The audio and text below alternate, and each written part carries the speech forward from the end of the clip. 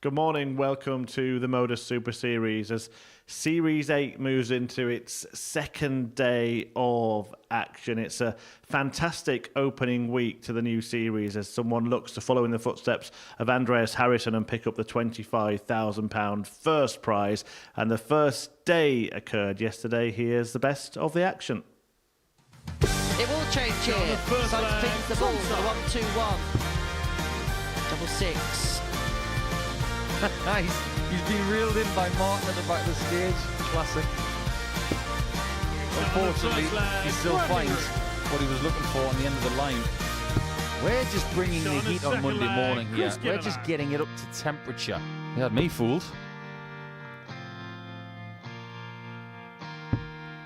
Double 16 for Martin. He takes the shot, and Michael Burgoyne had me in. Well, not for the first time today has the Shanghai been left, and that's awkward. It may well be ball. It is ball. Oh, that's spectacular! And he's got ball for doing it as well. One game, the supreme on the doubles, and the next you can't hit them for anything. But Burgoyne looking for touch on the 120, pins the touch on the 120. He climbs the ladder, does the Burger boy.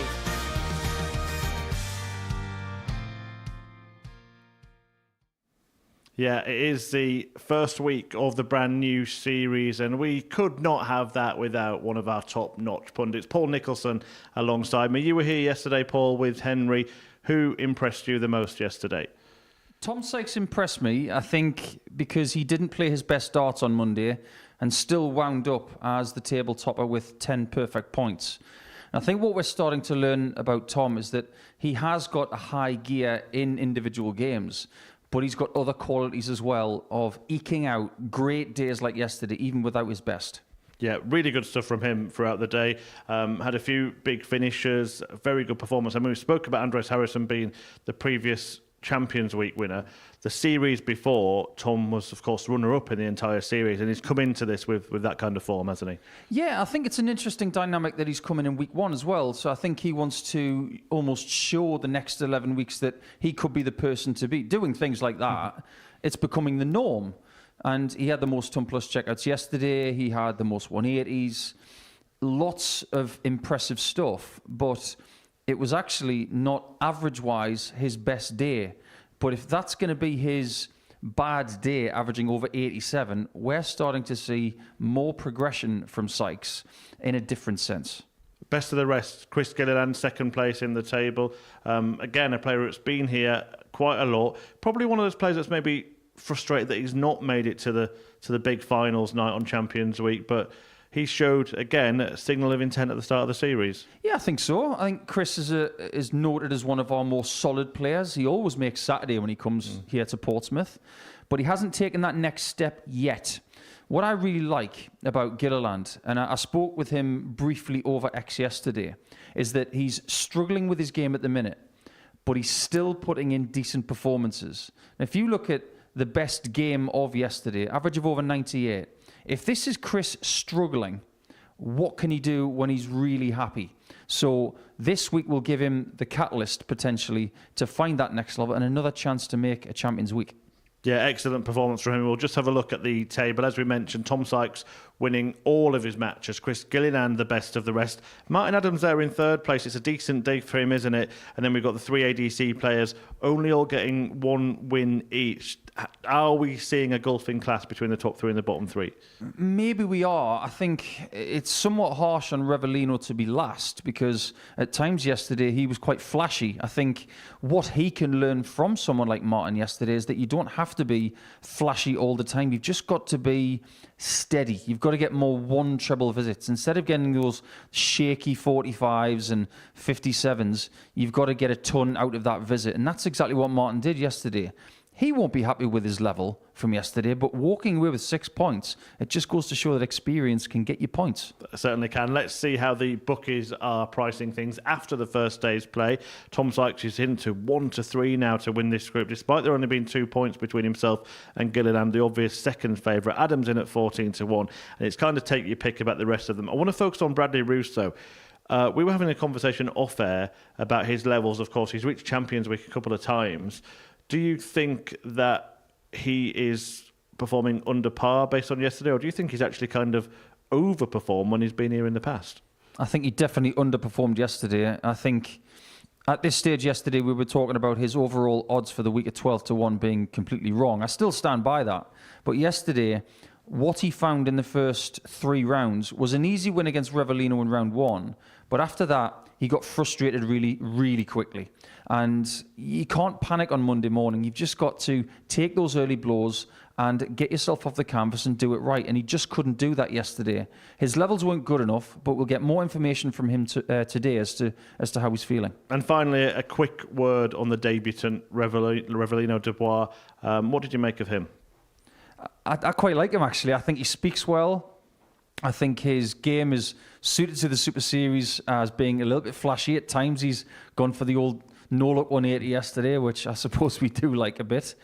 But I think without a great deal of experience, because he's only played the game for 2 or 3 years, being around the likes of Gilliland and Adams and Tom Sykes now, this will do him the world of good to see where he goes in the next couple of seasons. Well, we've heard your thoughts on him. Let's hear his own thoughts now. He plays Martin Adams in the opening match, and I had a little chat with him earlier this morning. Revellino, first day here at the Modus Super Series yesterday. How do you think it went? Well, it went pretty all right for my first day. I was the first match. I was really nervous. I think everybody could see that. But after that, I really just settled in. Still a little bit nervous, but it went better than the first match. And of course, we have a great group. There are a bunch of nice people. They're helping me, being really nice, so it helps a lot. Well, just rewind to you coming through that ADC Europe qualifier and actually earning your place here. How excited were you to come here having won that? Well, I was really happy because I played on the Dutch darts tour last year from the ADC, and I came 11th by leg difference. And then the next day we had the Benelux Masters. And I got to the semi-finals and qualified. And the first thing I did was I called my brother, and I was almost crying because I was that happy. So, yeah. And as you say, you've been put into a really good group. That also makes it a really tough group as well. Having had a day to settle in, how do you feel about your chances of finishing quite high up in the table? I think if I'm gonna settle in, my performance will get better. Right now it's all right, like 83 average for the day, so it's pretty all right. But I know I can do better, so once I'm settled in, it will be different. And you seem to enjoy it up on the stage yesterday. We saw you look away for a 180 as well. How much fun are you going to have this week? I'm going to have fun for sure. I'm really enjoying it. I'm enjoying the experience because it's all new for me. I only started almost 2 years ago. So, yeah, just doing my thing and enjoying the experience. Good luck today. Thank you very much.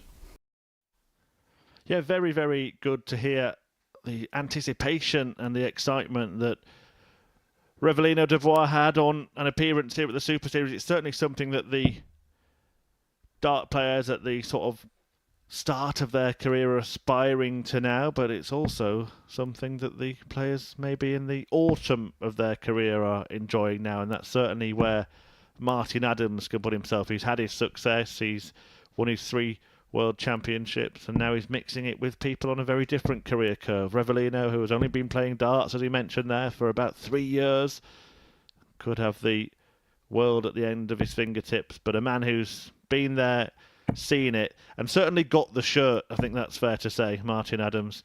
He is back on the hockey for another tilt at a Super Series title, which I think is something that he would actually hold dear and proud. Paul Nicholson can certainly attest to that. This is becoming something, isn't it? It is. And I think if you look at someone like Robert Thornton, like Martin Adams, and the fact that they haven't got a weekly title in this building, game on. That doesn't sit right with them, considering how many opportunities they've had on Saturday nights.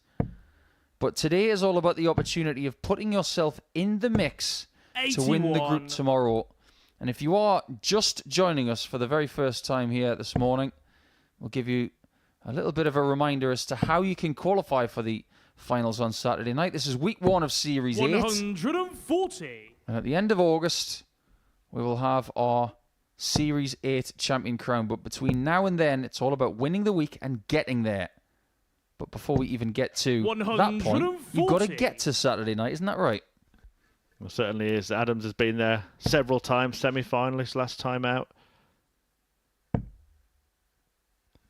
He did win this fixture at the end of yesterday 55. 4-1. And it was a doubling. What won it for Wolfie? 4 out of 7 in that game compared to 1 out of 13 for this man. 182. Suggests that he can outscore Martin Adams. I think he can. There's not a great deal between their daily averages yesterday. 100. Martin, Revelino, you require 82.42. 100. Revy, 82.15. But if he feels a little bit more at home today, 60. then there's every likelihood that that daily average is going to go up by 3 or 4 points, in my opinion, because he did show very bright signs yesterday at times, did Revy. And he wants to get off to a better start than yesterday 100. because he lost his Revelino, first you game require to 40. Bradley Roos 4-0. Well, this could be a bright start, but it was the doubling that plagued him against Big shot on Wolfie the first yesterday. He leg. puts that Revelino, right Dubois. in leg 1 today. And one thing that was Second leg. It's Martin very to throw popular on first. social media and Game on. in our live chat yesterday was that people were comparing Revelino to Jelle Klaassen. They believe that he's playing the game the same as Jelle. 60. Quick, effective, and raw. And from that interview, I can say that he speaks like him too. 60. Yeah, he certainly was really, really happy to be here, just chatting to him off camera a little bit. Something that he's sort of aspired to and very happy to achieve so early in his career. He's the only debutant in this 41. group. We have seen, of course, the other 2 ADC players before, Bradley Roos and Michael Burgoyne. 123. In fact, the only debutant in the entire week. Revelino coming up, Stephen Johnston, Martin Turner, Jack Mayle, Jamie Kelling, Justin Smith, Andy Hamilton. I said yesterday morning, Murph, that I think the story of this week could be Stevie Johnston. 60. He's got one thing on his mind when he comes here on Thursday. Get to Saturday. Considering what he went through last time, 85. I've got a sneaky feeling he's going to make it happen this week. And he will move heaven and earth to get there. These guys in Group A have got 2 opportunities to get to Saturday this week. 125. They can win this group and get there with 2 days off. Or, if they don't win the group, it will be Group B or Group C, depending on league position 28. after Wednesday's play. But today is all about making sure that you're still in with a chance of winning the group. And because these guys didn't have the same day as Gilliland or Sykes on Monday, they've got more work to do. 140. And it places more importance on the games against those players when they come. 95. Martin, you require 75. Adams then treble 17 for double 12. Well, now he may need to find 2 doubles. It's not really his style, though. He does find the treble. That's brilliant. 36 2 ways here for Adams to try and bail 39. himself out, but he couldn't quite Revelino, you complete require it. 110. Sounds like you ordered that off the menu, Murph. I'll have 36 2 ways, please. How about 110? Wasn't on the menu, apparently. 40. Martin, this you is- require 36. Played in the first game yesterday. Playing in the first game Game today. shot on his second leg. Martin It was a Adams. close one with Gilliland in game 1 yesterday. And this could be just the same.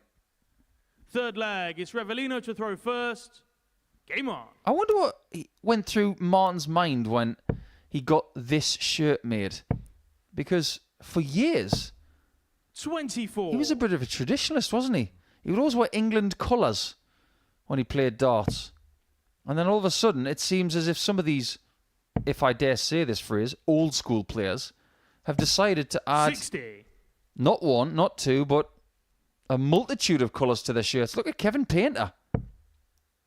He used to wear a black shirt, a blue shirt, something nondescript. 100. Then all of a sudden he turns up like he's just fallen out of an Apple computer.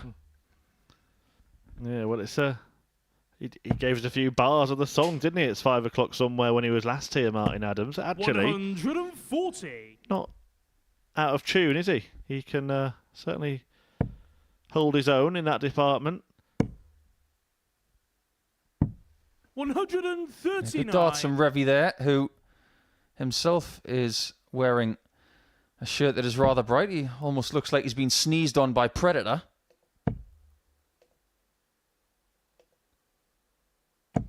$140. It's an expression of personality these days, getting your own dart shirt made.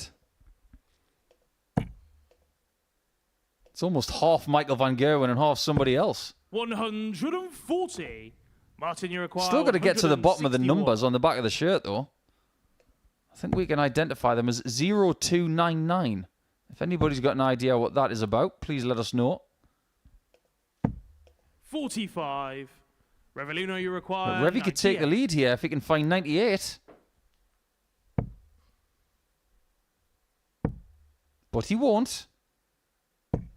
Adams will have the chance of 42. breaking here. Martin, you require 116.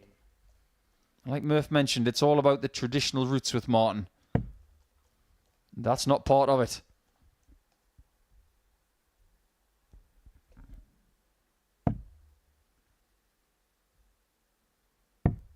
$42. Revelino, you require 56. Now, Revy yesterday on his doubles was the worst percentage-wise of anybody. He has to improve Game shot on the third 24% leg. from Revelino yesterday, and so Dubois. far so good.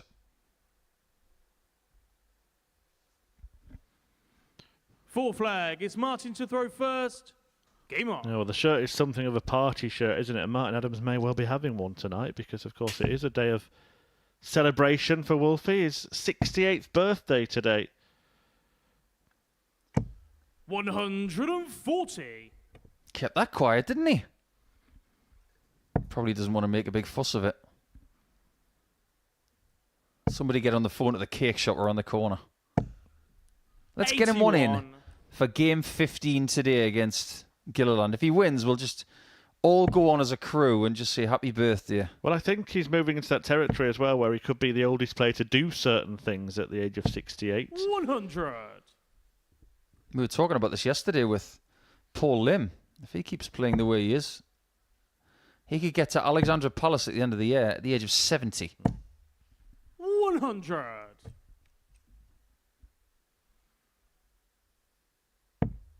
I just don't foresee a time where he doesn't want to play. Yeah, that's 24. his passion, isn't it? And why should he retire and stop? There are younger players these days that are earmarking retirement at 30, 40. He wants to keep going. 182. But it's his opponent that's hitting the big numbers in this one. 2 maximums now for Revelino. And that makes him the biggest 180 hitter of the week so far. 55. Because he got himself Revelino, a you sneaky require 7 yesterday, and he's 140. now overtaken Tom Sykes, who got 8, albeit having played 1 extra game. He should be laying up for tops here. 100. He does a fine job of that. And after losing to Adams yesterday 4-1, he could reverse that scoreline if he clicks tops and wins the next leg. And that would be a fabulous start 42. to a moving day campaign. Revelino, you require 40. Yeah, 13 data in prospect here. This is a very good performance from Dubois, who Great shot on the fourth did flag. say in that Revelino conversation Dubois. this morning that he felt once he'd settled in, we'd see the best of him. So far, true to his word. Fifth flag. It's Revelino to throw first. Game on.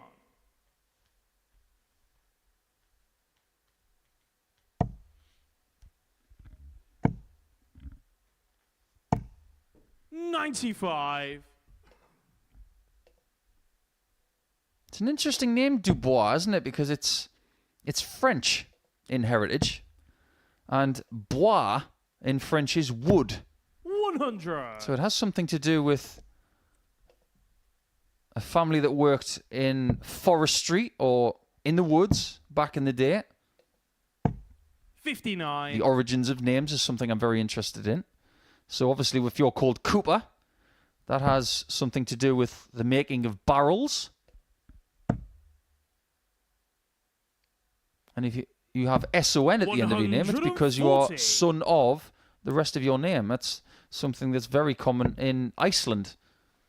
You've got SSON at the end, or dotia 85. at the end of an Icelandic name. That's daughter, isn't it? So when Revellino came here this week, I think he might have a very interesting heritage. Being from the Netherlands, he might have a bit of 60. French in there as well.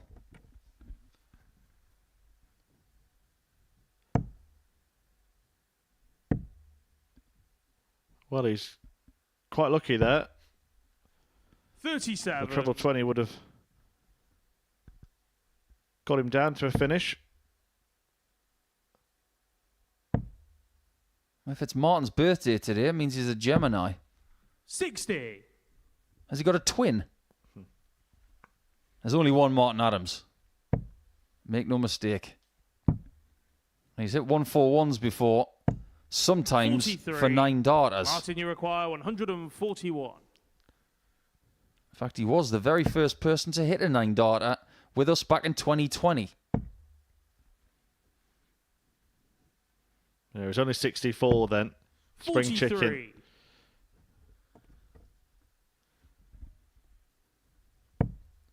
Should say summer chicken, it's June.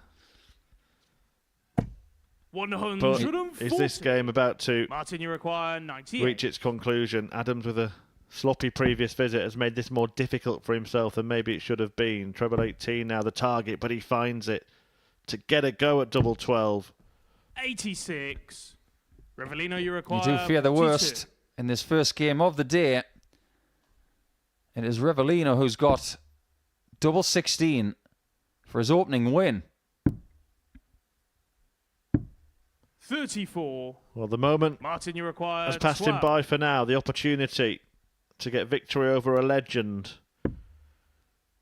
who now is taking aim at double 3 and can't find it. Not only that, he's gone inside. He No hasn't score. got a third double, Revellino, you meaning require Dubois has 8. 3 more. I think he's better on the right-hand side of the board. How is he at the bottom? 4. That's 5 match darts Martin, missed. you require 12. He may just rue those misses Game shot on a because fifth he's now leg. got to go back to Martin Adams. 501 to try and get this victory. And if Martin holds here, momentum-wise, Sixth leg. It's Martin to throw you've got to first. fancy Adams to get the victory because Game he's got on. the experience of getting through matches like this a bit more than Revellino at his young age of 20. Brilliant. 100. Absolutely superb from Martin Adams, who will know a thing or two about just putting these young upstarts in their 26. place. He's seen him miss his opportunities and he's jumped all over it.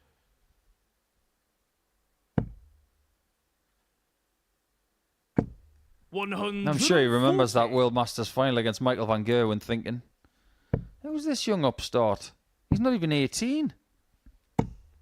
59. It just so happens that years later, they've both got 3 world titles. Brilliant mega darts from 140. Adams here, 41 after 9. Now, this is the risk in this format. If you miss your shots to win a match by a distance, 140. Martin, you and your require opponent 41. takes leg number 5 and starts to sprint, you'll be level in a matter of about 90 seconds. 25. Not yet, though. Well, Dubois so far behind that Adams knows that he's going to get ample opportunities here. 81. Martin, got you require 16. 6 more at this if he wants them, if he needs them. Game shot on a sixth leg. Martin Adams. Well, it may be 5 o'clock somewhere, but that's 5:01 in 13 darts. 7 from These are the final legs that leg. test It's you. Revellino to throw first. If you're young, Game on. if you're inexperienced, but you're hungry, this is where you discover how you feel in these 41. pressure situations. Because the winner of this game gets 2 points. If you're Revellino, you go to 4 points. If you're Adams, you go to 8. 55. That could be a huge gap between these two going into the middle rounds of this campaign in Group A. Well, there are some non-believers in 46. psychology in darts, but I think the body language here of Dubois suggests that he's thinking that he should have won this match 5 minutes ago, and he's still thinking about that. Why am I still here watching him do that? That's a sickener from Wolfie, who gets his second 180 in this match, and both of them have come 140. at the end of the match when it could have been 0 maximums in the game if Revellino had been just a little sharper. And look at him go. He can't stop. He won't stop. 182. Martin Adams refuses to have his party spoiled here. 81. Martin, you require 86. The top two were thinking that Dubois was going to do a huge favour for them.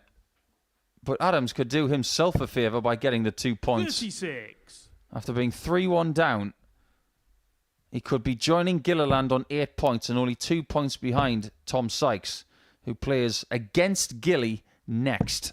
100. Wolfie could be back in the Martin, you race require 50. in as little as 2 darts. Well, it's going to take 3. 14 now for 32.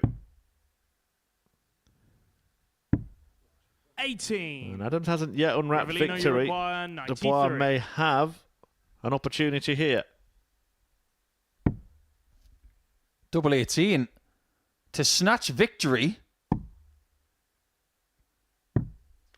84. And he's had more Martin, chances. you require 32. That's 7 mismatched darts in 2 legs. Any more? Any more? He will get more. 16. Adams has missed 4 and he should have had Revellino, 5 at you least require himself. 9.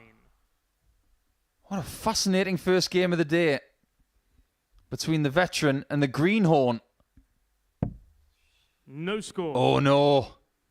Martin, a rookie you mistake require from 16. Revy. And Martin Game Adams shot. teaches Unmatched. him a lesson. Martin Adams. A game where Revellino Dubois will feel he should have won. Not only could he have won 4-3, he could have won much more handsomely earlier in the game, missing opportunities. 7 match darts in total. Should have had more, of course, missing a big number. But Martin Adams, who's celebrating a big milestone, his birthday today, and he gets a gift from Dubois in that one. Takes it 4-3 in the opening match. Coming next, we are going to see a top-of-the-table tussle between Tom Sykes and Chris Gilliland.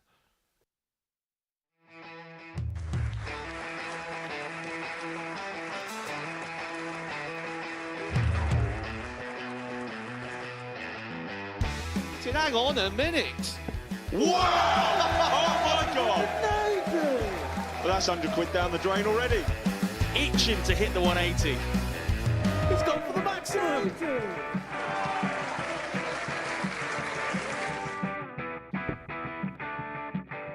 Team for the ball.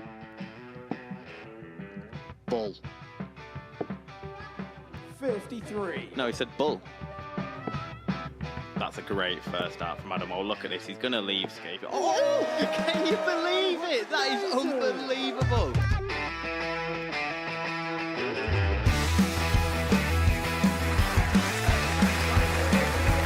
Get match darts to put his team into the final. And through to the final they go. Charlie Murphy has hit the match-winning dart on both occasions. Double 4 for the title. Game shot out of the match. Please show your appreciation for the winner of the Influencer Pairs event, George Scaife and Adam Lipscomb.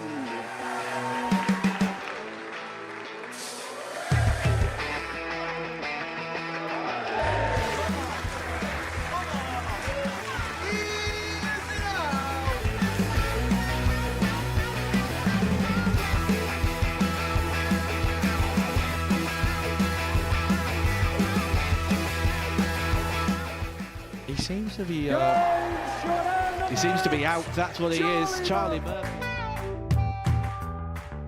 A couple more visits yet. We're not going to need that. Bosch. Pie face is through. And he's absolutely buzzing. It was a game for that pie face dominated throughout.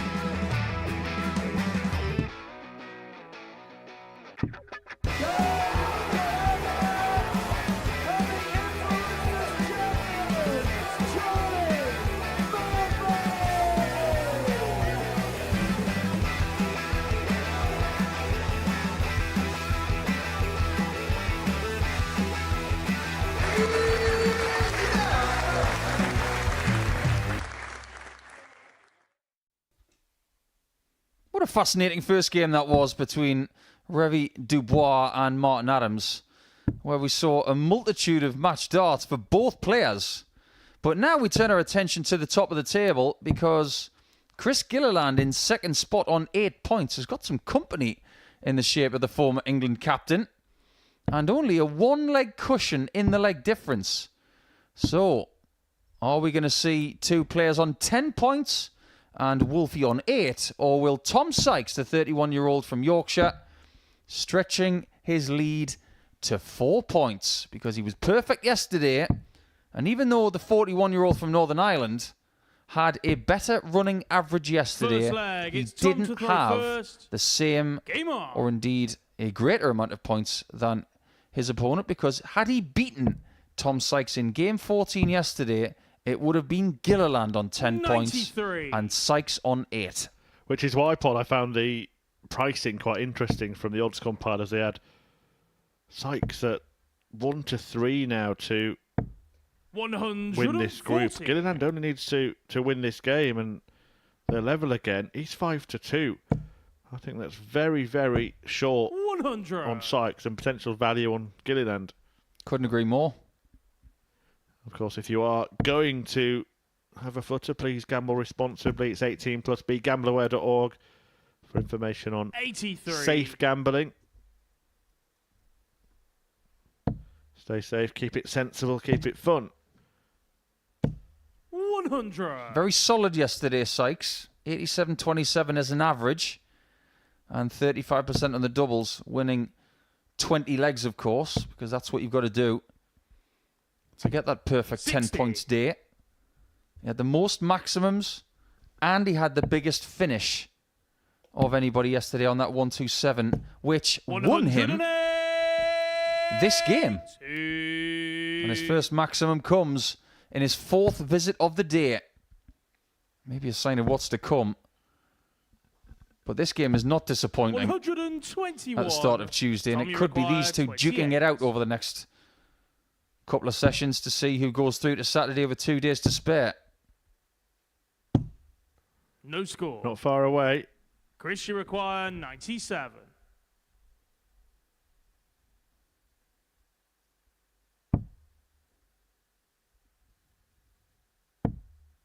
Good dart. For double 12. Game shot on the first leg. Gilliland Chris Gilliland manages to find the target, and he's got a break straight away. This is getting Second interesting. leg, it's Chris Massive game first. actually for Chris, isn't it? Game Because on. we're talking about the value that he would be if he won this match, but let's not forget that a victory for Sykes would put 4 points between them. Definitely. And that could be a lead that 45. Sykes can try and protect over the next couple of days. But I don't know whether you've noticed this, but when Chris delivers his darts, 42. it's such a long dart that he's got. Long point, long barrel, long stem, small flight. It's always been this type of setup that he's had.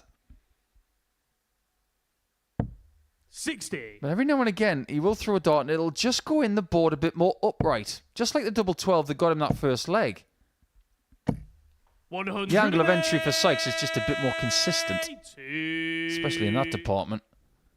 Yeah, that was a beautiful maximum from Sykes. There you can see the somewhat neutral angle. And he's got this knack of getting darts 83. over the top, and he can do it side to side. Maybe not as much underneath like Sykes. Look how he does it. 139.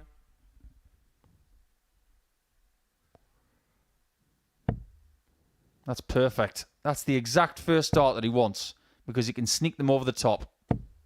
140. Exactly Time like you that, require but the 140 isn't 140. really enough. With Sykes on that as a finish. He has to be a little bit careful here. 100. There's two approaches there. One, you can do that scooch to the right and open up the single. It's still a little bit risky. Or you can go for the treble 12. Because that will leave you double 12. 91. And that negates Time any you require 40. possibility of a bust shot. Well, the risk of that is, of course, not leaving Game a shot on double, the but he second did leg. manage Tom that, and he hit Sykes. that double and cancels out the immediate break in this match. Third leg. It's Tom to throw first. Game on. Now let's reference what Gilliland did well yesterday. Because he admitted to me that he's been struggling with his game recently. 93. I was quite surprised to hear that. Because for the day he averaged 89.21. That's very good. He was best on doubles, percentage-wise. 17 hits from 41 attempts. 70. 41%. Anything over 40% is brilliant here at the Super Series and worldwide. But he also had the best individual game. 101. He didn't reflect someone who has been struggling recently. He came here and put in numbers yesterday that reflected someone who's in a decent place. Do you think that he was 87. potentially feeling some, and this is something we've never discussed, some sort of Super Series pressure, because he has been one of the players that's been a mainstay in Group A 58. on all his visits here to Portsmouth. But the likes of Tom Sykes, for a perfect example, have come through the ADC qualifiers, gone and produced good stuff. They're starting to increasingly fill those spots. And for them to take the 140. places, somebody's got to drop out of them. It's a fabulous point. And you will see players that used to be in Group A that are now getting 60. Bs and then Cs, and then suddenly you don't see them for a series. So what you're saying is, because of the success of the ADC, the mainstays of previous series are now under pressure to perform, so they get 78. another invitation. It makes complete sense to me. Nobody's place here should be taken for granted. So when you get it, you've got to take it with 59. both hands and Pressure perform. require 126. We'll return to that point in a moment, but both these players on similar kinds of finishes. Gilliland looking for a first ton topper of the campaign. Not going to get it. Sykes actually had 3, all in this kind of range yesterday as well. 86. This is Time his you kind of require finish. 130. Unfortunately, he's not going to finish on 2 balls, but he might finish on 1 of them. Not this time. If he was on 90. 120, he would have gone for Pressure 2 balls require there with that 40. first start, wouldn't he? It was blocking the treble. Couldn't help himself getting a bullseye to leave tops, though. Does he get a look at it? He doesn't. Shot on the third leg, Chris Gilliland. Lovely use of the guide there from Chris to take a 2-1 lead.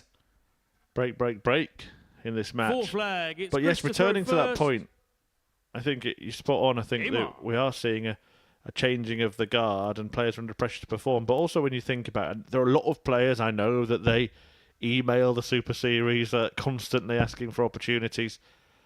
But 60. 4 places every week are taken up by ADC qualifiers, 2 from Europe, 2 from the UK. That's a third of the field for the entire series. 82. You then got 12 players who won their week in the last series. They're very likely to be given spots in Group A. So you've taken up another spot in each week. So there are very, very limited places, particularly in a Group A 60. campaign. To get the full week here, you've got to have done something to deserve it. Absolutely right. And look at Raymond Smith. He hasn't 40. even been back since he won a series. There's the caveat, of course, that he doesn't live just up the road. And we have tried to get him back. I do know that there was one time when he was due to come back, but 85. circumstances prevented him. But do hope to see Raymond again. Definitely. Partly, part of me hopes that at some 59. point there is some kind of Champion of Champions event here. Of course, it won't include at least one of our previous champions, a 2-time champion, Luke Littler, who seems to be ineligible for 100. some time. Who's to say that Andreas Harrison isn't going to go on and get a tour card? 84. Scott Taylor might as well. They've played some fabulous darts over the course of the last 6 months. Well, anyone who wins an entire series is more than capable of getting through Q-School.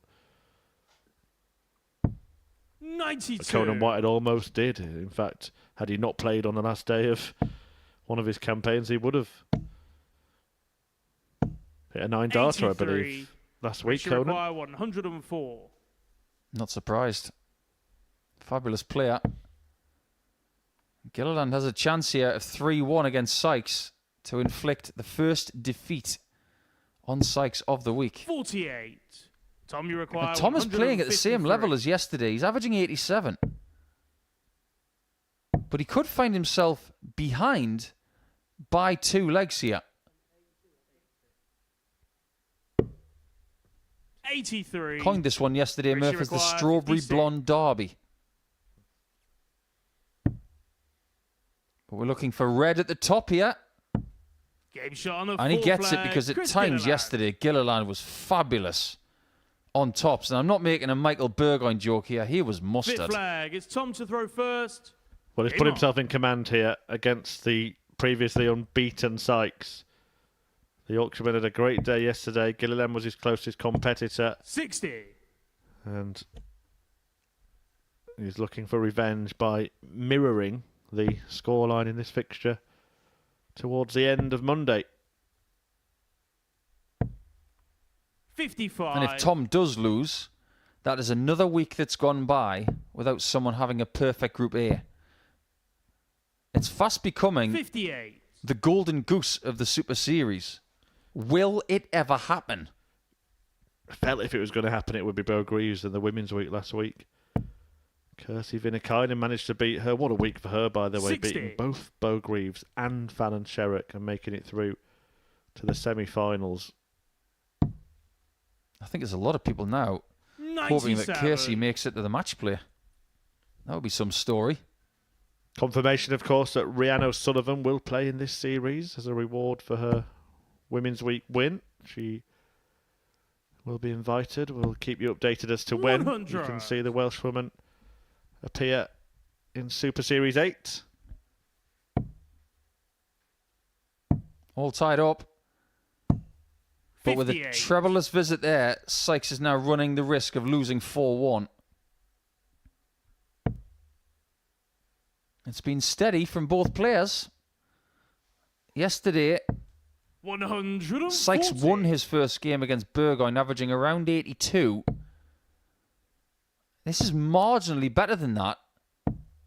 134. But you do often Richie find require that people 146. are more comfortable in their first game come Tuesday as opposed to Monday. And the chance of winning 4-1 has slipped Chris by for now, but it does depend on what Tom does next. 42. And which way he goes, Tommy is it the require safe route or is it 94. the ever-increasing attack?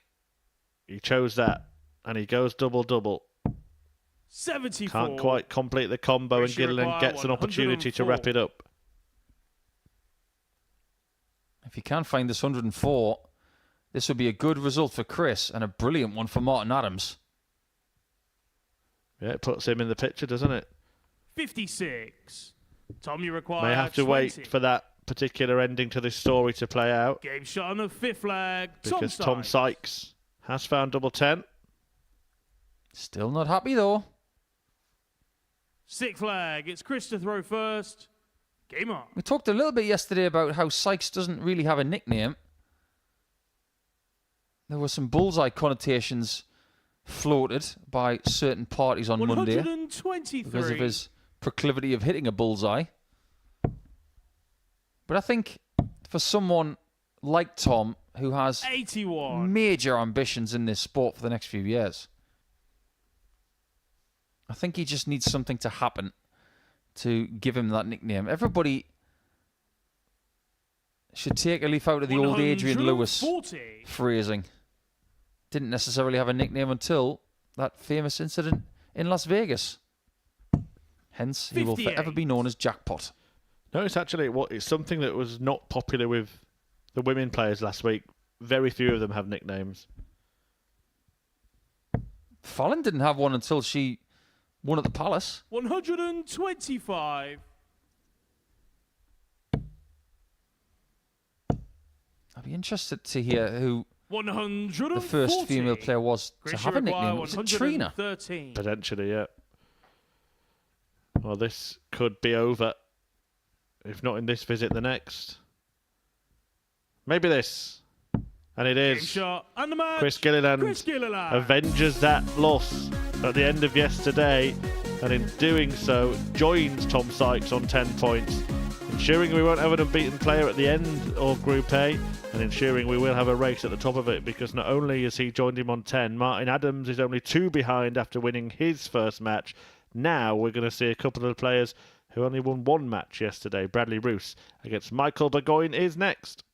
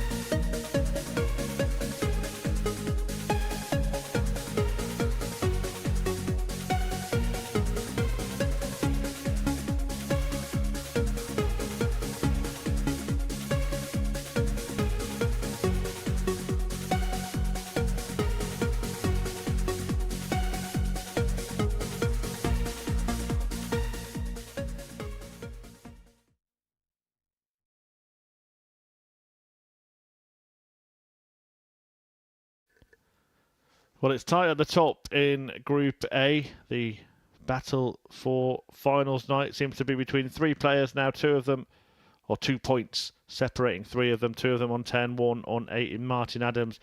Already we've got that separation. We often call Tuesday moving day, but I don't think there will be much moving. We've got 2 groups really going on here. The ADC players battling it out together, Bradley Roos and Michael Burgoyne amongst them. And they're about to go head-to-head here to see which could be the first to double their points tally for the week. Got to get off to a good start to have any sort of hope of getting in amongst that cloud of players at the top who are harbouring very good ambitions now of making Saturday with 2 days to spare. First leg, it's Bradley to throw first. Game on. Bradley has won a Group A before, but from this position, it looks like a mountain to climb. After only winning 1 game on Monday, his opening game of the day, 97. He'll want a sustained campaign of better darts today. And weirdly, he had the lowest running average of anybody yesterday, 87. and it was under 80. That really did take me by surprise. as I'm sure it did for him. But maybe, with the likelihood of him not winning Group A now, he can just relax a little bit and try and settle in. There's less pressure on him today. Of that, there's no doubt. 120. But if we're talking about improvements, the last time Michael Burgoyne was here, on a Monday, he lost all 5 games. Yesterday, he won his last game against Roos, meaning that his second tilt in a Monday campaign was better than last time. 140. It may be a small improvement, but at least he was going in the right direction. It looks like they both are at the start of this one. Michael, you require 154.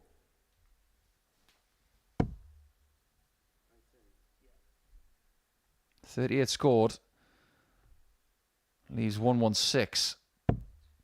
58. And this is 136 for the first leg. 36. Bradley did not get a ton plus finish yesterday. He's not going to get one here. And ton plus finishes are no guarantee. 58. Michael, you require So Burgoyne 96. gets a go at 96. Well, that was an attempt at double 18. He was miles off with it. Yeah, the line was fine. It's just the weight of dart was well over an inch Bradley away. requires 78. Giving Bradley a chance to hold his throw in this opening leg of match 3. He's going to need tops for it. And he's found the top corner. That's a brilliant dart. I've spent a lot of time here of late. Bradley Roos, of course, Second leg. It's Champions Week player. Game on. Just a couple of weeks ago. Didn't really work out for him then. I think it's often preferred to be back sooner rather than later. And he's got that opportunity here. If you win week 1, you've got to wait the best part of 3 months to come back, which will be at the end of August. 140. Particularly beautiful time of year to be on the south coast of England.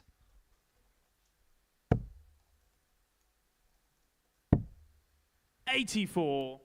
What it does give you, if you win week 1, is an opportunity to plan. You know you don't have to come back at any point, because we have seen in the past some people who have had narrow misses at the start of a campaign in a series. They do get that odd invitation 135. in a 2-day campaign to try and get to Champions Week. But if you win week 1, like Rhys Robinson did in the previous series, for the next 3 months, you have all that time 55. to plan and get ready for Champions Week.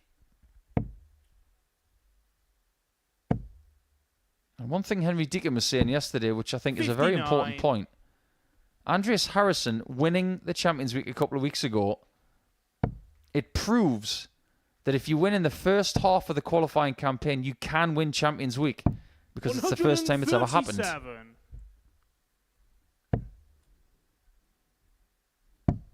Yeah, I think a lot depends on what you do in the meantime. There is enough darts 81. to be played elsewhere require to ensure that you are 126. perfectly prepared for Champions Week. Bradley Roos looking to prepare for a second leg, but he can't quite get a go at the ball. 54. 99 though for Burgoyne Michael, you means require that 99. he's only going to get 1 dart maximum. Oh, so close. 59. Bradley Nearly got himself a meal 52. deal there, did the Burger Boy. Burger and a 99 to finish. But it's tops for Bradley. 32. Can't find it this time. Michael, you require 40. Can the Burger Boy? Game shot on his second leg. Michael Berg. He's got his mascot on the stage. Has Michael. One of the best mascots we've seen on the Super Series table. Bradley to throw first. Game on. That is not a sandwich. That is his mascot. Well, as Paul just mentioned, Champions Week for this series 60. will be August the 31st. Kind of the end to the summer series, isn't it, Paul? And tickets are already available for every week in this series, including Champions Week. 2. We don't serve those, but you can get yourself some refreshments for a very competitive price. Yeah, I think we could do that, you know. 134. We've got the time to put it in place. We could have a Champions Night with a summer barbecue. Now, if you want to come along, all you've got to do is head to the website. All weeks available, including this Saturday. Get here for the first week of qualifying. You can scan that QR code. It'll take you to the ticket page on 59. dartshop.tv. Just select which week you want to come. You might want to come every week. Some do. And it's only a couple of quid, the booking fee, to enjoy some 41. live competitive sport in a very intimate surrounding. Really don't see it anywhere else. I love watching the last couple of weeks where the winners come off the stage and immediately mixing with the audience. And my advice to people who are interested 40. is get those tickets for Michael, you Champions require Night quickly because 140. they sell out quicker than any other night. Oh, that's brilliant from Burger Boy. 120. But he forgot the sauce. Yeah, he would certainly relish an appearance on a Saturday night. Has been here before on a Saturday, but in the audience. 60. He paid his £2 Michael, to you get in. require 20. Hoping to avoid that this time. Game shot on the third And he leg. gets a lead Michael in this one. Burgoyne. Do these players already know, Paul, that they're going to be in Fourth flag. Group It's C, Michael or is to it throw too early to- first. Game on. to make that assumption? Too early. I think if you can get 6-8 points today, which is possible, 45. and someone like Martin or Chris or Tom, if they stumble today, I think their ambitions at the start of the day are very 100. different to yesterday.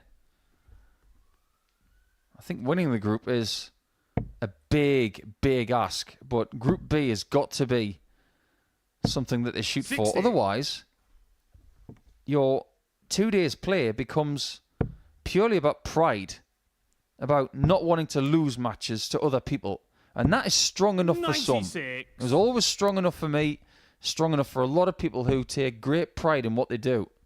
But you've got to have 60. that somewhat extrinsic ambition as well. What am I shooting for? Is it Group B? Is it because I'm playing a certain person? 58. Or do I genuinely believe from the position I'm in that I can still win this group? Got to ask yourself those questions when you go back to your accommodation after a daily campaign. It's natural. 140. Well, he certainly has upped his game here, Burgoyne, after Roos took that opening leg. 140. Has been the better of the two players since that point. This has been very, very decent from Michael. In fact, it's better than very decent. He's tipping a 91 average now, and on the cusp of a 3-1 lead if Bradley can't find 47 more. This is a big dart. Game shot on That's a sensational finish. Roos. And when you consider that that is his first ton plus finish of the entire week, Fifth flag. Timing It's like a Bradley to throw Rolex. First. Yeah, good Game on. respect from Burgoyne in response to that checkout, because he knows he was on the brink there of effectively winning the match. 100. Suddenly it's very much in the balance again, and in fact Roos has got control of it by the fact that he's got the throw. 43. I would categorise that 107 finish a bit like putting mayonnaise on a beef burger. Just doesn't belong if you're Michael. But then again, 55. with Dutch food, who knows? Mayonnaise with everything, please.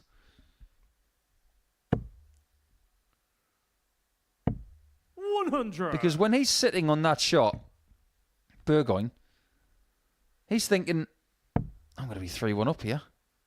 This is going to be a good start. What kind of day am I going to have? Oh, hang on a minute, I'm level. 60. That's darts and the mental challenge that you face every few minutes. Yeah, he saw Bradley catch up, didn't he? Sorry, I'm done. I'm off. 85. Has anyone got Henry Deacon's number? It's all right, I warned him yesterday and everybody else that when you were back, that burger puns were going to be at the top of your list. 140.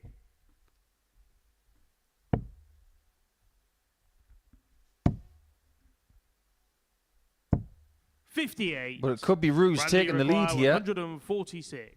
He's got 6 darts to do it. He's still not playing at the level that he'll be happy with. But if he can pick off shots like this in 6 darts, he will incrementally start going in the right direction. 84. That'll do for now. But I wonder whether that last dart was the right shot. He had 77 left. You get the 45, you leave 32. That's all well and good. But now with pressure on, Bradley requires going treble 2. 15 could have been the wrong shot.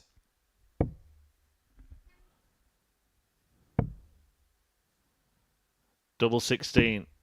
30. Clips Michael, you the require outside of the wire. 38.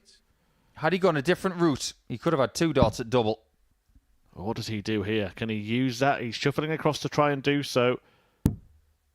It's just a little bit tentative. He's got to attack it. No score. I think there was an argument for splitting Bradley after the require first dart there 32. and giving himself 1 dart at a clear double. And the last dart was too tentative. Never up, never in, as they say in golf.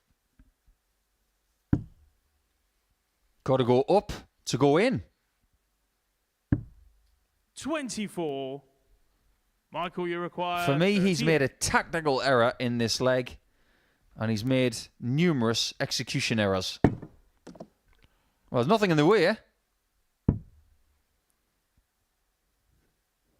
Do you know what? 19. I think he'd be relieved if he does come back to have gotten away from that double now. Bradley, you require Just 8. never really looked likely. You've just got to go for it. It's not a defensive double 19. If you don't like it, split it. Game shot on the 5th He has paid the leg, price for Bradley those misses as Bradley Ruse has got the lead. Looking to avenge his defeat 6th leg. to Burgon It's Michael yesterday to by throw 4 legs first. to 2, and he might Game get on. the same result if he can break here. I was particularly impressed yesterday, Murph, by the amount of 41. maximums we had. A sneaky 36. That's not bad at all. Everybody got a very respectable total. It wasn't as if somebody went out there and blitzed at getting 15. 134. The highest number of maximums by a player was 8, and the lowest was 4. Yeah, we're seeing that again today so far. 58. Gillingham didn't get off the mark, but everybody else has got multiple maximums by the end of their games.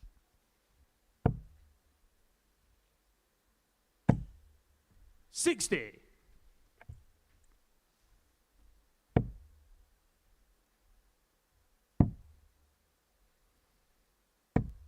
$93.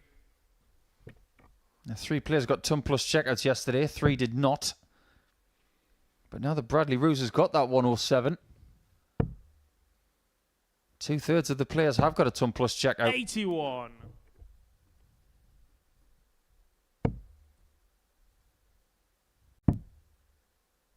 It's a somewhat interesting setup that Michael has as well. 59. You don't see many players utilising that kind of barrel with a kite flight. That's very individual. I think the only person that I can think of who gets their 56. darts to land similar to that, who has used a kite flight in the past, is Mark Walsh. 96. Bradley require 170. This would be some way to finish the match. Highest finish of the week so far, 127 from Tom Sykes. 83. Michael, you require 154. Now he's hoping he gets a look at 87, but he might not. Oh, that's so close. Now he's staring defeat in the face. If Ruse can be effective on 87, 94. Bradley require got to 87. guarantee a shot at the bull at worst.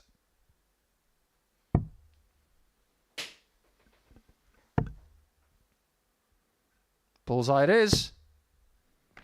56. And now we could be Michael, you going the same require way 60. as game number 1. Well, it's okay. Double 10. 50. And now Roos gets a chance to Bradley, you require 31. win the contest. Which he Game does. shot. And the match, Well, for Bradley Roos. the middle of the match, it looked like it would be Michael Burgoyne who pulled away, but the 107 checkout changed everything for the Dutchman. A real table turner, and he went on to win it 4-2. Bradley Roos, who made it through to Champions Week in the previous series, off to a winning start on Tuesday, doubling his points tally and positioning himself as the best of that mini league of ADC qualifiers in this group. He will return to take on the table topper Tom Sykes in a few games' time, but Sykes may not be top of the table by then because Chris Gilliland can overtake him if he defeats Revelino Dubois after the break.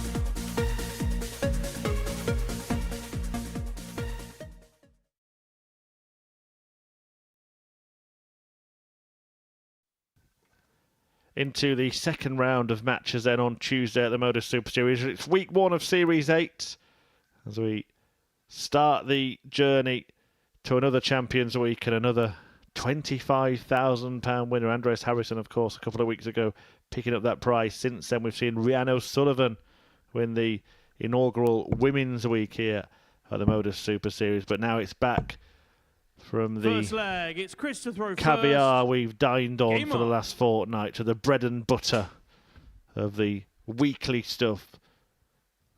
And Chris Gilliland is certainly one of the players who will be putting his name in the hat to make it through. Darts like this back that up. 108. And we have been informed of some rather, well, interesting, but for Chris Gilliland, painful news, haven't we, Paul, during the last advert break? Yeah, apparently, as little as 3 to 4 months ago, we were instructed that Chris had broken his elbow. And take it from someone who knows. Because I've had 3 elbow operations, admittedly on my left side, but that is a horrible injury.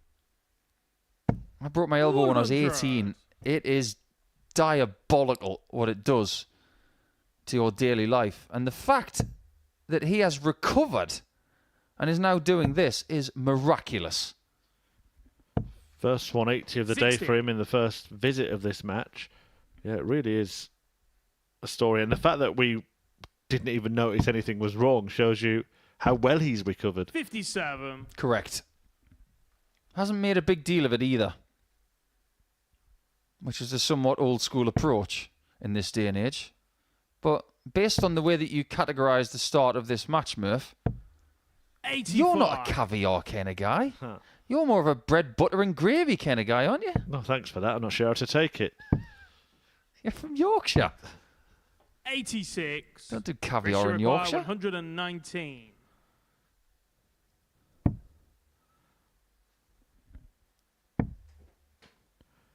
We'll ask Tom Sykes. 79. If he wins the week, he might get some caviar on a Yorkshire pudding.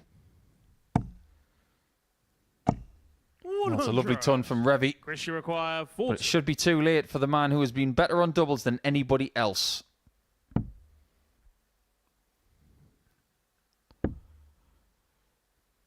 He was looking at Revelino's score there, hoping that he 30. wasn't on a finish. Revelino, you But require that gives a little bit of 136. negative energy, doesn't it? Because you're saying, I don't really fancy this. Not many people do like double five, 60. especially with the way his Pressure darts required, sit. 10. You can't exactly feed one out there for it to be a guide.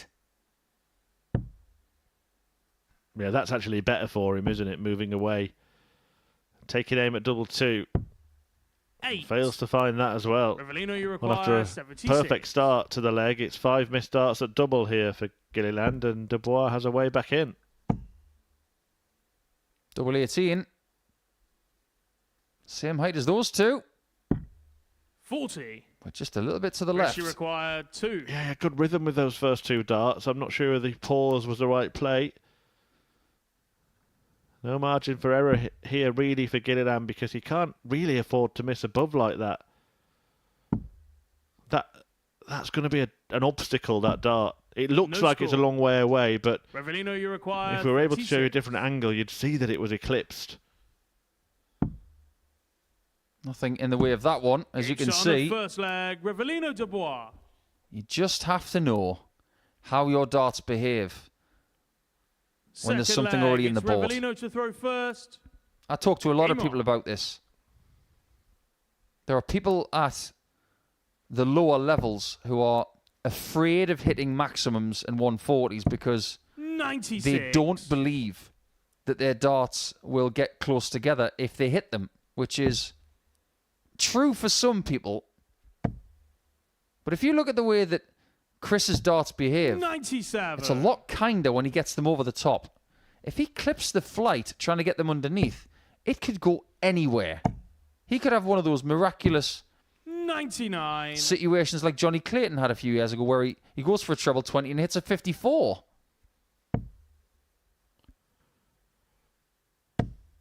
Yeah, it can be a bit of an optical illusion sometimes, darts. I kind of think 99. it'd be a nice one session to stick a GoPro on everybody's forehead and see what they actually see. Because sometimes you sit in a position 59. like ours and go, you must switch there. But actually what they're seeing is totally different to what we are.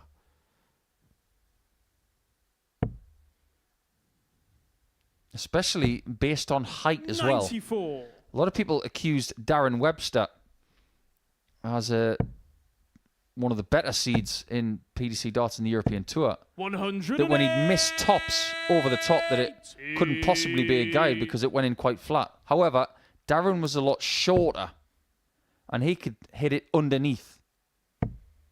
And Chris isn't exactly the tallest, 171. but that's the best possible visit right Revelino, you there. require 67. Yeah, that is a sublime setup, and it should just rattle the cage of Dubois here. 35. Can't say that it did. They were decently Richie thrown require darts, 40. but Gilliland will have a go at tops. Game shot on the Straight in. second leg. All Chris square. Gilliland. This game yesterday saw Gilly win 4-2 Third leg. It's with Chris another to throw average first. over 91. Game on. It was very tidy in all regards. Good average, good doubles. But it was his previous game to that against Burgoyne, which saw him average 54. nearly 99. And his double top shooting in that game was unbelievable. He actually hit 100. 4 double tops in that game. Had he hit a 5th, he would have had what I like to call the Keelan K game, where he would have been 100% on doubles, but he will have hit 5 double tops. 85. That's something that Keelan did in our previous studio.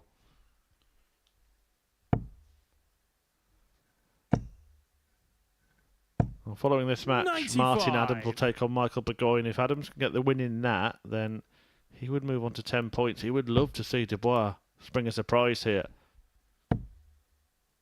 Sometimes if you don't have the perfect first day, you do need a few favours along the way if you harbour ambitions of winning a Group A situation. And nobody's got more experience in Group A's than Martin Adams. 139. Sensational maths there from Revy. Perfect maths and execution from a Dutch dart player? Never. 46. Revelino, you require 167.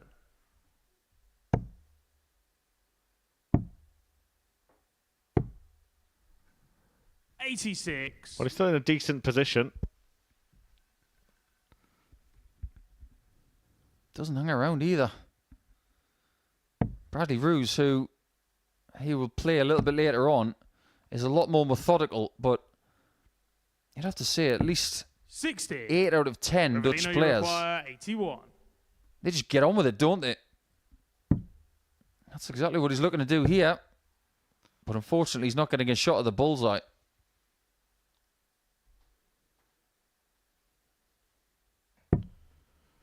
Yeah, just feel that maybe some of the 45. pauses and Chris, you rushes require are at the wrong times. He 116. seemed to rush that dart. We saw him pause earlier. Yeah, that's what I meant about him being quite raw. Still got a bit of learning to do in this sport about composure, 92. what to do in certain situations. Revelino, you require 36. This is a perfect environment for that, especially with the people he's with the first 3 days. So Dubois at the double to lead 2-1. Big adjustment needed. Shot Big on the adjustment third made. leg, Revelino Dubois. That's the pub situation, isn't it? Where that first start is missed by a Fourth mile leg, and it's everybody Revelino stands to up and throw says, first. Game on. good guide.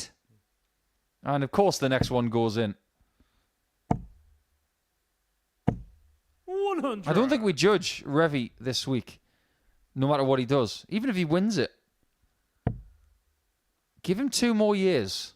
Get him to around about 22, 23 years of age and see where he is then, because he 55. could be a very different player come 2026 by gaining invaluable experience. And that camera angle is fascinating. Look at that. That's what we call a kink. 140. When the dart leans to a certain side, it's not a fault. It's just the way their darts go in. Whereas Gilliland 100. is an over-the-top player. Well, we were talking about the sort of optical illusions that you see from the standard camera positions, weren't we? That mostly are shooting from below the board up, so you don't always see the 55. true angle of entry.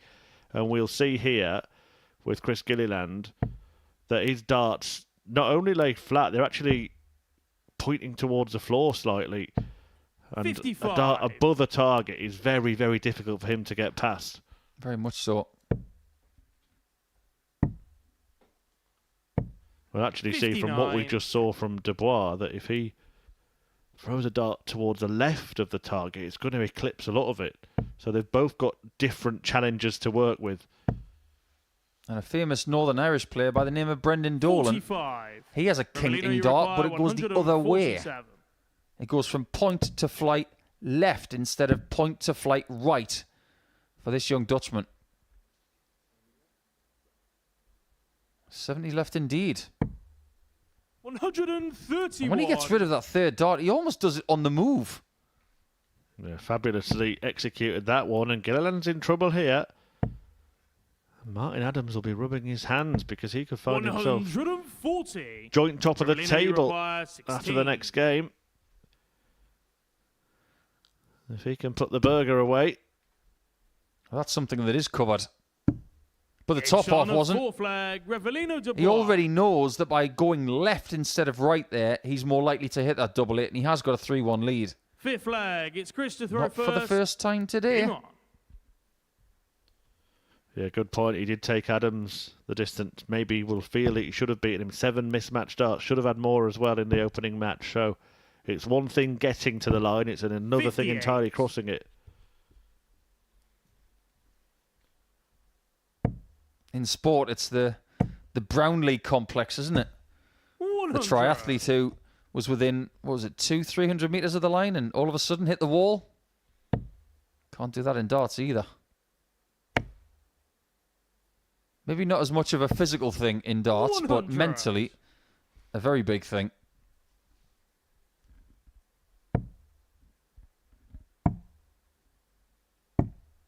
There's a lot of 58. darts going on this week with Challenge Tour this weekend.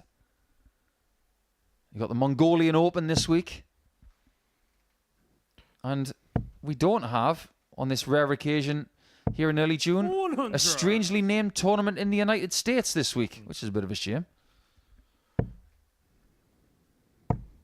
Yeah, Rob Cross winning over in New York at the weekend, 28. of course, the World Series event. You and I are going to head over to Germany next week for the Pro Tour. And then there's a women's series at the end. I wonder what confidence Rhiannon O'Sullivan takes into that. 43. Big time stuff for the women's series, isn't it? Because the cut-off for the World Match Play is very close.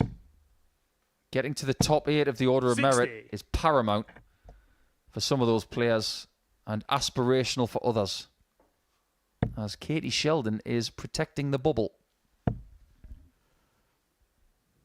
I didn't see the best of Sheldon here either. 45. Maybe a little bit of optimism for some of the players that are chasing it. People like 60. Vinakainen. Chris, you require 155. So 155 to stay alive, though he does have 6 starts at it. What a beautiful first start that is. 139. That's about as pure a 139 as you'll see. No collisions, no interference.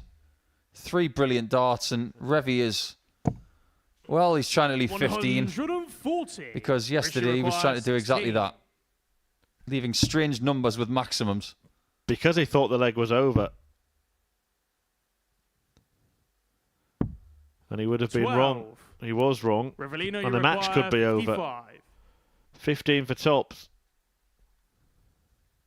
Or it could be 19 for double 18 instead. That's his choice. He's had luck on this double.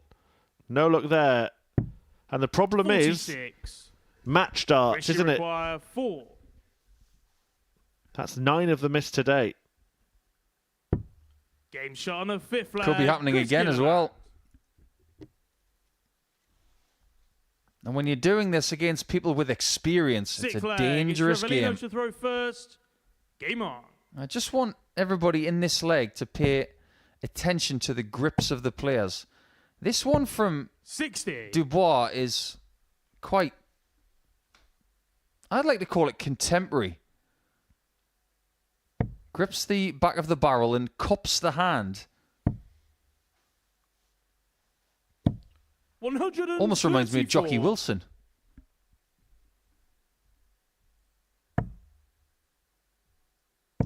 Doesn't play the game dissimilarly to 40. Jockey Wilson. In fact, just gets on with it. However, the grip that Gilliland has, this has got my attention. Look at it. 4-finger grip, so it's thumb, index finger, middle finger. 100. And the index and middle finger are on the top of the dart.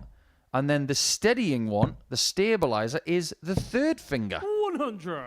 If any part of that grip is too tight, this doesn't work. It's very, very light, this grip. It's very similar to that of John Part. 95.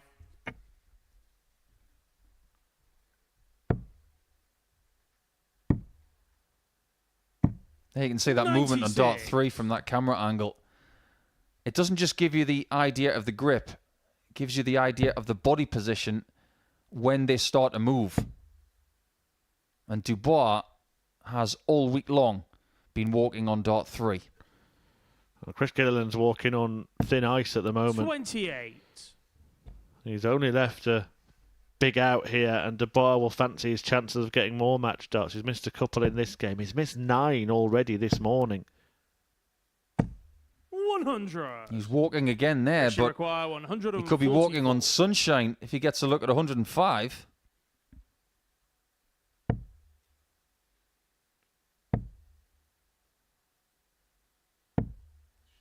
This shot is all about what you want to leave.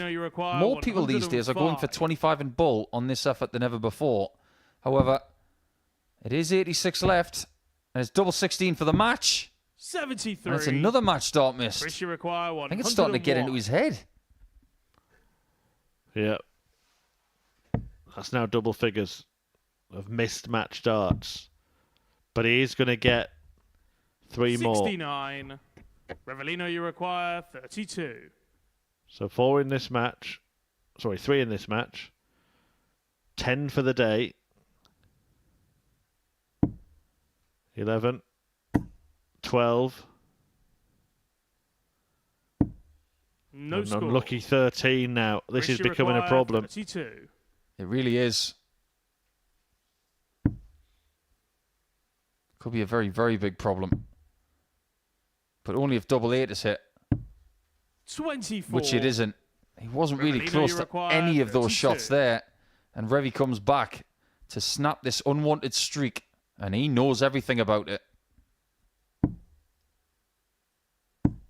Game shot. It's delight. Revellino Dubois. For Dubois, or maybe more aptly, relief for Revellino, who finally manages to find that match dart in the winning double to get the victory there over Chris Gilliland and make this group very, very interesting indeed. It may only be a second win for the debutant, but it's a defeat for Gilliland that keeps him on 10 points alongside Tom Sykes, and that's a tally that Martin Adams can match if he can beat Michael Burgoyne next.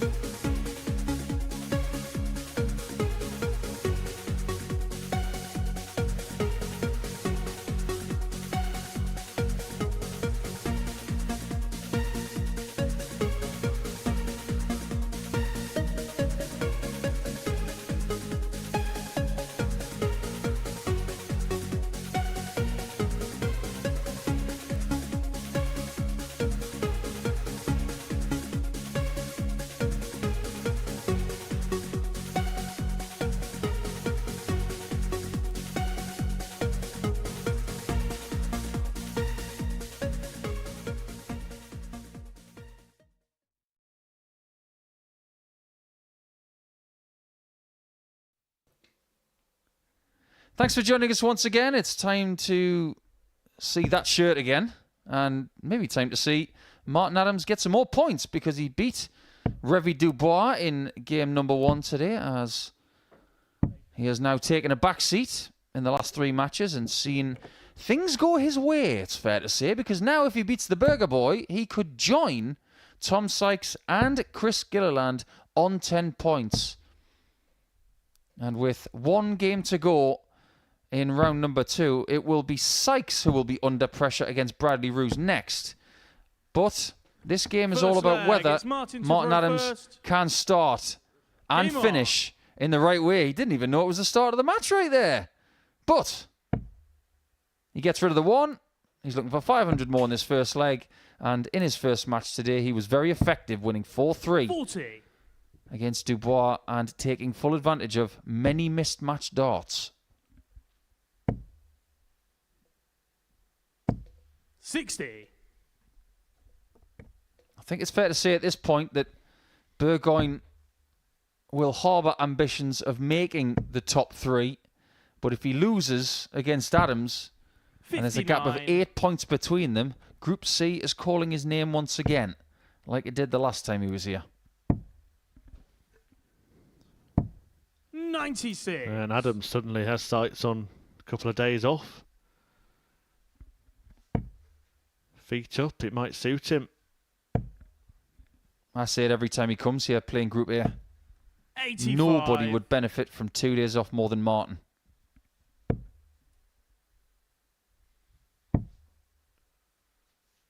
There was a time when some people used to think, some players used to openly say it, that they weren't sure whether it was a benefit really in winning Group A and getting straight through. Well, it certainly is now, because there is a bonus for the winner. If you 59. win Group A, you pretty much pick up double what second place in the group gets. So there's a massive financial advantage. Now the prize fund is all done on a sliding scale. The winner of Group A getting the most, and the bottom place players in each group getting the least. But also the fact that so many times now we have seen a player just miss out on winning Group A and then not make it through Group B, which never 95. used to happen. Michael, you require 140. Psychological damage on a Wednesday. And Adams leaving 163. That is not good 98. at all. The classic example was actually Bradley Brooks, wasn't it, on Champions Week? He missed out on leg difference of winning Group A and then didn't make it through Group B. Lost all 4 games on Thursday night. Happened to Stevie Johnson the last time he was here. That's why I mentioned him earlier, because he's got unfinished business. Well then, Burger Boy looking at the double. No score. But not finding it. Martin, you require 32. I don't think he was too happy about those misses.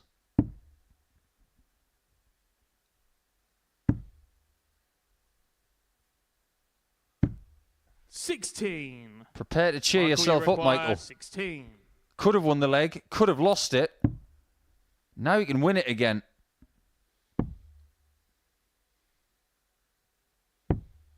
$14.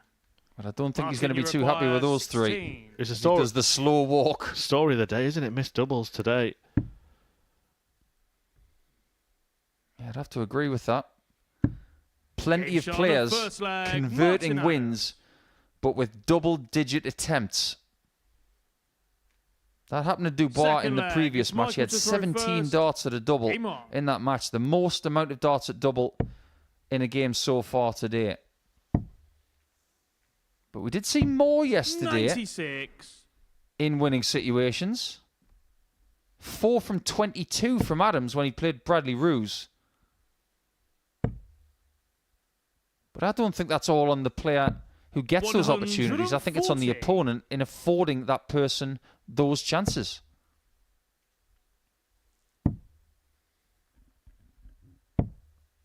$58. Just so happens that Adams only needed 12 darts at a double to beat Burgoyne yesterday by 4 legs to 2. Typically steady display. 33% on the doubles. Mid-80s average. 100. That's the kind of standard, in my opinion, that if you can't stick to that, you're not going to have success when you come here. 140.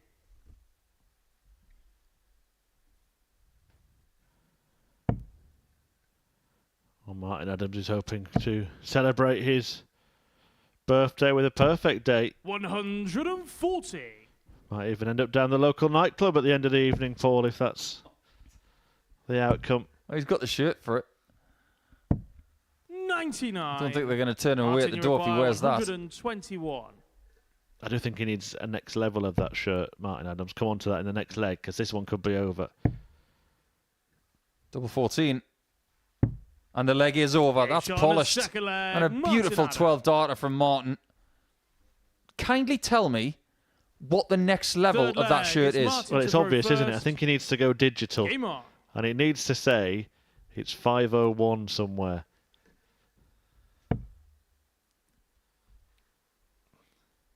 That is brilliant. 100. You heard it here first, Martin. And he hasn't patented that idea, so off you go. What you can do on your birthday is get onto your shirt design and have it made. Just buy me a burger. I'm a cheap date. 57. Extra gravy.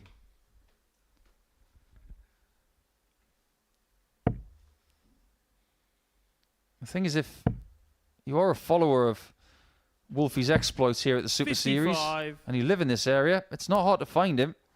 He drives around in a van that has all of the logos of the prostate cancer charity on it. The amount of awareness that he tries to bring to that charity is extraordinary. The pin badges on the shirt, the work he does with people within the charity, the awareness that he tries to bring. Tremendous stuff. And if I may say so myself, in an era that is probably the most selfish era I can remember in the last 50 years, we're talking about someone who wakes up in the morning and the first thing he thinks about is other people. 43. Didn't really think about what he was doing there, did he, Martin Adams? Second time in the game he's left 163. 59.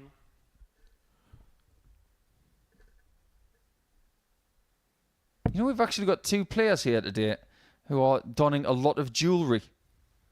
Adam's got a lot of gold on, and Revy's got a lot of silver or fashionable jewellery on. 28. There is that gold. Gives Bobby George a run for his money, doesn't he, Martin Adams, on the slide? I can't even imagine what it's like throwing with all that stuff on your hand. Can you imagine him going through the airport? Martin, you require 135. They'd have a trade just for jewellery, wouldn't they? You don't even have to take your watch off in the airport security now. 44. It's all newfangled security 90. gates. But there is double 15 at the gates right here.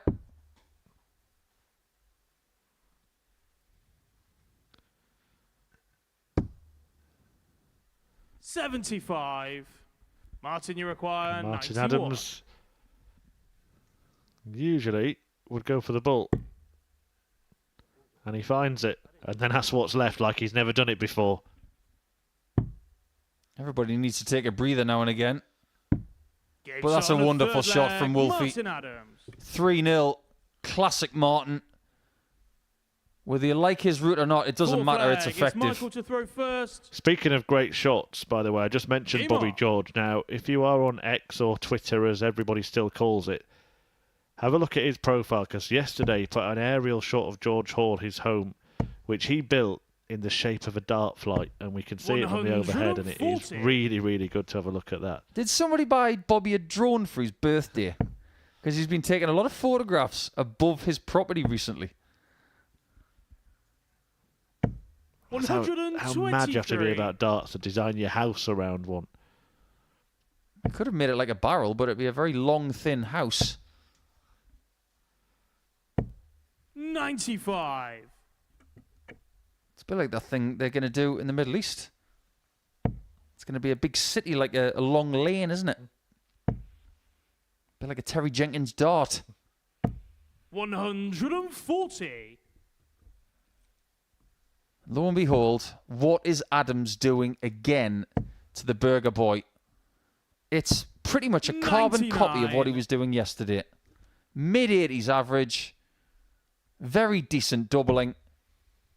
Nothing massively spectacular apart from the 12 darter that he found in leg 2. And this. 108. And that. Let's not forget, though, Burgoyne has missed 8 darts at double in amongst it all. That's more than Adams has had. Is he missing the bull? 119. That might be the last dart he throws in this Martin, match. you require 58. And that was his 9th without success, like Murph mentioned.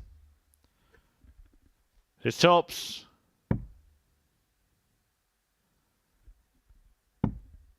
$18. Michael, you require 48. At least after missing the bullseye, he's got options here.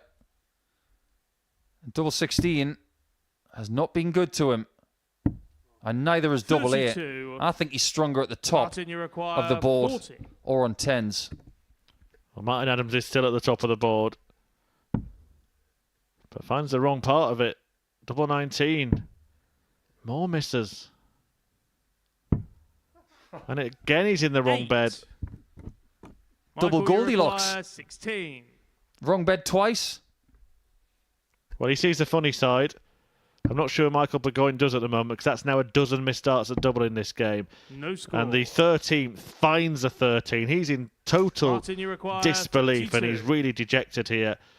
And he may well be. As Adams takes aim at double 8. Can he cross the line?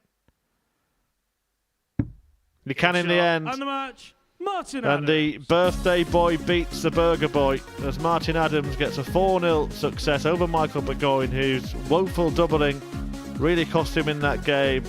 And he's the first to acknowledge that with his reaction, particularly to the ones he missed at the end. But it is a very happy birthday so far for the 68-year-old Martin Adams, who's certainly enjoying his day, and why wouldn't he be? 2 wins, that one 4-0, and that is a victory that sees him move on to 10 points. And 3-way tie at the top of the table now. Himself, Chris Gilliland, and Tom Sykes, who's in action next. He takes on Bradley Roos.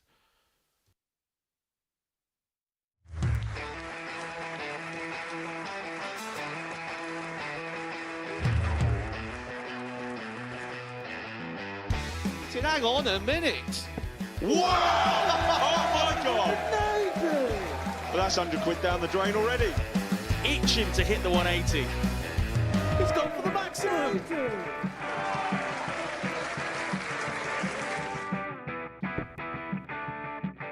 $18 for the bull. Bull. 53. No, he said bull. That's a great first start from Adam. Oh, look at this. He's going to leave Scape. Oh, can you believe it? That is unbelievable.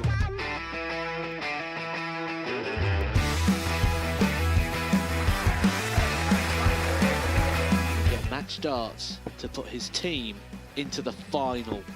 And through to the final they go. Charlie Murphy has hit the match-winning dart on both occasions.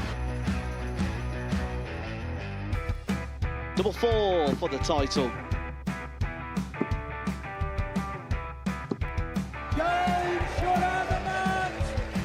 Please show your appreciation for the winner of the Influencer Pairs event, George Scaife and Adam Lipscomb.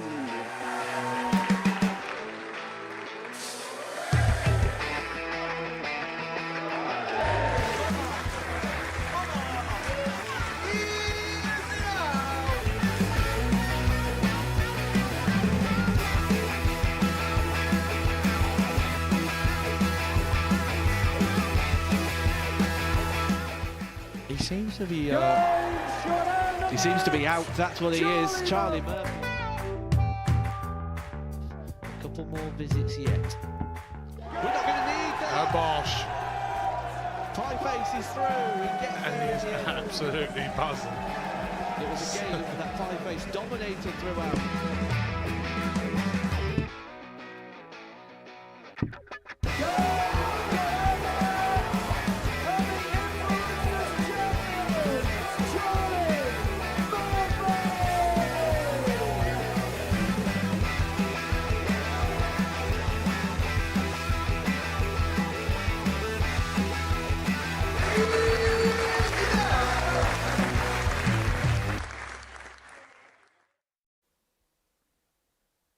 We now have a logjam at the top of the table with this guy, Tom Sykes, still at the top like he was at the start of the session, but after losing his first match today, he's now got company in the shape of Gilliland and Adams, who has won both of his matches today so far by throwing 31 darts at a double and hitting 8.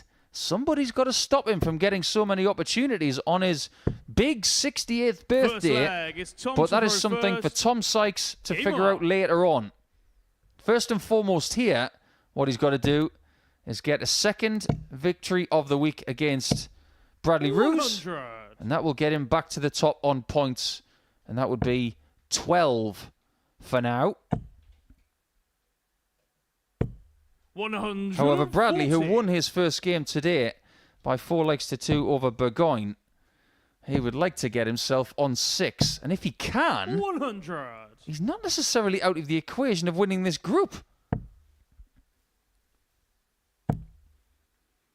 We have seen him have some great days 60. at the Super Series, and if he can have one of them here, yep, you're right, he could certainly at least make it interesting. 140. We thought we might just get a 2-horse race at the top. Martin Adams filling the other Group B spot, and then this 3 just playing for confidence 60. and momentum. Tommy require 161. But there may be a bunching up today in this group. 97. We're going to have to call Tuesday Banana Day instead of Moving Day if that's the case. 60. Well, we'll be seeing the end Tommy to the require split. 64. You can't really utter those words in darts, Murph. When you say the split. 32. Everybody gets PTSD from 1993. Although young players like this, 59. do they remember Tommy anything of require 1993? Actually, let's bring that up in the next leg because it could be in a few seconds. Game shot on the And it will first be in leg, about Tom 10 Sykes. seconds, in fact, as Tom Sykes takes the first leg in this contest in 17 darts. Second leg. It's What Bradley do to you throw remember first. of the split Game on. when you were younger? Well, to be honest, I didn't get into darts until much later on, so it's all my knowledge of it has been done through actual research and watching a great 59. documentary available on YouTube, Blood on the Carpet, that if you do want to enlighten yourself is a very good way to do so. 177. But yeah, for me, 1993, I was more interested in something very close to Tom Sykes' 60. heart, and that was Sheffield Wednesday's 2 trips to Wembley. In fact, more than 2 trips. They made both cup finals that year. Both went to replays. They played the semi-finals there as well. 100. Ultimately ended in defeat, Paul. Don't worry, I know all about that. A few years later, Newcastle would be defeated at Wembley as well. So I feel your pain. There was a great 57. semi-final that year when all of Sheffield went to Wembley. Wednesday beat United. Was that when Chris Waddle scored that free kick? It was indeed, yeah. 134. And the other semi-final was the North London derby. Anyway, that wasn't the question you asked me. 140. And this is Tommy becoming require habitual 90. at the Super Series, isn't it? And it's kind of lost its appeal to me because it's become so frequent. The no-look 180, 54. or in that case, 140. Yeah, I think it's become a bit of a fashion statement. And I think there's a time and a place for it. Every now and again, 81. Tommy requires you can 36. understand it, but there are times where it just doesn't look right.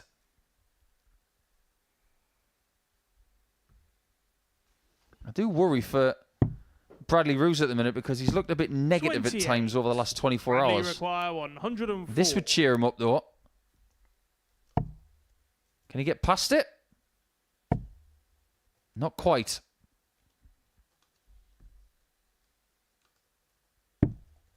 It's a good approach. He's Tommy thrown 3 good require darts 8. there, but he may lose the leg.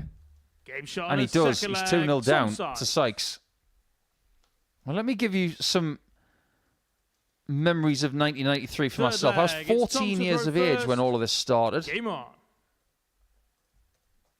And all you knew from darting circles was that some people were very displeased 136. with the way that darts was going, because it was in the doldrums. It was in trouble, and had been for about 5 years. 100. If it wasn't for the courage of the likes of Taylor, Priestley, and others, we probably wouldn't be here. 59. We'd still be in the dark.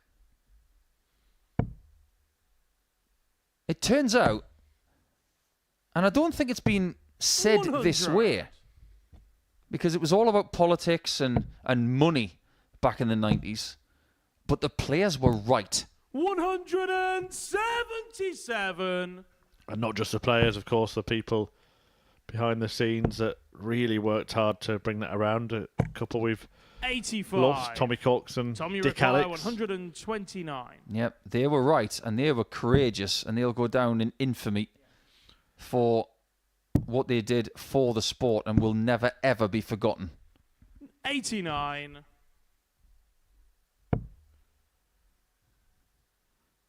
It was your 60. breakaway tour that Tommy people talk about in Require, other sports 40. now. It happened in darts. And they had to wrestle for a long time for supremacy. It's certainly no doubt about Game it shot now, on and the there's no third doubt about the leg, Tom direction of this Sykes. match. Tom Sykes with a healthy advantage, 3-0, looking to follow in the footsteps of Fourth Martin leg, Adams, it's who Bradley to whitewashed throw Michael first. Burgoyne in the previous Game on. match, and he's averaging 93.94. It's a polished performance, this from Sykes. Yeah, it definitely is. This is what we expect from Tom most of the time, and in fact, the times when he 60. doesn't play like this, we expect even better. I think what was fascinating when the PGA Tour and the DP World Tour 140. were fighting against Live Golf. It was actually Simon Jordan on TalkSport who was saying, as we got a very disgruntled young Dutchman on the stage, he said, darts has already been through this 57. and been through it 25 years ago, more than that. Well, I don't want us to pass by what Bradley Russo's doing there. That was such a reaction. 134. Elongated at one bad dart, one low dart. There it is again. He's losing it here. He's absolutely imploding on the hockey. Yeah, there were signs of this yesterday. He's got to take a chill pill 140. and just breathe. That somewhat primalistic side of the brain that can take over, or 112. formerly known as the chimp. Don't let the chimp win. And with the implosion of Bruce, Sykes is getting more and more confident. He's actually upped his average to 9 a ton here. Everything in front of him, he's thinking, you carry on, pal. I've got you right where I want you. That's exactly what he's thinking. 45. It might be a friendly practice room, Tommy but on the Require, stage, 115. if someone is doing what Bradley's doing, make him feel worse. 99. Well, score's 99. That's where the average is, 99.4. And Bruce is now just chucking him, basically. 130. Tommy Require, 16. Double 8. Game shot. And Sykes the makes the match, most Tom of Sykes. a match that ends sadly for Bradley. Bruce leaves the stage sharpish. Sykes got the job done. 98.56 the average in the end. That's up there with the best we've seen all week, and it puts him top of the table by a couple of points. Chris Gilliland can join him on a dozen. He takes on Michael Burgoyne after this short break.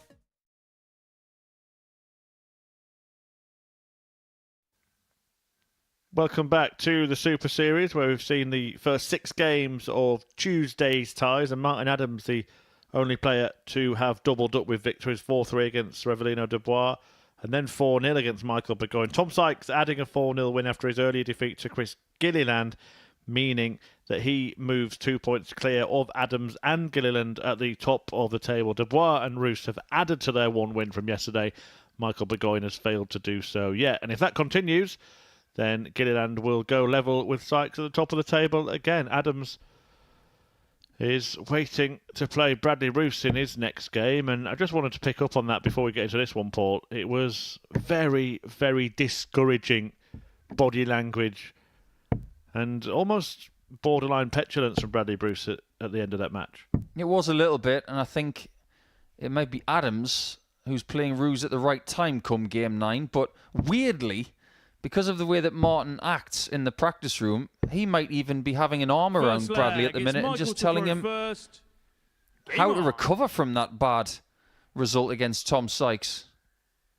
Let's face it, Tom Sykes is not bothered at the minute because that's exactly what he needed to get his leg difference back in a positive sense for the day and to get back on the winning train. But the good thing is, Roos has got a couple of games off to take a breather, 59. Get back on it against Wolfie at the end of round number 3. This is the start of round 3. And Burgoyne is the only player today so far who has not won a match. 80. Yeah, Adams the only one not to have lost a match. That was Roos's first defeat because he beat Burgoyne in his opener. But the big problem for Michael has been all those missed doubles. 83. Yeah, there have been a few. 13 in his first game when it comes to attempts. Hit 2 of them. 43. But if you put everything together so far, 27 attempts with 2 hits. That's not good. I can see we started something just by looking at the chat in 99. YouTube, Paul. Many people are asking questions about the split. Someone has just re-recommended what we said earlier. If you search for Blood on the Carpet in darts, there's a very 60. good documentary. Do it after today's show and after you've worked your way through our marathon of wonderful content, modern day stuff, but it is a very, very good way to educate yourself on that. Absolutely. I've watched it 40. many times. Not trying to spoil people's viewing of that, but the cutting of the dart shirt sleeves, the 58. the way that some people were treated back then in Vegas, in England, in Blackpool. My word, it's just... When you think about how healthy darts is right now, it really does make you think Michael, you require what darts was like back then. It was hard. This shot is a hard one. Oh, and it's so close to getting the best finish of the week so far. 140.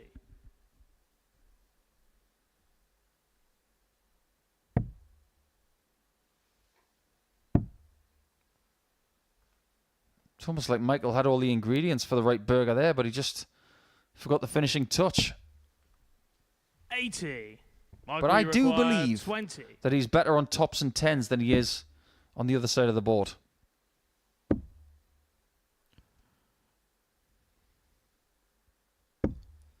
$10. Well, he's struggling here, isn't he? 60. I think he needs a new mascot, to be honest. That one's not bringing him much luck. Double top for Gilly. And this is just to make Michael feel even worse. 50. And he can't do so. Michael, you require If he doesn't get 10. 10 points here at this visit, Michael Burgoyne's going to be the kind of fisherman in a boat who wouldn't be able to find a fish with a stick of dynamite, but he has found it. There, finally, he gets a double cheeseburger. Second leg. It's Chris to throw first. Game on. Making me hungry. All right, I'll stop with the burger puns now. Well, that's kind of a burger pun in itself, isn't it? 59. Not even trying.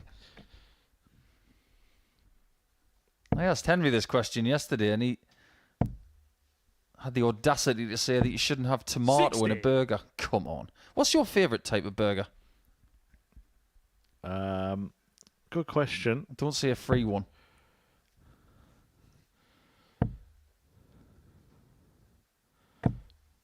we talking...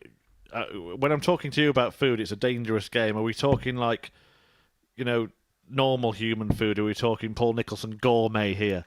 Anything you want. 136. But I do believe that a lot of people in the world get burgers wrong. I think they're too tall. I think they should be handled, and you should be able to bite into the whole thing without needing to have jaws like a shark. So you weren't expecting this on a Tuesday morning, were you?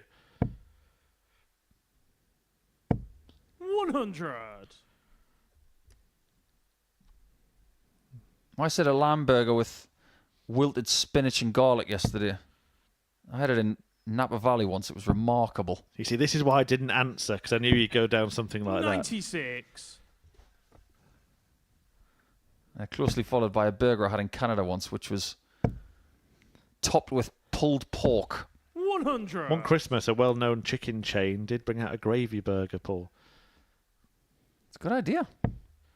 They actually had a little sort of almost a well to pour the gravy in. You require 105. I know that establishment that you're talking about because in Japan, that establishment are famous for Christmas dinner. 85. It is tradition in Japan to have southern fried chicken in a bun or in a bucket on Christmas Day. That's true. 95. Michael, you Well, we require won't 20. reveal the name of said fast food restaurant, but I'm sure you get the gist. And that Game shot on double the from second leg, Michael Burgoyne was Burgoyne. finger flicking good. Third leg, it's Michael to throw first. Game on. Just stop the show right now. That's the best line of the week. It might even be the best line of the series. 91. Very, very good. Not so good for Gilliland, though, is it?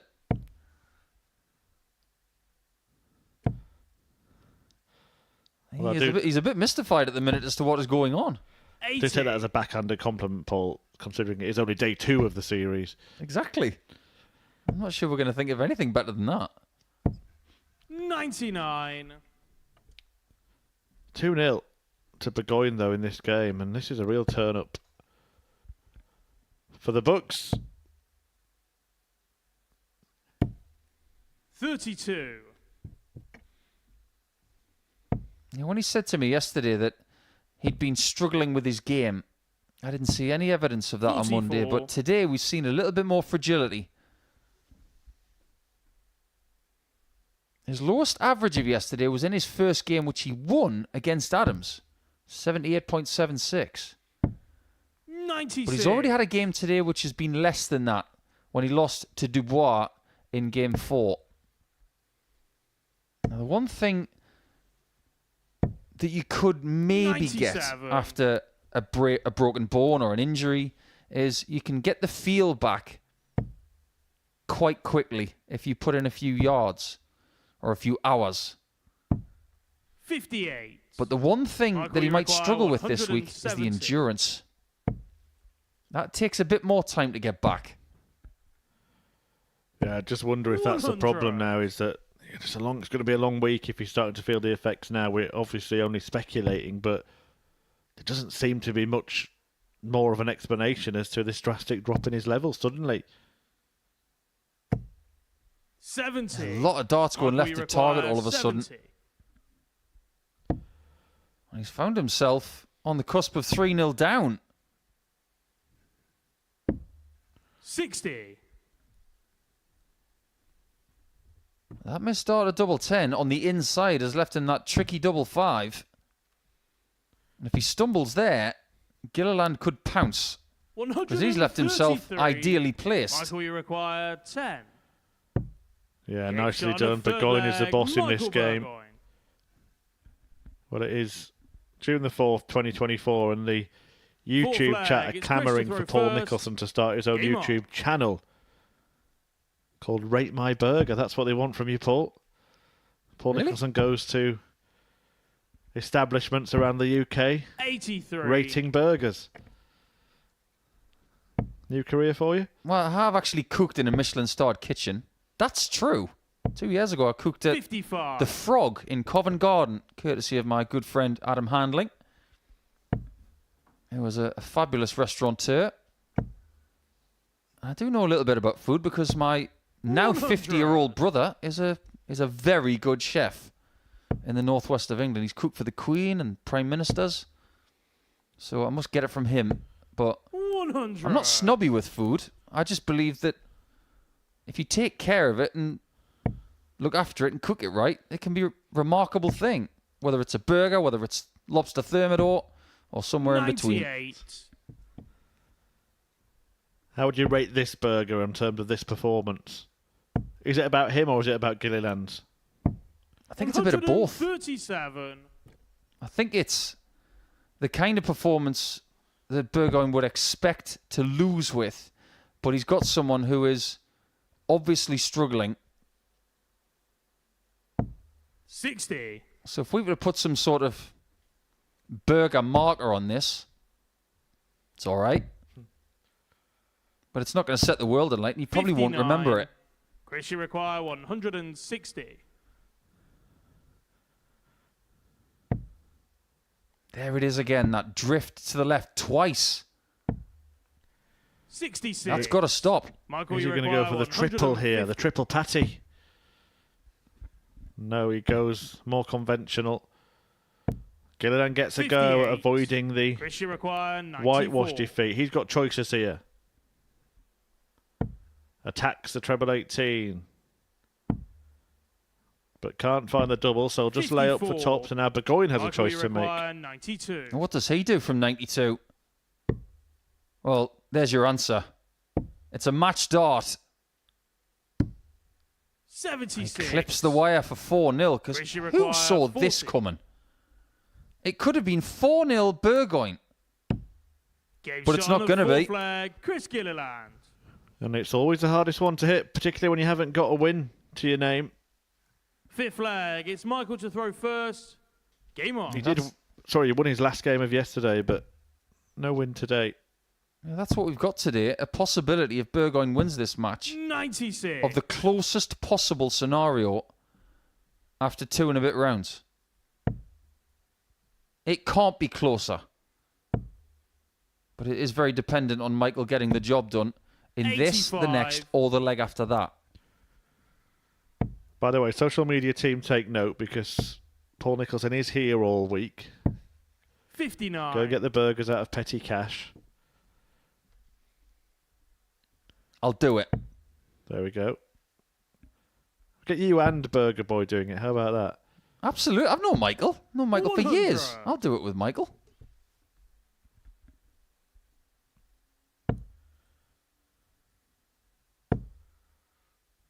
I think it'd be good actually to get you doing one of those 59. things where we get you, say, 5 different burgers, but we don't tell you which one is the Michelin star restaurant and which one is from the fast food chain down the road. 26. Oh, I'd be able to tell. There he says it. There's only one way to find out. Let's make it happen. There's some very famous YouTube channels out there, specifically with 85. hot wings.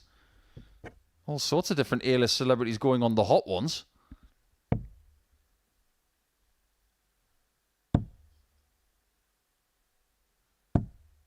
$96. 96. Well, this is still a great opportunity for Michael to get a big victory.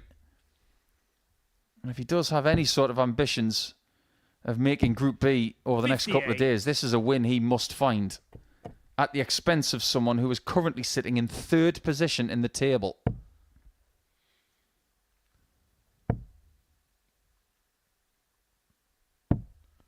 $94.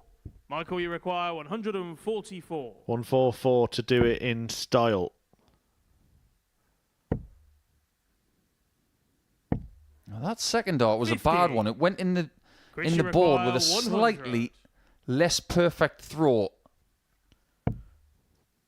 And he might be being reeled in here. As Game shot Gilliland on the has fifth found a flag, ton Chris Gilliland. check out, somewhat surprisingly. He's not played well in this game, but he's found his Sixth 2 flag, best it's darts, Christopher arguably, first. right there. Game on. Well, Burgoyne led this 3-0, had the opportunity to win it. Have the seeds of doubt now been sprinkled? If Gilliland wins this leg on throw, it's 3-3, and I'm not sure that the advantage of throw would be a big one for Burgoyne, having not won a match so far today. Oh, I'd agree. Nothing makes you feel worse 59. than losing from 3-0 up. Now, you might argue that losing 4-0 feels particularly bad.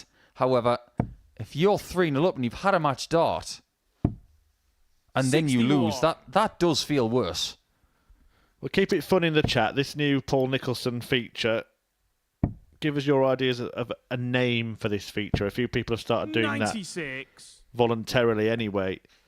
We'll try and read them out. However, I did forget to bring my laptop charger with me today, so I might stop abruptly. 58.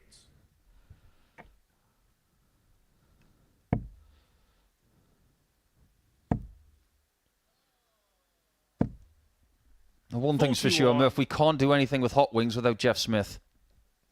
That would be a crime against humanity. He knows more about Hot Wings than anybody I know. So maybe we'll keep that for when Jeff's back here. 140. Yeah, he will be here in this series. Can reveal that, but we'll let you know when. Hopefully you'll be in as well, and you can do wings as well. So maybe it doesn't have to be burgers.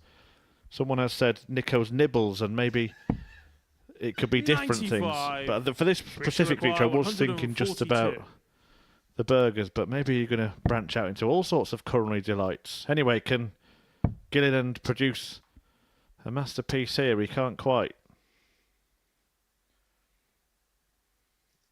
Yeah, we've got some lovely food in 74. the area of Portsmouth. There's a particularly nice Belgian restaurant in Southsea. And some lovely Indian and African 75. food in Grisha requires 68. this wonderful city. That is a wonderful dart from Chris Gilliland. Double 16. Can he take us all the way? 52. He might not. Michael, you require 135. Well, that's fascinating. If my memory serves me right, he did that yesterday as 59. well. Now, why Christian wouldn't you go requires 25 16. and bull on a 135 to win the match? Game shot And he on may a have just sick paid the leg. price Chris for that Gilliland. because it's 3-3 all of a sudden. Gilliland doesn't have the darts, 7 but based on what Murph said in a previous leg, he's got to be favourite now. Yeah, suddenly Burgoyne may well go into protection mode, and 85. Gilliland will feel like he's free rolling here, having not been in this match. You have to give him credit for the way he's fought his way back into it, particularly with the struggles that we spoke about, that elbow injury that he's recovering from. 83. Would have been easy to roll over, wouldn't it? Yeah, very much so. Just accept your circumstances and accept failure. 100. But do you know what one of the best ways of looking at patience is? They teach this in yoga, Pilates, all sorts of different meditations. Patience is 44. defined by not letting the future be you being a victim. Don't be a victim of your own circumstances. 140. And if you can master that, you can master patience.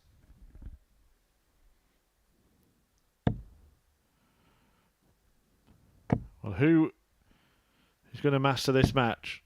59. Burgoyne has made the advantage of throw count so far in this leg. Hasn't he just? 140. He's done a wonderful job. And if he gets out of this 4-3, with everything he's been through in the last 3 legs, he'll learn more about himself as a dart player 80. than if he'd won Michael, you 4-0. require 36. That was a bad dart. That went in flat. He's got to bust it. No score. Is busting definitely the right play there? Because had he gone for a 1, he'd don't been able to split down with every dart coming next. If he does the same 99. again, he loses an opportunity. Michael, you require 36. Interesting point. Let's see if he can take it this time. Only one split option, and he's defensive on double 9. 18.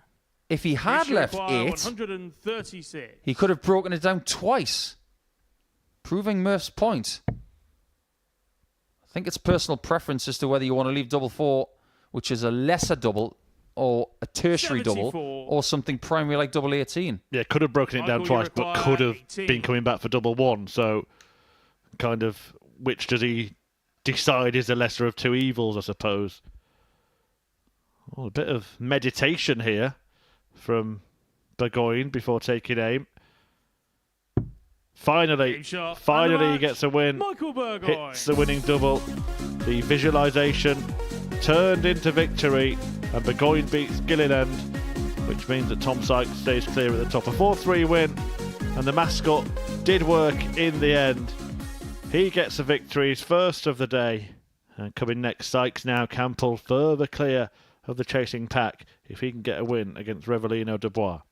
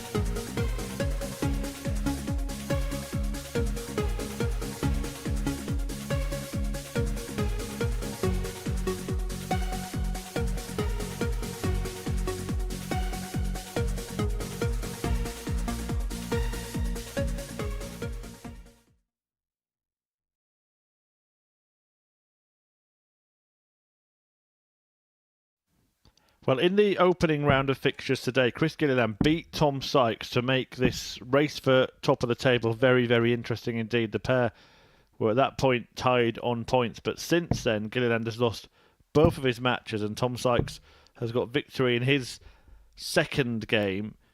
Gilliland's defeats coming at the hands of Michael Burgoyne and this man, Revelino Dubois. Sykes beating Bradley Roos and beating him 4-0.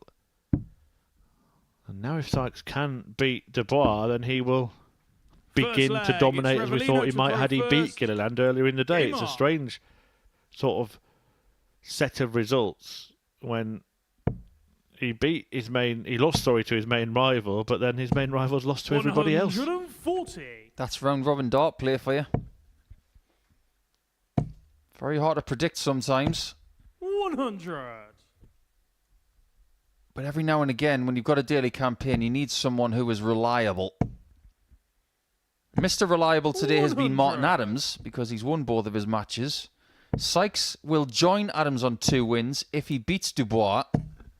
And he looks more likely to pop than anybody else based on his last performance. He's already got his first maximum of this match. But that 98.56 average 55. against Rouge in Game 6 was the second best average of the week. And his best. Already 60. a maxi from the Yorkshireman.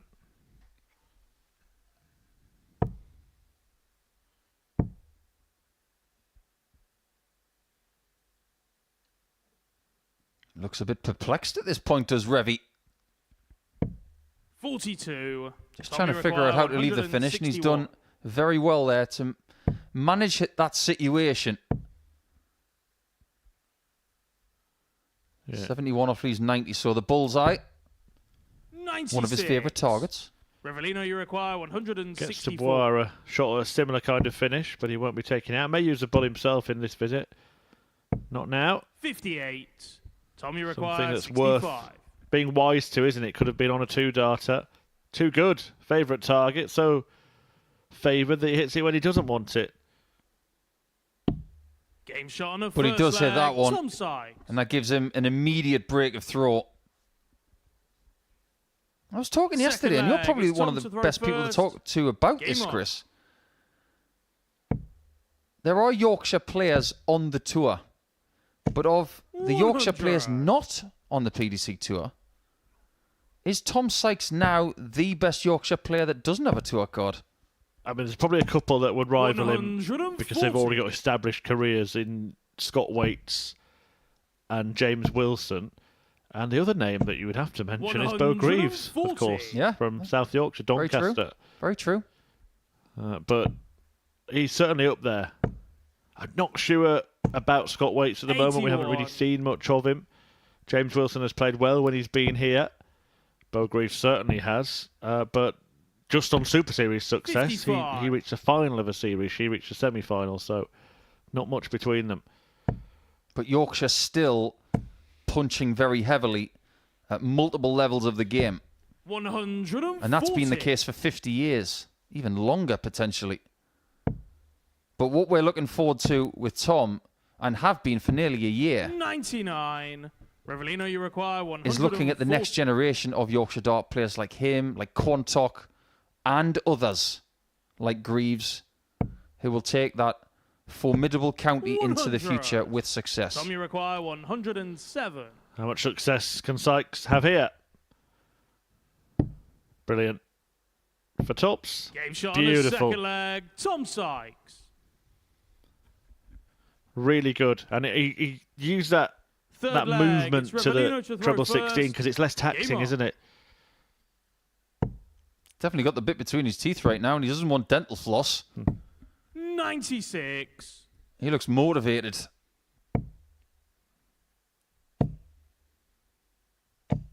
100. Often travels down to Portsmouth with his family. And there are a lot of dart players who come here for a whole week 140. and they don't have any company. They fly solo. But there are some people who somewhat masterfully make sure that they come here with friends or family or both to make sure this is an experience for the week.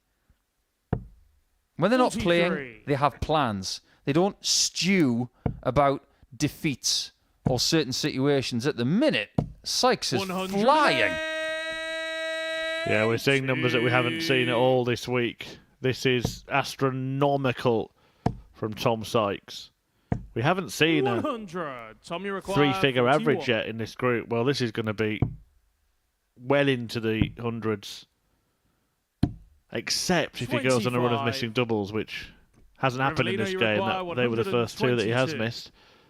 And if Revelino can find the treble, he'll get his first dart at a double. 54. Tom, you require 16. Game shot on Could the have been third an 11 leg. darter, Tom is a Sykes. 13, and the average is into 3 figures after 3 legs. One Full more flag. hold It's Tom to throw to get his first. second consecutive Game on. 4-0 victory against a Dutch player.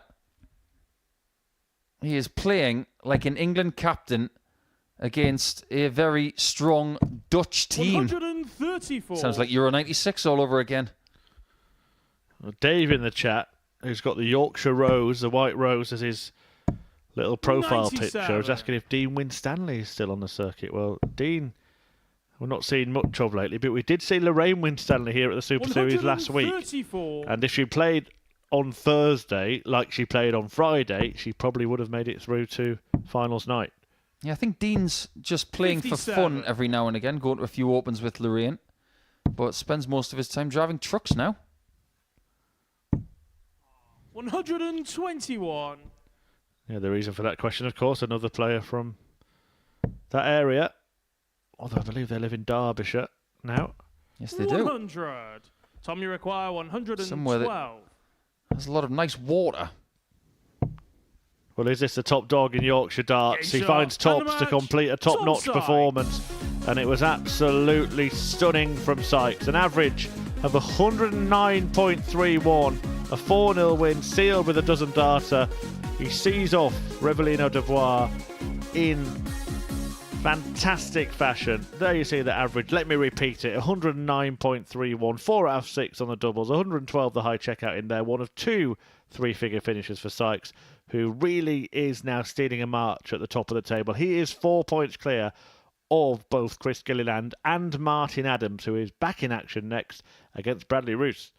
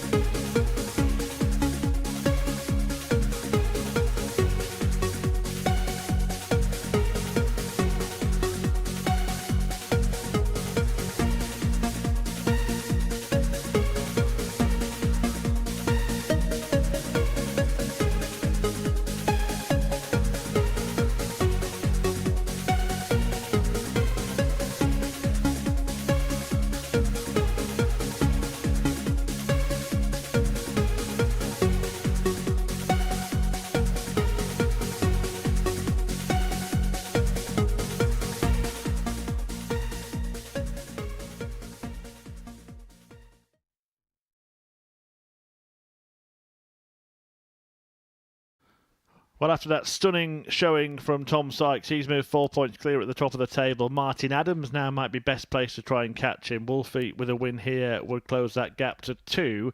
And based on what we've witnessed so far, Paul Nicholson, then that should be a bit of a formality, because Adams has won both of his games, and Bradley Roos, in his last match, was demolished by Sykes and, well, didn't emit any kind of positive energy, did he, in that game? Quite the opposite. Quite the opposite indeed. And that is something he will not get away with against Martin, who's been carving up plenty of chances for himself today. In 2 matches, he's thrown 31 darts at a double and hit 8. First leg, it's Bradley to throw first. Game on. At least he's got the throw at the start. So if he can get a positive first leg, that might be a good 60. sign. He's already had a change of equipment. He's gone from a one-piece stem and flight combination to using a two-piece setup. In fact, it's technically a three-piece setup 55. because he's got stem, flight, and bubble. You can see that translucent bubble inside the flight there. That is something that you input 43. into a hole in the flight and then pop on the top of the separated stem. Whereas previously, he was using something that was bonded.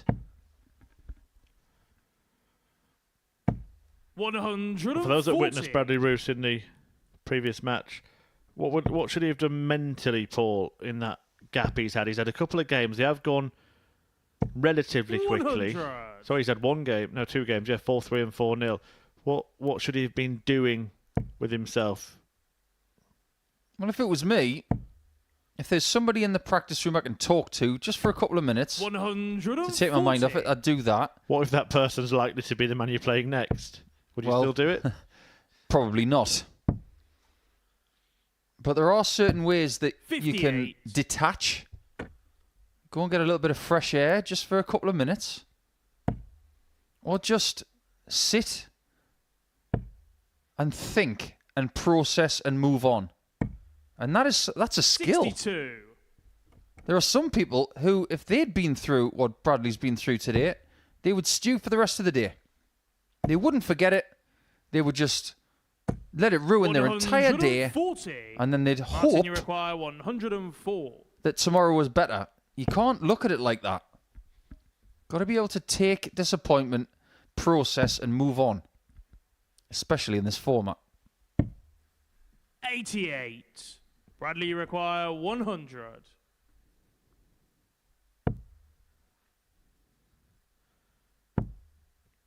Nice start. Game shot on the Nice first finish. leg. Bradley Roos. Double from Bradley Roos, and that will be a nice feeling, just ending that run of losing Second legs leg. It's Martin to by throw winning the first of this match. Game on. Back in the day, doing that at Lakeside was not the done thing. But now it's the norm. We were chatting earlier about the split, and of course Martin Adams is one player who always 100. remained steadfast. BDO, WDF. He's maybe changed his tune in his later years. He did what was right for him at the time. Of course, at the time of the split, he wasn't really at that level of 120. prominence, was he? Actually didn't become a professional dart player until around that time, around 93, when he was made redundant from his job in banking. Yeah, I think there were 140. established players around 92, 93 who chose not to go to the PDC. But there were people who became household names because of the split.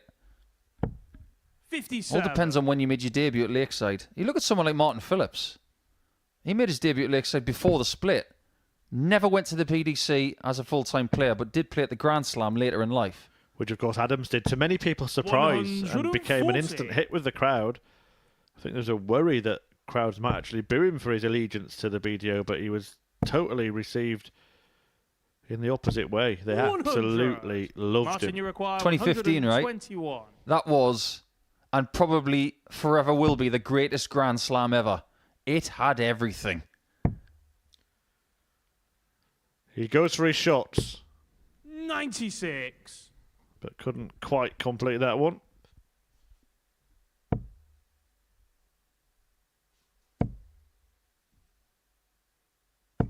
$60. Martin, Can he you convert require 25 to 25. equalise this score? Double 8. Game shot on a second leg. Very Martin tidy Adams. indeed. But I think the attitude from the Third BDO to the leg, it's PDC Bradley and to vice throw versa, first. Game on. it's still been, in the last 15 years, there has been a little bit of us and them about it, but it seems to be old news now. You know, it's the WDF these days, isn't it? I think everyone just plays darts wherever they can play darts. Most players now that aren't on the PDC Pro Tour are playing WDF, they're playing PDC, they're playing Modus Super Series. They're playing ADC. 108. Well, nobody epitomises that more than Jimmy Van Schie at the minute. He plays everywhere. I don't know where he's playing this week. Well, it'd be Challenge Tour. So he's doing PDC this week. He's done Modus Super Series 2 weeks ago. He was 60. in Switzerland at the weekend. It's nice to have that choice. But people have got ambitions, haven't they? Of making things like match players and Grand Prix and Ali Pallies at Christmas. 64. In order to do that, predominantly, you're going to have to do that from the PDC Pro Tour. Although there are a few avenues towards the end of the year for people like this to maybe make Ali Pally. Someone 60. like Bradley Roos, for instance, could win the Western European qualifier and get to Ali Pally.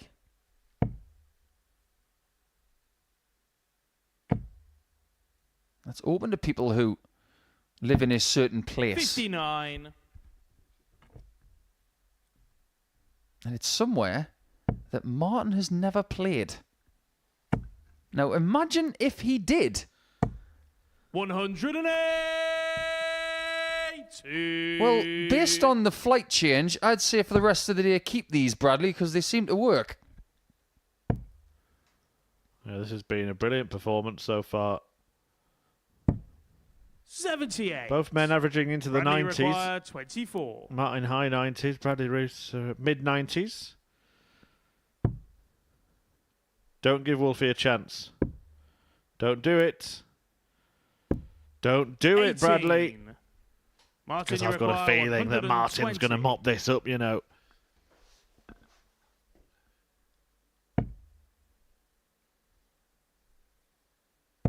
Oh, he's missed the single. It's the easy bit. What are you doing? 80. Bradley, you He's require just teasing him. 6. But he has left himself somewhat stupidly on double three.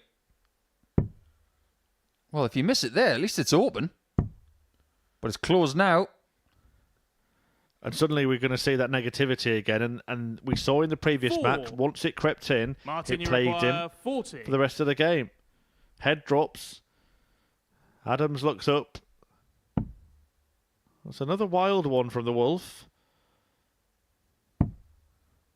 But you can see the difference. You can see the difference in attitude here.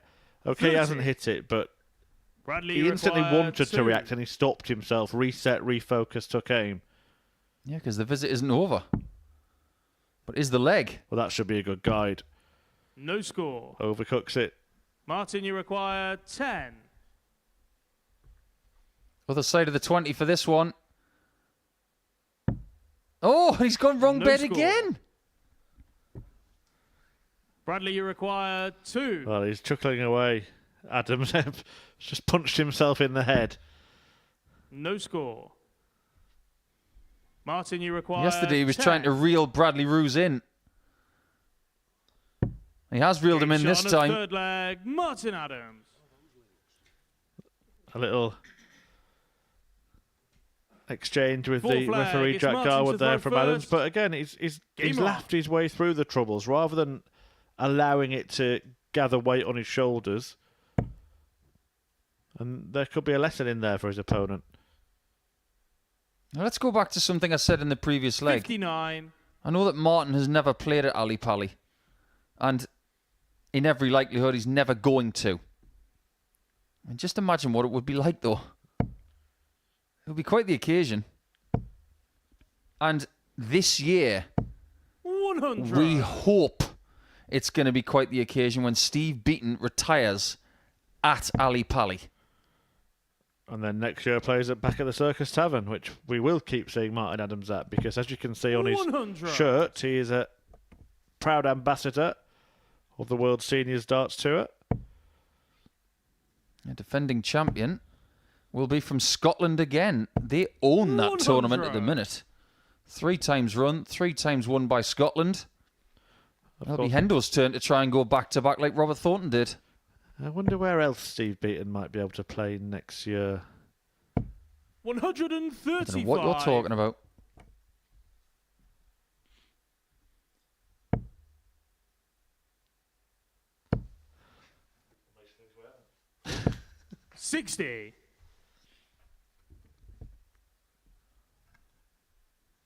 I think after that performance from Tom Sykes, we've almost reverted back to what we've seen the rest of the day. 125. There's no way that Ruse should have lost that third leg. But because he has, he's running a huge risk of going 3-1 down. He's doing his best to stop it, but it's not in his hands. Or in the words of Wolf, it's not in his paws. But again, I don't want to sound overly critical of Bradley Roos, but he's hit a 180 and responded with negativity. Game shot on a 4 flag, Martin Adams. Just an incredible sulk today from Roos. 5th flag, it's Bradley to throw first. Yeah, I'm not a big fan of Game on. doing exactly what you need to do and still being disappointed. Because we know he's not disappointed with his previous visit. He's still 96. stewing on something that happened before that. If you watch this back, Bradley, tomorrow I want to see you smiling all day long, whatever happens. I assure you, you'll feel happier, you'll play better. 140.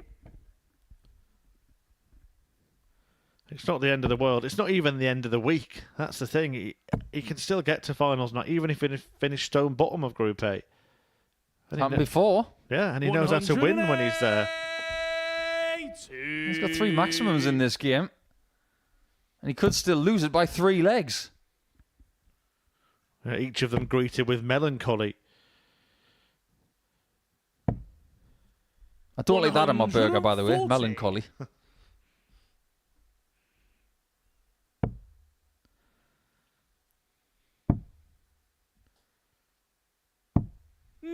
Good leg. And 129 to save it. But with Adams doubling down on the 140s and looking to try and leave a ton here, which he might. 81. Because he doesn't, Bradley require 129. it could be 6 starts for Bradley to rescue this situation. Well, he may try and use that as a little barrier into the treble 19. 59. Martin, you require 140.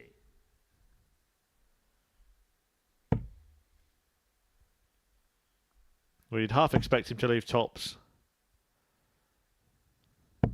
60. Can't quite manage it. Bradley requires 70. He's going to look at the 10s.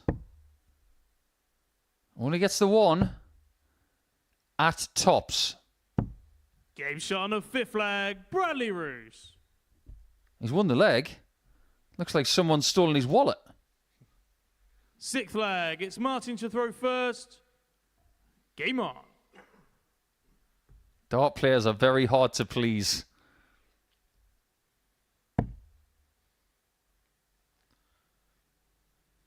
You've got 2 players at the opposite ends of their career here. Someone who's 26. maybe already done everything that he wants to do. And someone who has got very, very big ambitions for the future. 58. He played in Champions Week, did Bradley Roos, and as Ego Chip has rightly pointed out in the YouTube chat, Andres Harrison left Group A, went into Group C on Champions Week, ended up being the winner, pocketing £25,000 and having his name on the Roll of Honour. And he remained positive the entire week. 96. He knew he was playing well. He didn't let the defeats get to him. And it all came good in the end. And he started Group C very well, didn't he? It's one thing about Harrison. Doesn't let anything faze him.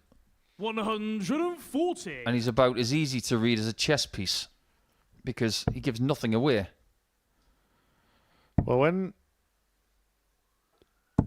134. we came here, one of the things that was discussed is something that someone's mentioned in the chat, is that if you finish bottom of Group A, you should be eliminated. Now, it would create a lot of jeopardy. It would be great fun. It would be difficult for a player that may have travelled from, 90. say, Japan or Australia or America or Canada to finish bottom of Group A and then be told on the Wednesday, sorry, you can't play Thursday, Friday.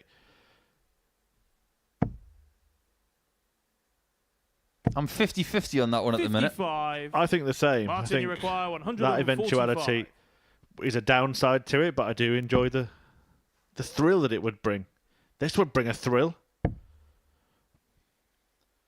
He's still looking to be undefeated on his birthday. Bradley requires. Coincidentally, he does share his birthday with a certain Sean McDonald, who's played here at the Modus Super Series before.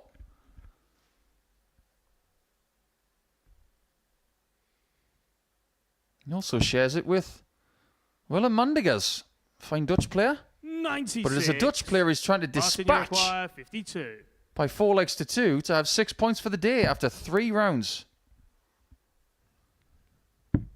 It's becoming a very good day for Martin Adams. 68th birthday, but playing like he did at the peak of his powers. An average north of 90 for Wolfie, who's won all of his matches so far. He allows Bradley Roos to exit the stage first, but he exits with the points and he closes the gap to the top. There are the stats, but the most important one is the win for Wolfie, who goes just 2 points behind now the league leader Tom Sykes. We're going to see a battle further down the table now. 3 players at the bottom all have 4 points, and 2 of them go head-to-head next as Dubois meets Burgoyne.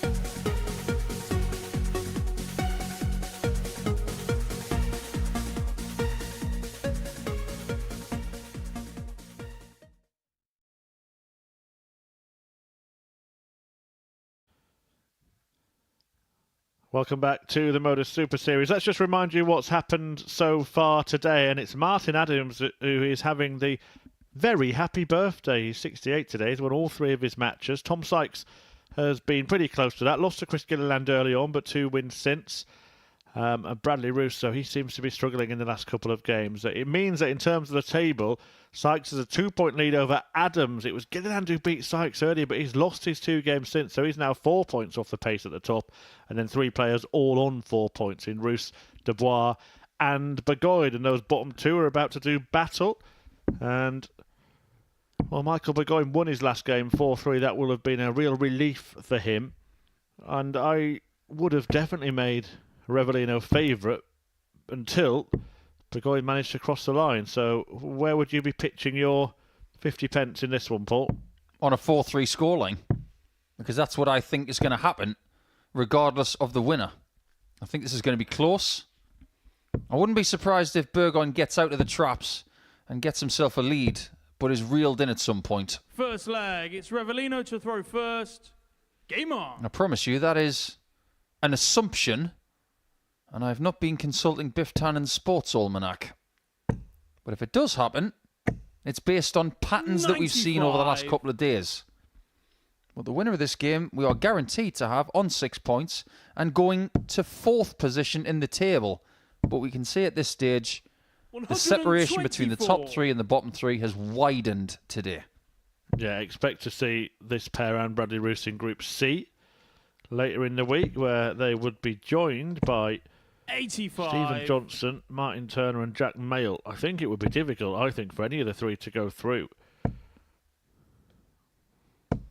140. But also the players in Group B are going to pose a problem for 2nd and 3rd in this group. Winning this group might be imperative to get to finals night. We did see a scenario very recently where we only saw one Group A player get through to finals night, of course the winner. And I think we could see something similar this week with Jamie Kelling, Justin Smith and Andy Hamilton all coming through from Group B. Yeah, I agree. 100. That was back in week 12, wasn't it? 77. I've seen a few 177s today. I've just had another one from Burgoyne. This has been a brilliant leg. 57. Michael, 124, 140, 177. How about a 60 finish for an 11-darter? Has he found his confidence? 20. Hasn't found the double, and Dubois Revellino, could produce a firework finish here. Hollywood. Come and get me, Hollywood. That's what we call 125. 65. Well, Burgoyne Michael, today you is require having 40. so many darts at a double. He might just be on track to break the record of darts at double in a single day. 20. Revellino, you require 60. He's already had 5 in the first leg, and that takes him to 50 for the day. And this would really hurt. It's clear. 50. But he fails to find Michael, it. you require 20. Game shot There on it first is. leg, Michael Burgoyne. A 1-0 win so far, and now he's thinking, right, 2-0. Second leg, it's Michael to throw first. Game on. You don't come into a game like this and think, I want to win it 4-2. I want to win it 4-1. The dart player's 97. mentality is leg 1. And then when that's over, it's leg 2. Take that to your local league tonight if you're playing, or to your local league this week if you're playing. 81. You don't go into a game thinking about a scoreline. It's like the first whistle in a football match. You don't think you're going to win 4-0 or 3-0 or 93. whatever you think. Every player is looking to win every leg they play. Now that you've got that 1-0 scoreline, 123. you're trying to turn it into 2-0. If it's 1-1, you move on from there. 96. Yeah, he's starting to race away, and we're going to need to see more of this from this man. 140. Gets to a finish first. I think Burgoyne's quite popular in our chat, isn't he? People like the burger 100. reference. Well, let's face it, who Revellino, doesn't you like a require burger? 157. Who doesn't like a 157? 117. Apparently Revellino Michael, doesn't. you require 115. Still on.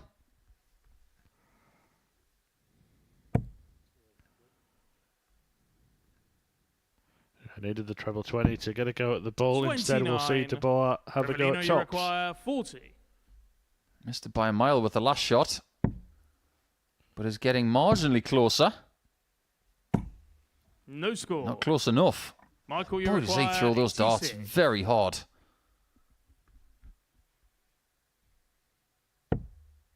Single 18 for Bull.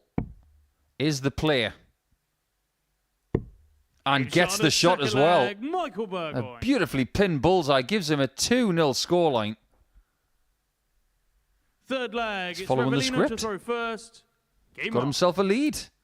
Can he protect it? Can he win two games in a row? Just like he's won 2 legs in a row at the start of this contest.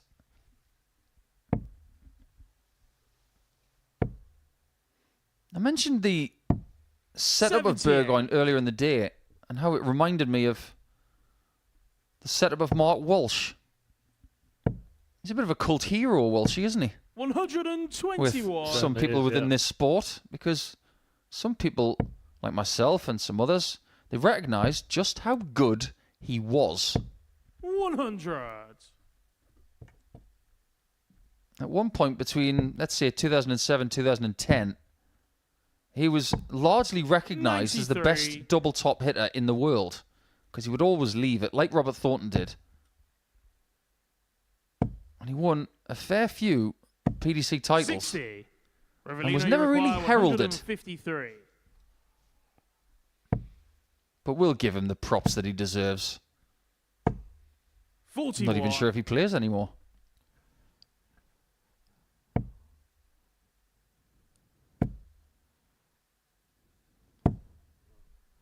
$43.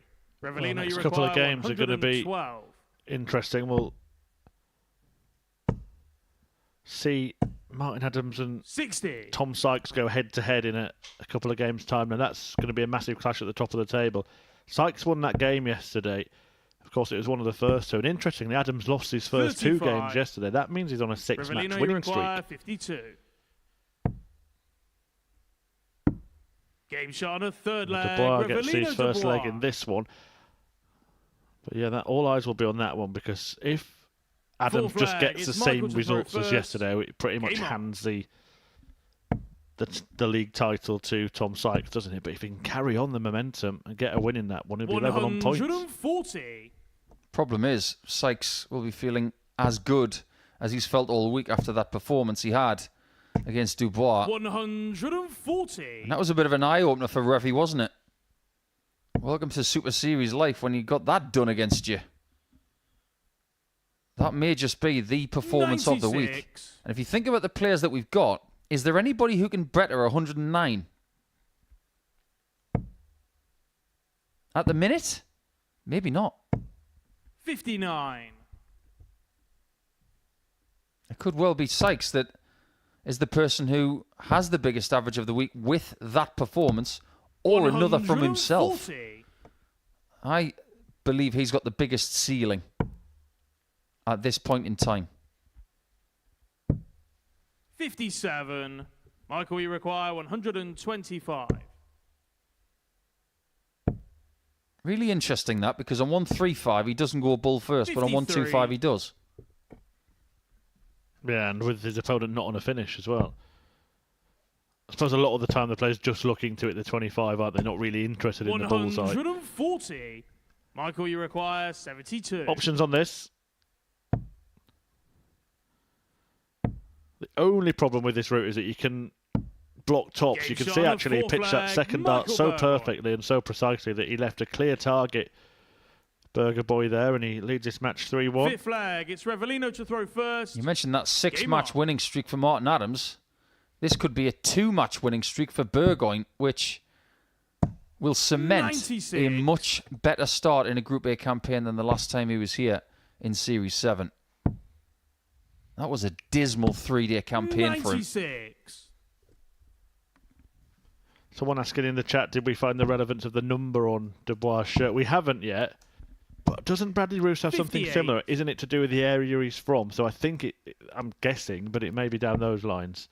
I think it might be. I think it's 070, isn't it, on the back of 59. Roos' shirt. That's 02 something or other. Yeah, he needs to either tuck it in or stretch it out so we can see it. 100. I think it's 0299. I'm just guesstimating at this point. That's the equivalent of me on my dart shirt having NE24. 85. Because that's the town I grew up in. Yeah, I'd be HD on mine. 100. I didn't know your name was Henry. High definition. No, Huddersfield was the hometown. But I have 59. moved around a lot. Revelino, you require As a few 147. and much further distances as well. 59. Yeah, we had 4-digit zip codes in Australia as well, which were useful for the mail getting to the right address. It's all different around the world, isn't it? It's a fascinating thing to identify yourself by putting a zip code on your shirt. Well, it's 88 that he's looking for now. And that's the number he gets. Fifth flag, Revelino Dubois. 3-2. I have to say, Jack Garwood, the referee, has been pronouncing Revelino Dubois perfectly so far. Game on. It's a bit of a mouthful, isn't it, to say? It's a lovely name. It's got the air of an artist, doesn't it? And this painting was done by Revelino Dubois in the postmodernistic era with his fingertips. There he is, our master ref. Is there a better name in World Darts at the minute than Revelino Dubois? 60. Rusty Jake Rodriguez has just been whispered into my ear. That's not bad. Recently played here, of course. Well, sticking on the Burgoyne theme, there is a player in Germany called Mooseburger. 60. That's a good call. And then you got Dietmar Berger from Austria. Well, the 100. Lithuanian World Cup of Darts team has got two lovely, almost matching names: Darius Labanauskas and Mindaugas Barauskas. Sounds like the start of some kind of really complex limerick. 100. I'm sure somebody can come up with a limerick for the Lithuanian team, that's for sure. Do you know what Berger means in German? Go for it. Citizen. So when you go to the passport queue in Germany or Austria, 45. and you're from there, you go in the burger queue. Oh, yeah, that's why I got it wrong. I was asking for fries at passport control. 180. That is a great 180 from Revelino. 160. And now, the Burgoyne is not going to take that 160. We could go the distance, 60. and it could follow Revelino, exactly what I thought. 101. This game could deliver. Still on. Double 16. 69. But a chance for Burgoyne to have that second win in a row. A requisite amount of 20s needed, and he only needs 2 more. 80. Oh, unfortunate. So Revelino, Dubois you gets a require go. 32. Double 16.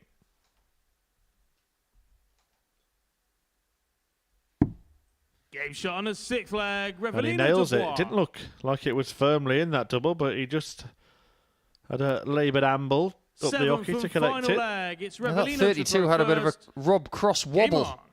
Do you remember when he won the world title in 2018? He hit that 140 checkout. The third dart that registered the World Cup win, it was wobbling 140. when it hit, but it was in. That was the most important thing. 85. And Burgoyne, who was 3-1 up, might be reeled in permanently. And that 2-match winning streak could be 85. too much for him to juggle. It's Revy who's 45. got the impetus now. And don't forget, whoever wins this match will go to 4th position. 6 points behind 100. 3rd. Sorry, 4 points behind 3rd. With the extra 2 points you get for this win. 55.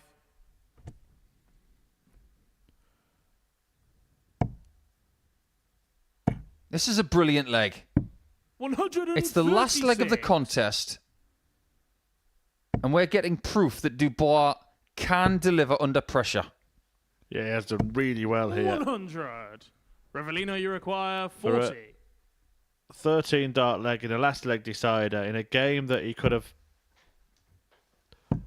Game shot and the match. Revelino Dubois. And Dubois gets the game won 4-3, an average of 92. And there we go, the little look at the camera. Really, really good closing out of that match. And he beats Michael Burgoyne 4-3. After the break, we return with Gilliland and Roos.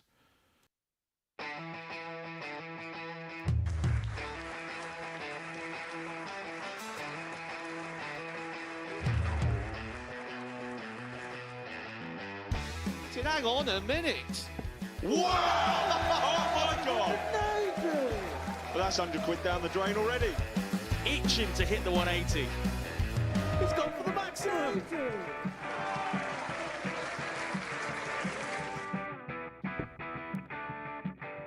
Team for the bull. Bull. 53. No, he said bull. That's a great first start from Adam. Oh, look at this. He's going to leave Scaife. Oh, can you believe it? That is unbelievable.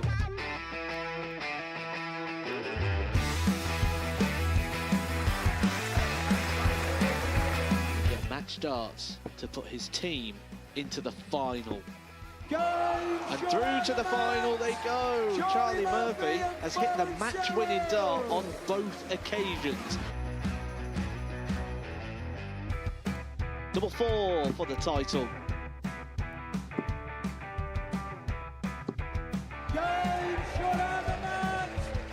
Please show your appreciation for the winner of the Influencer Pairs event, George Scaife and Adam Lipscomb.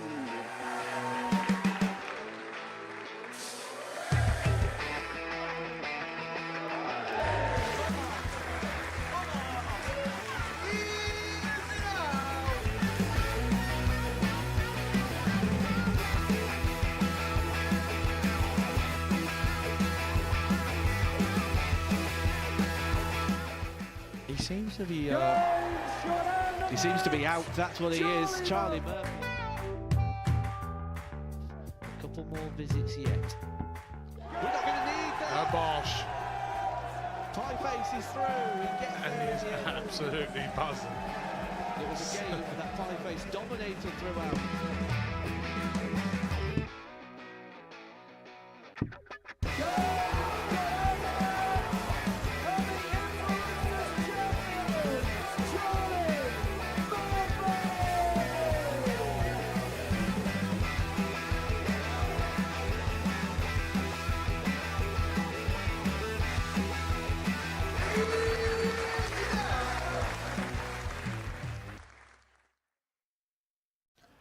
Welcome back to the action here at the Modus Super Series. Chris Gilliland is on the hockey at the moment. He takes on Bradley Roos. Now, both of these players have been going through trials and tribulations over the last couple of games.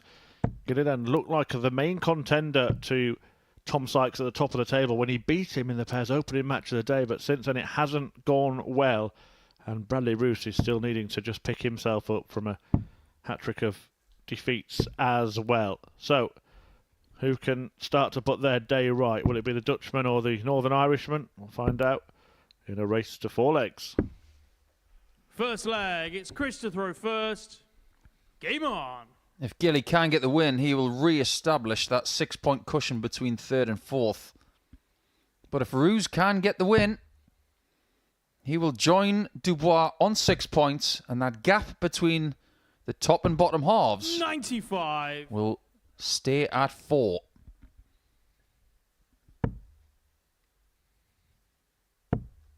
Every single group that we see in Group A, every week, has a different feel to it. And this one is no different. Easy to somewhat predict that Sykes, Adams, or Gilliland are going to win this group. And they probably will. But as for the remaining motives of making Group B, 60. Anything's possible. There's no guarantee that Gilliland is going to win another game from here. If he doesn't, then he's susceptible to losing that spot in Group B if he doesn't win the group. We just have a confirmation, by the way, 60. that number on the back of Dubois' shirt was his zip code. Same hometown as Vincent van der Voort. 60. Indeed it is. It's not the biggest country, but I'll tell you one thing about the Netherlands. It really does punch above its weight when it comes to sport. Certainly 121. Motorsport at the moment. Done really well over the years on the football pitch as well. Some real legends. 43. Chris, you require 90. Is he going bull first? Well, surely he's not going to go bull again. Just lay it up sensibly, 50. and he'll come back for his favoured tops. Roos off the pace at the early part of this match. 60. Chris, you require This 40. could set the tone for Chris as well. He's had some really good performances on double top this week. If he can do that again, he might just have Bradley exactly where he wants him. But this is tricky. No score. Yeah, we spoke before about a high miss for Gilliland being a problem, and tops is not actually his best double, is it? If he misses tops high, 96. particularly if he's quite close to the wire, Pressure he required causes all 40. sorts of problems for himself. Has to go left or right, Game goes shot on the slightly first left leg, Chris Gilliland. and finds the target. You had any decent Dutch footballers at Sheffield Wednesday, Second Murph? leg, it's Bradley to throw first. Wim Jonk, Game on. Oh, going back in the day. Reggie Blinker, Gerald Sibon. 57. So that's a yes then. Yeah. We had Genie Wijnaldum at Newcastle United for a while. Absolutely, yeah. What a player.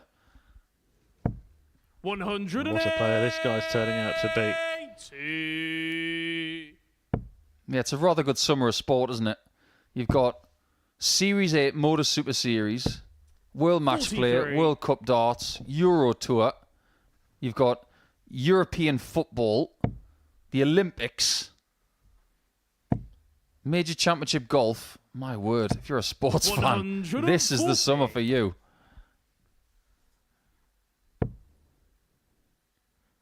Well, Gilliland, is he still going for gold in Group A, 58. Paul? Is he settling for silver or bronze? I think he's still going for gold.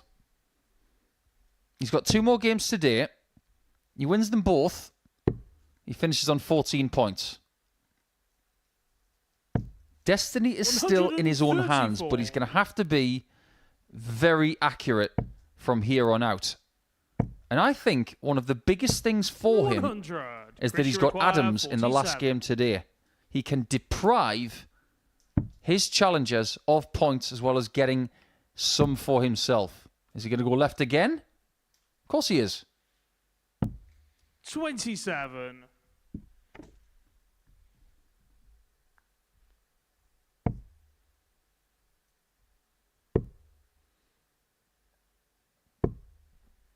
$95. Christian An interesting way to leave a 20. finish. It was effective. But this could be effective. He's got to go for 5s. 10. He's not been anywhere near as good on the doubles today as he was yesterday. That can't be ignored.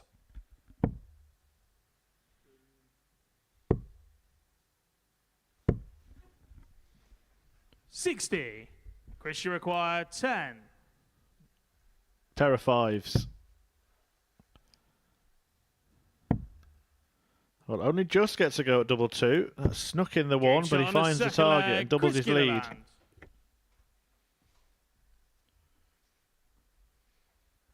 Third leg, it's Chris to throw We're only first. 2 legs in, and he's had 12 darts at a double. Bradley's had none. Yeah, and that's the problem. When your opponent's had a dozen darts at double in 2 legs, you'd expect that you've missed a few as well. 85. Hasn't even got a 2 treble turn in this game yet. I haven't done the maths yet, and I'll probably save it until either later today or 59. tomorrow morning, but I'm getting this strong feeling that we're going to be very close to 300 darts at double today, which I've never seen before. I don't think we even had that in the double 60. start week, Paul.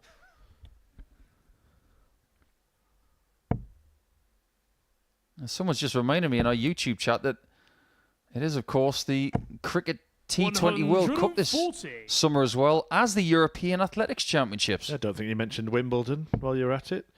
That too. Not enough time in the day. 100. I'll just sleep in the autumn. And it's all building up to Champions Week here at the Super Series.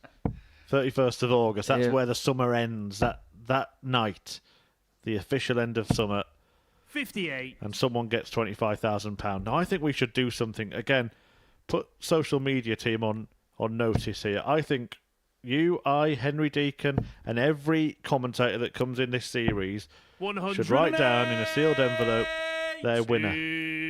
Do it in the first few weeks For this title? for the series title, yeah. And then if anyone's right, 80. then they can Richie get bragging Maguire, rights on Champions 76. Night. I wonder if any of us would even get the finalists. Game shot on the third leg. Chris Gilliland. Chris Gilliland might be going down on my piece of paper in a minute because this is a very decent performance.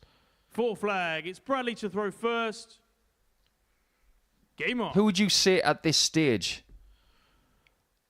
At this stage, I mean, we haven't revealed all the players that are playing, but I think there's some we can assume would definitely play. 58. And I think that I would go for someone who I think is someone who should win a Super Series, and that's John Henderson. That's exactly who I was going to say.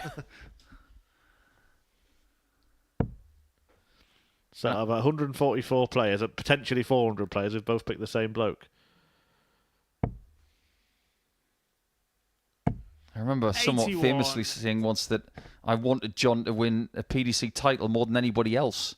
And he has got one PDC title. It's a World Cup. Yeah, won the World Cup. He's won the World Seniors Championship as well. He's now world 95. champion, John Henderson. Apparently only wins title with the word world in it. So a World Super Series title beckons John.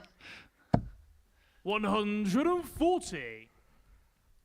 Well, let us know in the chat who you think will be the next Super Series winner, or will it be a new one? Will we see Andreas Harrison or Conan Whitehead or Scott Taylor take the title? 99. If Harrison was to go back to back, that would be something. A long way to go 58. before we get there, and a long way to go for Bradley. He's 3-0 down. And if Gilliland can click 207 and 6, he might be a very happy man. He's not happy with that second dart, though. 43. Bradley require 164. To avoid being beaten 4-0 for the second time today. The biggest finish of this week so far is still 127 from Sykes. 82. Chris, you require 164. Is that going to be bettered right now? It is not. Bradley will surely start on the 41. ball. Bradley require 82. 17 and tops. Game shot on a fourth flag. Has had a habit Bradley of just Roos. finding it when he's pretty much out of the game. But I just think that, I mean, we watched that match earlier Fifth on. flag. It's Chris to throw And first. you could see the confidence just Game going on. out of him and the negative body language and expressions just overflowed. And we felt that he'd let one or two legs affect that match. I think we can now go further and say that he's let them affect the entire day. 46. Might even go a little bit further back to yesterday, because he only won one game yesterday in his first match. 140. I think some of the things that happened yesterday have infected today. It could well be a weekly thing. If you're not playing your best darts coming into a week here, you could be exposed. 46. You've got to find ways to win. You are going to get 12 darters. You're going to get 11 darters 58. because you're a world-class player. However, they're not going to happen all the time. You've got to find those really hard-working 18-dart legs. And how do you win those legs? 135. You win them with your mind. Because if you stay strong in mind, you can transcribe that into your technique. If you're weak in mind, you're not going to win those legs. It's 99. that simple.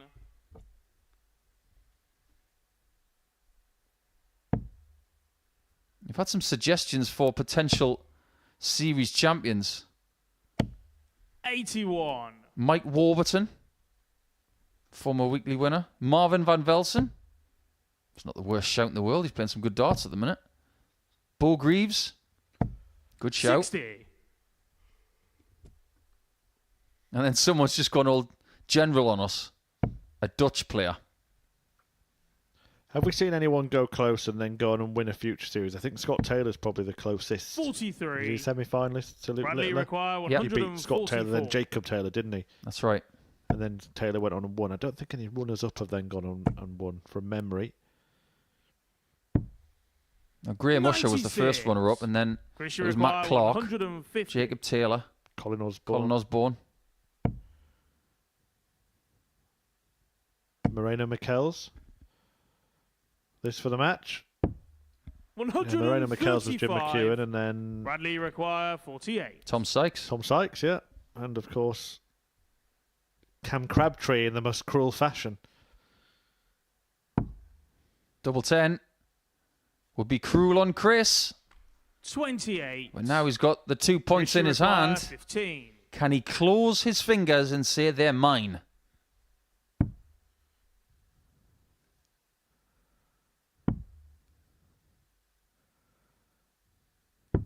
Game shot. Yeah, there it is. Gilliland gets the job done. 4-1. It wasn't the most convincing performance, but it was more than enough to see off Bradley Roos, who's beleaguered today, troubled, and he's getting his punishment dished out game after game at the moment. He'll be back one more time against Revelino Dubois. Maybe an opportunity there for a victory, but the big match is coming next. Tom Sykes against Martin Adams. The opportunity for Sykes to open up a 4-leg lead at the top of the table, or for the unbeaten Adams today to join him on 14 points. That's coming up right after this.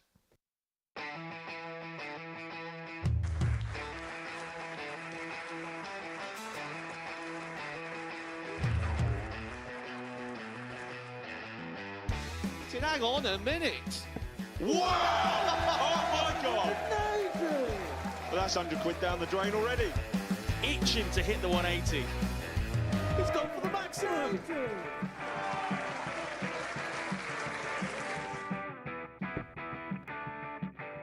Team for the ball. Ball. 53. No, he said bull. That's a great first out from Adam. Oh, look at this. He's going to leave Scaife. Oh, can you believe it? That is unbelievable.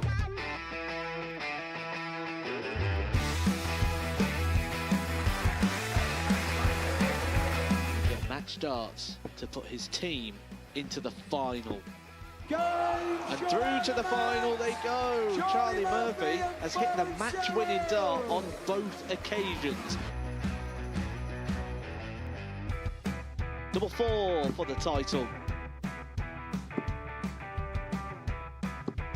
Game shot out of the match. Please show your appreciation for the winner of the Influencer Pairs event, George Scaife and Adam Lipscomb.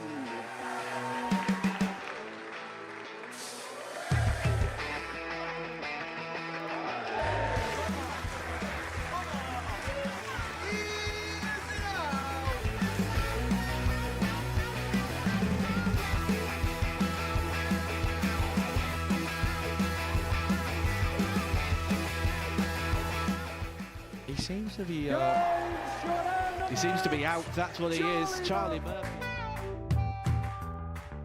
A couple more visits yet. We're not going to need that. Bosh. Pie Face is through.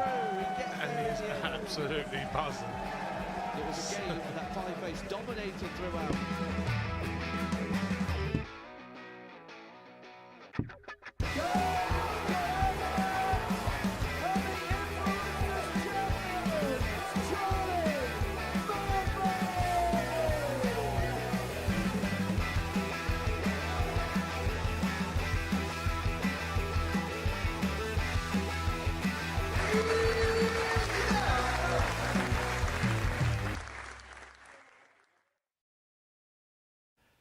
Well, Martin Adams is enjoying a very happy birthday here. 68 years old, won all 3 of his matches today and goes into this match with Tom Sykes on a 6-game winning streak, having won his final 3 yesterday and his first 3 today. The games that he lost in this group are now against the opponents that he's about to play. He lost to Gilliland in his first match yesterday and Sykes in his second. If he can get revenge for that defeat, then he will be tied at the top on 14 points with Sykes. But if Tom Sykes can repeat the result, then he will move clear First of leg, Adams it's Tom to by throw 4 first. points, and it will already look Game like on. a margin that is pretty far in the distance. And what we see before a dart is even thrown competitively in a match like this, 59. how many different handshakes have we seen, or different exchanges from certain players? And I'm not talking about when we had Anton Ursula and Victor Tingstrom here, who had a different one every day. But it's a conventional handshake, one of the overhand 40. handshakes, fist bump. When it came to Victor and Anton, they did hip bumps, elbow bumps, 100. synchronized dancing. This one is traditional because it's important.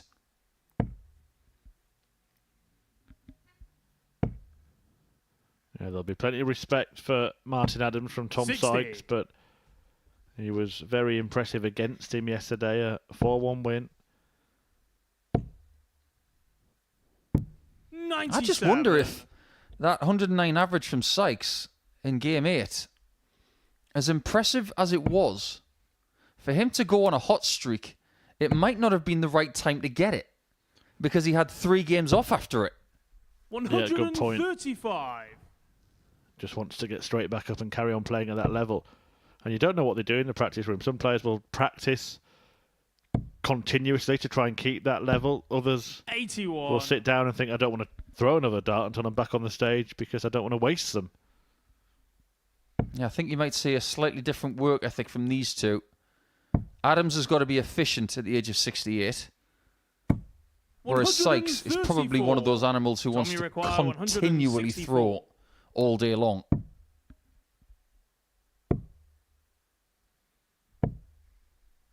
Some of these players might clock up 15 to 20,000 steps in a day. Just getting up off their chairs, throwing darts, retrieving and resetting.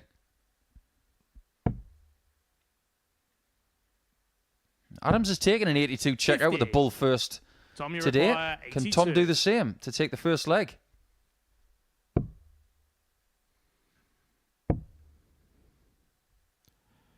Does get a go at the bull. 57. And he gave it a go, didn't he? Martin, you require 82. Well, we said he's already taken one so far today. Can he take another with the bull being the last dart? 57. Both had a crack at it. Tom, you And require both have failed. 25.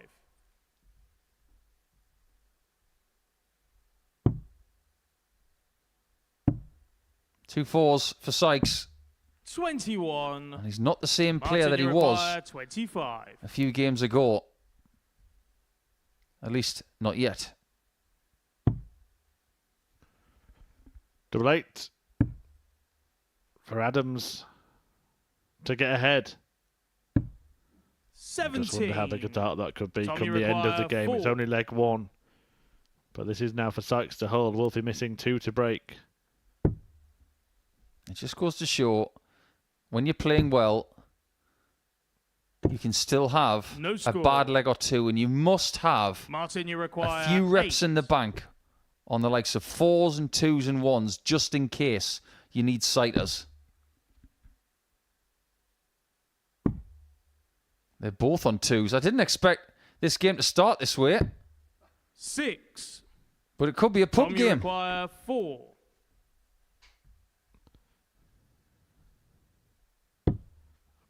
Top 2 in the table, both on double 1. Game shot on the first leg. But it's Tom top of the Sykes. table that finds it, and he allowed himself to enjoy that moment in the end. Not the most glittering leg that either will produce all week, but Tom Sykes will take it. Well, Second considering leg, how it's well he Martin played in to his throw previous first. match, Game on. that was a 27 dart leg. He'd have clicked 2 legs in 27 in his previous match.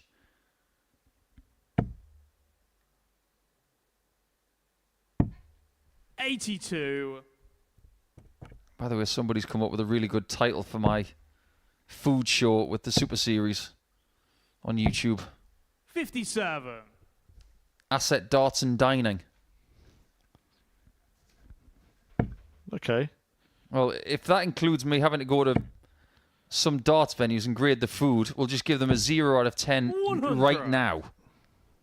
Because it's all awful.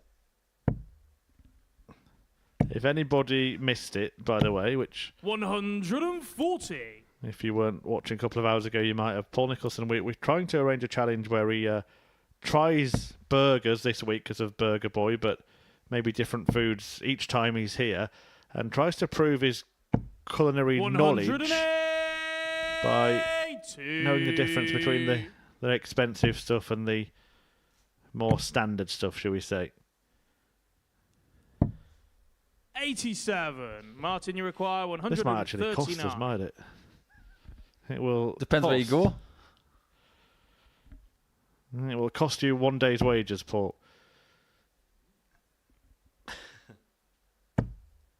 Can't be that expensive then. But if you get it right, you get to keep it. All right. Sounds like bullseye. Just another 57. name in the chat about Martin, potential Super Series champions. Danny Jansen. That was Henry's tip yesterday. What's the tip right now?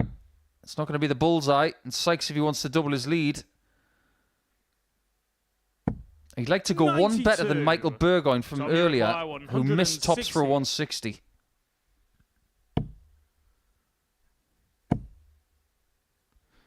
When he misses, he's 60. never far away, is he? That's a Martin, 60 you require that 36. could have easily seen him getting a go at tops on that finish. Game shot on the second leg. Adams Martin not Adams. messing around on the double this time around. I would love to Third see leg. It's Tom to throw first. Game on. Tom Sykes' heat map. When you look at where his darts land in and around the treble, there's very, very little variation. 140. He's human. He has a bad dart every now and again, but around that treble 20, I'm with you. He's like a really good bowler. Line and length is very good. He's like Glenn McGraw. I think that in 3 years we'll be talking about the 95. time that Tom Sykes used to play at the Super Series. He's going to be a professional tour card holder with no doubt in my mind. 108. Seconded. I say that with no hesitation. We've been around long enough to know what's good and what's promising and what's both. Well, the throw looks so 83. solid. It looks like the type of throw that can hold up through time. It is a picture perfect. Actually, even there, he's found a treble 5, but look how close he is to the treble 20. 60. I assure you the last dart wasn't aimed at the treble 20. Sensibly. Because from 121, he's got options. He can even start on the bullseye if he so chooses. 100. But if Tommy his margin Maguire, is misses that small, there will be 121. days when everything goes in and he will get incredible averages. So good. I do wonder what his ceiling could be. Because you've seen a little glimmer of it today at 109. I think he can definitely hit 115 plus. He can do what Andreas Harrison did in the previous series. But can he do what 83. Pilgrim's done in breaking Tommy 120? requires 62. We don't know.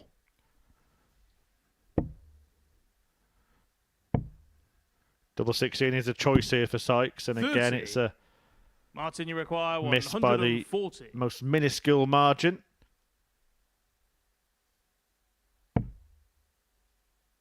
He's going to need mistakes from Sykes if he's going to win this match for me. 100. Because Tom is outscoring him in the first 9. 32. Game shot on a third He's also leg. outscoring him on the Tom leg count as well. As we follow the throw, Adams has got to be good Fourth from here. leg. It's Martin to Otherwise, throw first. he will stay on Game 12 on. points and Sykes will go to 16. We spoke to Tom yesterday afternoon, Murph, about if he wins the group, what kind of plans would he have for Thursday and Friday? I'm not even sure he 125. knew. He was so in the bubble of playing the group that he hadn't even contemplated having the days off, which is exactly 60. the right attitude. But he did talk about the potential of having the days off and still putting in the work. That is the mark of a pro. 140. Adams not letting him get away. 140. There was that very poor first leg that Sykes lost. His performance looks much better than the stats are suggesting since then. 43. A big visit here, and he can start to take control of this tie. Probably needs a 180 to do that, needs a 140 to leave the finish, or a 97. couple of trebles would have done. Still in the leg, but when you see Wolfie planting that 60 with dart 1, you do fear the worst. 121. Well, he gets a couple of trebles, so should get at least one dart double when he returns. I was talking yesterday about Tom's ability to get past a blocker. 72. But even that one there, he didn't like it. But still finds the chance of winning the leg only if Martin misses tops. 32. Which he has now. Tom, you And this is require only 70. this chance because of a really good 2 treble 19 approach.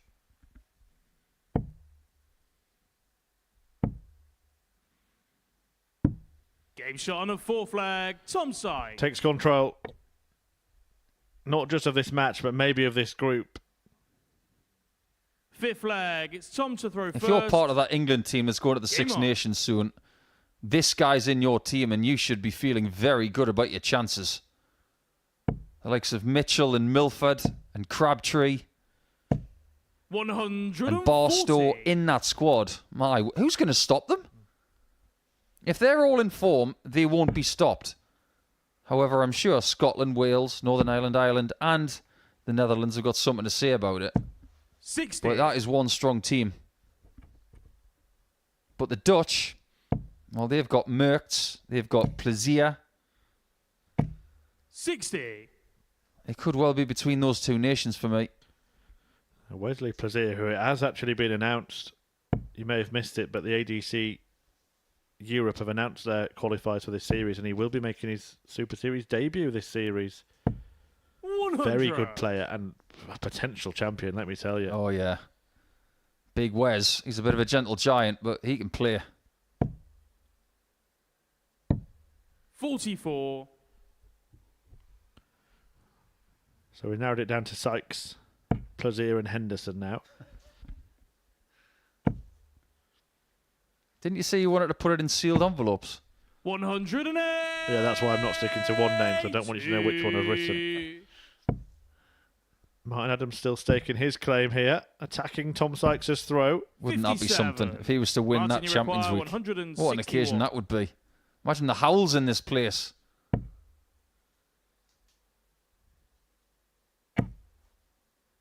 It's been a tough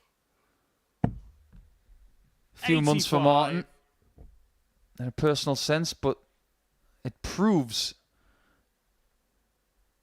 that darts can be therapy as well. The board never talks back, 140. and it will always Martin, accept you what you require give it. 76. I don't know, Paul, I've never found it therapeutic. It'd be more like an act of self-harm whenever I'm having a practice. Anyway, tops. 41. Tom, you require Got to 60. fear the worst for Martin now. Sykes for 16 points and a 4-point cushion at the top at the expense of Wolfie. Game shot and the match. So nicely Tom done. Sykes. Tom Sykes, he just turned it on, didn't he? Martin Adams, a big show of respect. It was the first leg that really just changed the stats. Both players missing bucket loads of darts and doubles in the opening leg of that one, which is why the average doesn't do justice to the performance. But it's a really significant result that Tom Sykes with a 4-1 win pulls himself 4 points clear of Martin Adams, and that is going to be a big gap to bridge tomorrow. They'll both return for their final games, but before that, Bradley Roos takes on Revelino Dubois.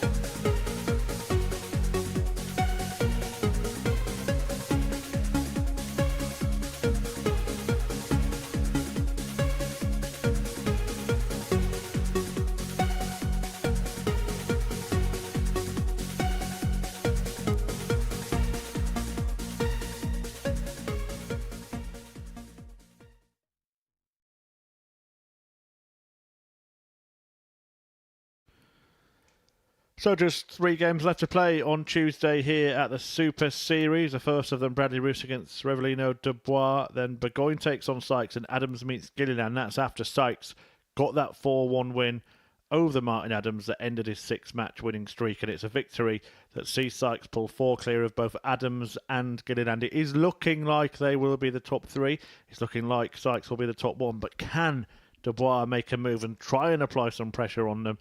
Or can Bradley Roos end his own little losing streak? And can he change his demeanour today? Because it's been a sort of self-fulfilling prophecy, the fact that he's looked down and he's been getting results to match the exterior. Will it change here in the Dutch darting derby? We will find First out. leg, it's Bradley to throw first. Game on. If he doesn't win this game, today is going to be the same as yesterday. He'll have won his first game and lost the next 4. That's what he doesn't want to happen. 60. But even though these two are quite close, it is still up to Dubois to try and get more points than his compatriot. If he wins, he'll get 3 wins from 5 today, which is a very decent return against a talented field. 83. And it might just stoke up some confidence that maybe wasn't there yesterday morning. Absolutely. 44. Will Bradley Roos badly lose? You can do the rhyme for his opponent. 140. Time and a place. Time and a place. You used that word petulant a little bit earlier on. 60. I think it's getting pretty close to that.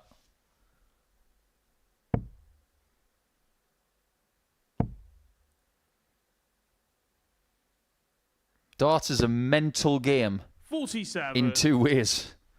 It can be crazy, and it's about being between the ears. If you lose the between the ears battle, 93. bye-bye. Well, he may watch this back and come and approach us in the morning and say we've been too critical and getting on his back and stuff, but it's actually, in a way, trying to help him, because I just think a little bit more positivity Revelino, would you require 170. embellish his game a little bit. Couldn't agree more. We sit here with a great deal of experience Bradley of watching 129. different talents over the years. And all we want is the best for these players. And we don't want them to 97. throw opportunities Revelino, away. you require I think it's probably the 112. worst way of putting it. Yeah, he's had the demeanour of a bloke 72. who, if he Bradley, you require won the lottery 32. and told you that news, you'd say, oh, congratulations, that's great, mate, you've won 5 million. He'd say, yeah, but it wasn't a rollover, was it? Game shot on the first leg. Bradley Roos. I know a few people like that. They shall remain nameless. Second leg. It's Revelino to throw first. He has won the first leg. Game on.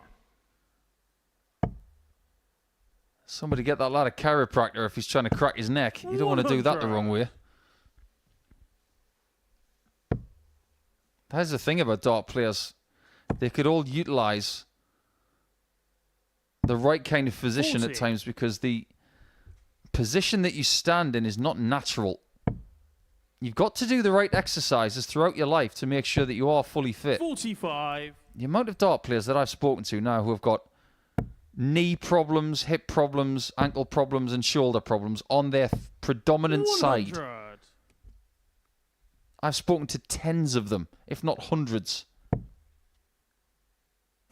You've got to do what's called... Oh, and there was another attempt at one. 140. I know certain people... I'm going to completely divert myself here away from what we were talking about, but on social media, when we were here in week 12, 100. there were some people who thought it was disrespectful to the Modus Super Series and to some other people to do it so often. 100. And I have to agree that there is a time and a place for a no-look 180. This is not it. 83. Revelino, you require 116. Good dart. Good finish. Missed the 112 on tops. 76. Has missed the other side this time.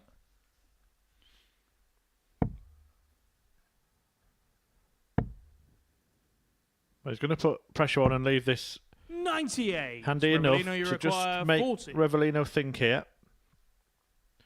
Can you remember when Adrian Lewis first Game did that? shot on a second No, at leg. 180, and then Revellino to he went through a phase of kept trying to do it. There was actually a match in the Premier League when he started looking away when going for doubles Third leg. It's against Bradley Roman to van throw Barneveld, first. and Barney wasn't Game on. really impressed by that behaviour. I tried it once at the Grand Prix against Simon Whitlock, and I looked like a complete and 100. utter idiot. Never did it again. Yeah, it looks good when it works, but 61. I just think it's been overdone. Think of something original now. Agreed. So forget about the no-look 180. It's been done. I actually want to see something. We have had players here who could do it. I actually want to see the other hand dart. So when you've got a target blocked, Graham Usher was able to do it. We never actually saw him do it in a match. We saw him do it in practice. If you've blocked an angle, go and throw the other hand and open up that angle by 60. doing that. And Usher could do that. We've also seen somebody decrease their height by trying to get a dart underneath a blocker or over the top of something 41. by actually doing a mini squat. That's not against the rules, as long as your foot does not cross the oki. Now, these are not things that we are encouraging people to do. We're just trying 42. to say that there are other things you can do to try and create angles. But when you have to hit a certain target, sometimes you do need to change the fundamentals. 96. Peter Wright did what you're referring to, didn't he, against Van Gerwen in the Premier League. Also whipped up the crowd before taking aim at the bullseye. Yeah, that's all been done. 57. I think Michael Van Gerwen said something like, and I am paraphrasing slightly, but I think it was, if you want to be a clown, go and join the circus. I think that was the exact line. 79. Bradley, you require 161. I actually enjoyed it, and I enjoyed that little bit of needle they had for a while. They got a lot of respect for each other. Of course they do. Spend so much time together. He then said, didn't he, where's his dummy? It's over there somewhere. It was good trash talk. 99. Remember when Wrighty said, I'm going to Revellino, you smash require him, and he didn't. 164. But those two are both great guys. 58. We like a good rivalry in darts. Bradley We like a good requires rivalry here at 62. the Super Series as well. I wonder what could be the next big one. As we look at double 16 now. 30. Ruse has missed that chance of a Revellino, you 2-1 require lead. 106.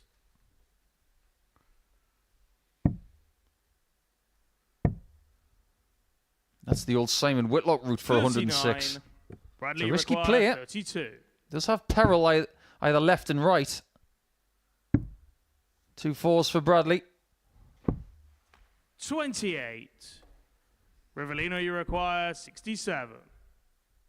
2 usable routes for this. However, we have seen somebody go for treble 13 on this a couple of weeks ago to try to double 14. This is double top though. 47. And he's missed it 3 different Bradley, times you now require 4. on combinations.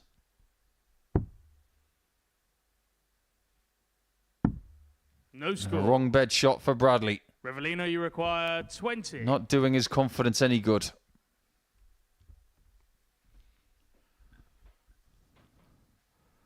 I wonder if there's any more to it. Game shot on a third Again, leg. speculation, Revellino but just Dubois. for him to be so downbeat all day, is there an injury or something we don't know about? Is there Fourth flag. It's Revellino to anything throw plaguing first. him other than Game just... All we've seen is that he wasn't playing well early. He was frustrated and there's been a hangover, but who knows if there's 100. anything else. So you know what it can be up there. You've sat both sides of it, haven't you? You've been a commentator speculating, but you've also been the player being speculated on. And you just, 61. if only they knew what was really going on. It's true. Some dart players have played under some 43. ridiculous adversity at times.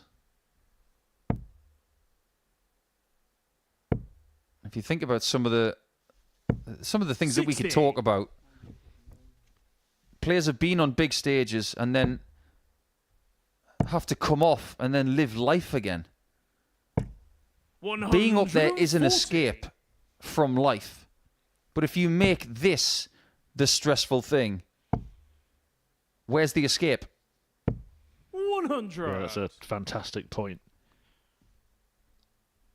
I was once told by someone who's very prominent in this sport, 100. it's not always the world against you when you're on the stage.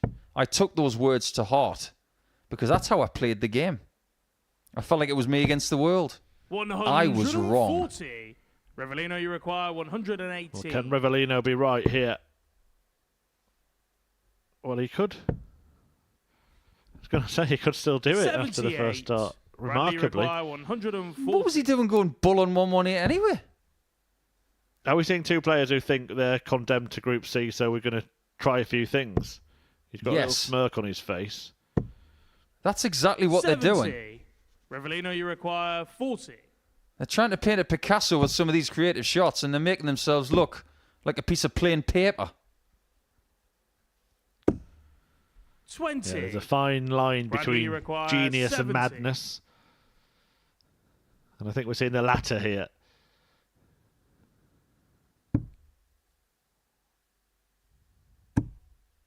$54. Revellino, you require 20. 2 10s. Game There we shot go, on the 1 full dart flag. required, and Revellino Dubois is on course for that good day. Hat-trick of wins if he gets one more leg here.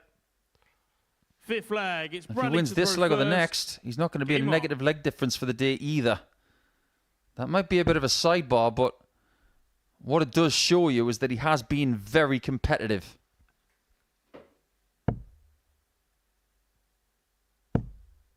$81. I'll tell you one thing as well. Gilliland, Sykes, and Adams will be looking at the monitors in the practice room thinking, if this is the way 44. you're going to project yourself tomorrow, Bradley, we're going to eat you alive. We're going to take you out, all of us. And you're going to be 2 points on a plate. 60. You must be resistant to that. What would you prescribe for Bradley between now and tomorrow? Get as far away from the dartboard as possible. Go for a walk. Get some decent food with some nice people. 58. And a good night's sleep. I'd say a night out with Henry Deacon. I'm trying to make things better, not worse. Oh, 60. he's a bundle of energy, isn't he? A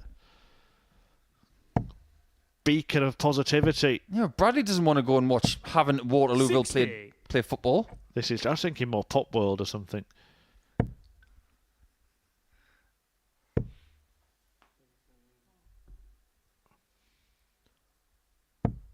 I think it might be a good thing that he's got another Dutch person in this group that he can speak in his own tongue and they can talk about 43. everything, but don't obsess about it. Exactly what you said. Just get away from the darts for the afternoon. Yeah, whatever you do, 41. don't go to another local competition tonight and make things worse. He's punching the air in the background there. Really is disappointed with his day, and you can understand it. It's a lonely place when it's not 100. going well. But I just think the times that he's doing it, he's actually in charge in this leg. It never rains, it pours. 76. I gave it the old Matt Campbell there with the ironic thumbs up. Worked pretty well for him in New York in the last few days.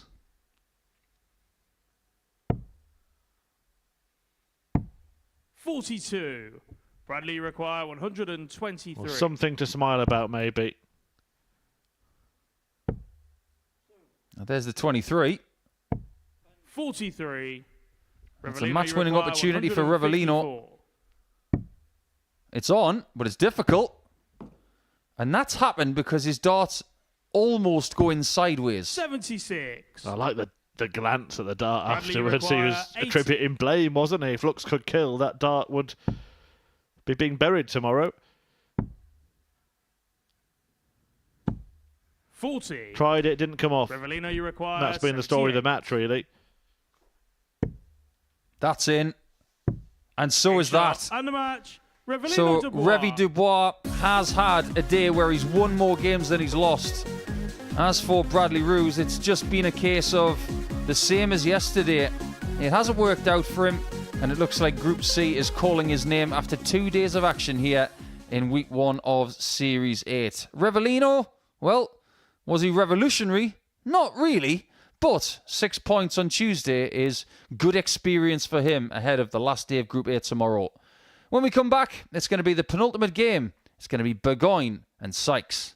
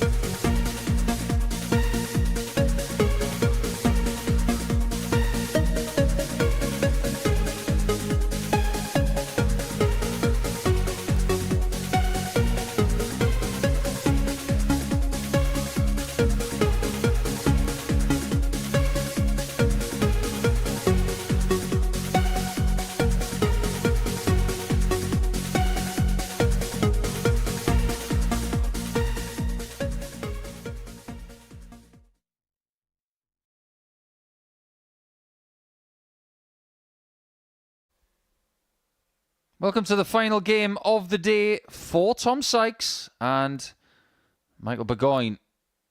Can the Burger Boy find himself on 4 points for the day, which would be an improvement on yesterday? As for Sykes, he's looking to finish on 18 points for the 2 day he's played, and that will guarantee a very commanding position going into our third and final day of Group A.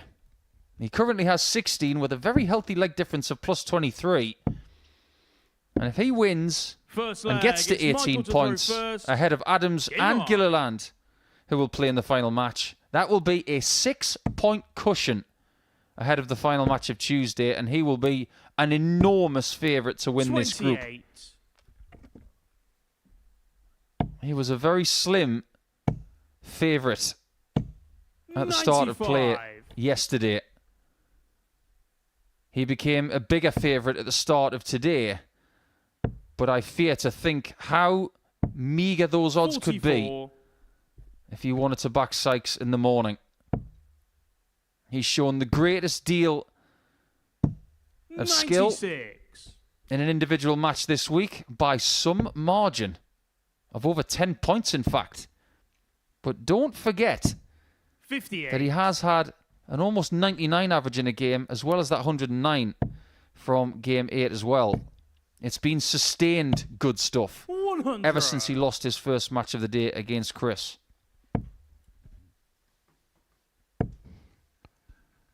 Yeah, can he finish on a high? 38. And if he wins this match, then he's going to be guaranteed 123. that 4-point buffer going into the final day of action. It's a difficult target to overhaul for the chasing pack. But if Burgoyne can somehow get a victory against the 45. favourite to win this Tommy group, require 87. then one of Gilliland or Adams will be within 2 because they play each other in the final game. Game shot on That's the just first got leg. harder. Tom Sykes. He's now 5-0 up on Burgoyne this week. Second leg. It's What do Tom you to give throw for 8? first. Game on. It's a question of whether Michael can find enough in the early stages to keep Sykes at bay. And when he's playing like this, it's very, very hard to do. 182. Even with all of the talent coming in later in the week. 81. Considering how strong Sykes has been since he first came here less than a year ago, he has got to be the favourite. 81. He's made this place a home from home. Missed out on Saturday the first time he got here. Since then, Saturday has been a destination. 57. And he's punched his ticket every time. And he's constantly making finals as well. Because if you think about it this way, the last 3 times he's been to Saturday, he's made the final. 140. Albeit having won only one of them. Losing to Jimmy Van Schie, losing to Scott Taylor in a series final, 140. Tommy require but beating 100. Darren Webster in his first final. He wants to put that right. And he's doing a fabulous job. He's on it again. This is better than what he did earlier. Third leg. It's Michael to throw first. Game on. I made a joke, Murph, about the fact that at the start of his last match, he had a 27 dart leg to take the first leg. He's just taken the first 2 and 26.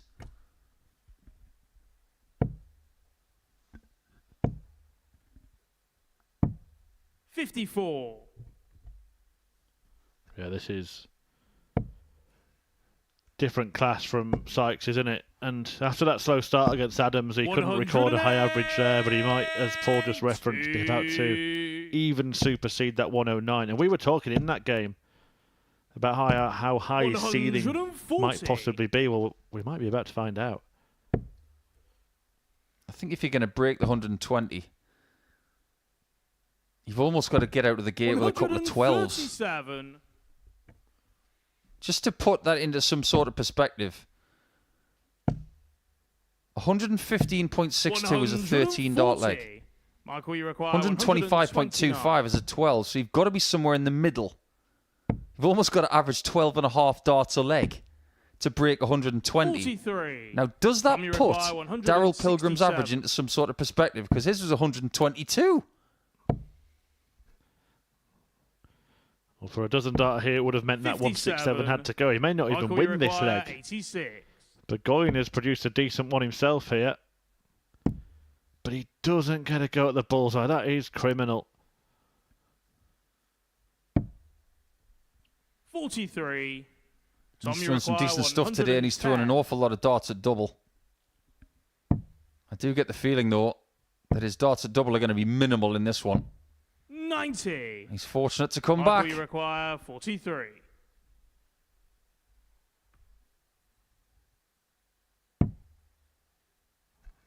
Dart number 56 at a double today, and it's one of, if not the worst one he's thrown.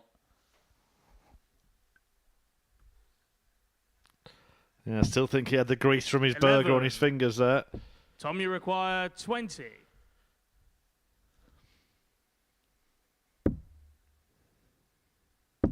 Oh, Game it's shot so on the good. third leg. And Tom Sykes is running burger rings around Michael Burgoyne. Fourth flag. It's Tom to throw first. Well, despite what was a below par leg by his standards in this game, still averaging almost 105. 93. Every now and again, we unearth something here. We all knew about Littler before he came here. We knew it was possible, but when he did it, we thought it was proof 60. of the hype. When Sykes first came here, we didn't know a great deal about him, but make no mistake, 140. he's for real. And in direct correlation with what has just been said in the live chat, I think we do have to treasure him here this year because we might not see him for much 97. longer. I think we get a player each year, don't we, who goes on and does fantastic things. I think the first year here we saw Scott Williams go and win a Pro Tour, of course, reach the World 98. Championship semi-finals. And next year, Littler, that player, of course, from last year into this. I'm wondering if Tom Sykes might be the player that does it next year on the Tom, you require PDC circuit. 170. How about this to finish your day? How about it? I think he was somewhat ironically saying, is that in? 118. I know that is. It could be another 4-0 victory for Sykes to cruise to 18 points. This game has not been on very long at all. And he's made mincemeat of the 50. Burger Boy. Tom, you require 52. Double 16.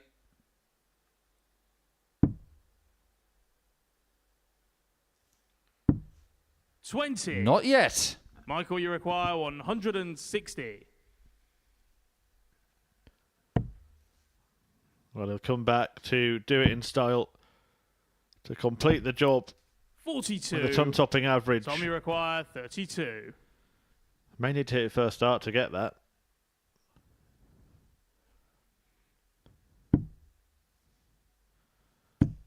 Game shot. Second will and the do, match. Tom and he Sykes. just stays over a ton.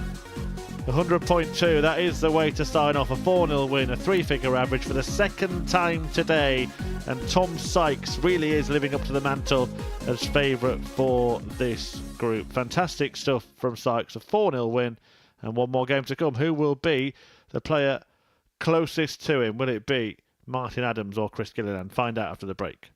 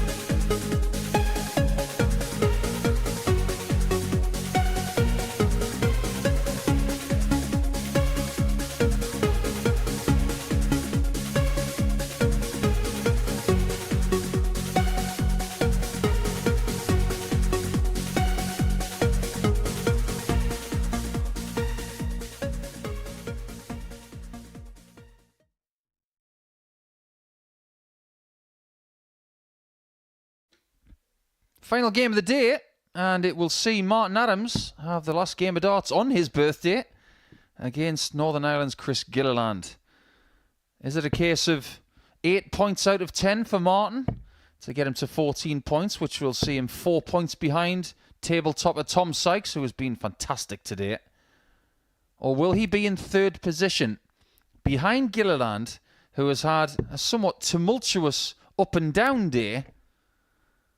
It'll be fascinating to see what kind of game we get in contrast to what was game number 1 of the series. It was a perplexing first game yesterday, which saw some ups and downs. But now that these guys are firmly rooted into Series 8 Week 1, will it be happy birthday, Martin, or will Chris be the party pooper? First leg, it's Martin to throw first. Game on. It'd be the same set of results for Adams if he does lose this game as he had yesterday, just in reverse as the games were reversed. Basically, par for the course. I wonder if anyone's ever done that. 3 days in a row had all the same outcomes. I wouldn't be surprised. 45. And so far this week, Bradley Roos has won his first game both days and lost the next 4. Yeah, Chris Gilliland is, I think, today 84. there for the taking, and with what I've learnt about his elbow, I think I know why he's there for the taking. I think there is a little bit of stress on that now, having played a full day already. 97. They've both won the same amount of legs today. They've both won 13. I actually think that I'd be interested to get your opinion. I think for both of these players, if Tom Sykes is going to run away and win this group, it is 140. imperative that they do end up in Group B. I don't think a taxing Group C campaign would suit either. They're in very good positions to do so, but we have got Dubois just on the shoulder whoever loses this match. Agreed, yeah. And the 80. game that third place player has against Revy tomorrow takes upon huge importance. And it may just be that game that sees that person safe into Group B. But who is it going to be? We don't know if it's going to be Martin in third or Chris in third, because at this stage, Tom Sykes is going to take some stopping. Well, he's going to have a bad day tomorrow, and one of this duo is going to have 100. maybe a perfect day. Well, cast your mind back to game 2 when Chris played against Tom and beat him 4-2. We were talking about this group very differently at around 10 o'clock this morning. 49.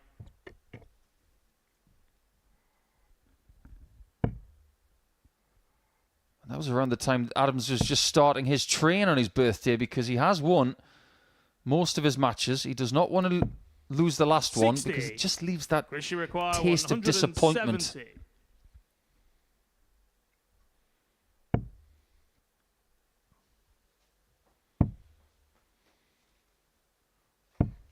$58. Martin, you require 119. 19s for starters. Well, you'll have to go the 12 segment now. 12's for main course. Dessert is double 13. 106. Chris, you require 112. Can Gilliland capitalise? Well, that is now not the best life for the 54. He didn't have to go that route. He could have actually gone 56. treble 20, double 17. Martin, you require I think it's something he 13. needs to bring into his game. When he's blocked a target, he needs to think about where else is possible.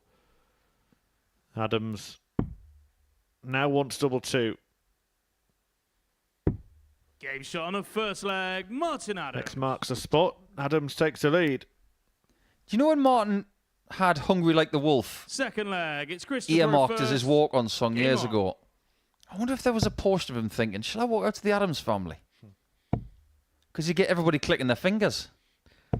Well, in the era of 85. Premier League darts, I'm sure that could have been the perfect sort of merging of two tracks, because often a player will have a little sort of few bars of a different song. For example, I think Peter Wright has the Greatest Showman, doesn't he, before 100. going into Don't Stop the Party.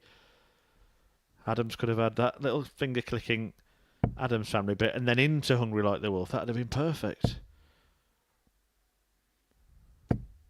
95. Can you imagine if he did a Premier League night, what the howls would be like in the right place? I mean, what would be a home game for Martin Adams? He's from Cambridgeshire, so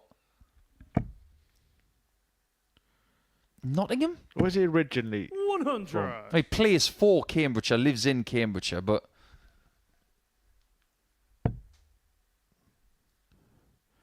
Where was he born?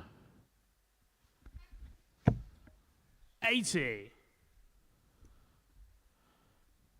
Adams was... Yeah, Sutton, wasn't he, in London? Yeah, I thought he was a London guy. Oh, he needs to make the finals for his home event, basically. 41. Well, if he's from Sutton, he's got every possibility of supporting the same team as Tim Vine. Because Tim Vine's a very famous Sutton United 96. supporter. Loves his darts, does Tim. Heck of a nice chap as well. I've seen both him and his brother at darts events. Jeremy. 100. Chris, you require 145. Famous shot, this. MVG 2012, Dublin. And that was the first 85. that allowed the Martin, you floodgates to require open, wasn't it, when he beat 160. Mervyn King in that famous final.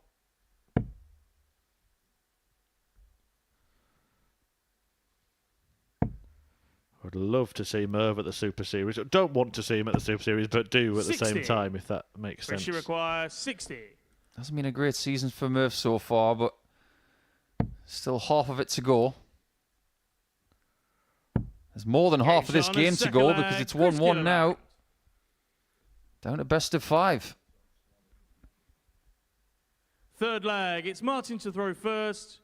Game All on. smiles. You couldn't get that killer instinct against Adams, could you? Because he's just so friendly on the hockey. He doesn't give you any 140. fuel. He's never been one to give it large. He's always been part of the generation that see that as disrespectful. Think about some of the greatest games that he's been involved with. 125. They've predominantly been with players that don't necessarily do that either. Chris Mason, Glenn Durrant, Scott Mitchell. Well, Laura Turner last week was saying that our Women's Week winner, 60. Rhiannon O'Sullivan, actually celebrated her opponent's finishers more than her own most of the time. And nobody knows the ladies' game better than Laura. 85.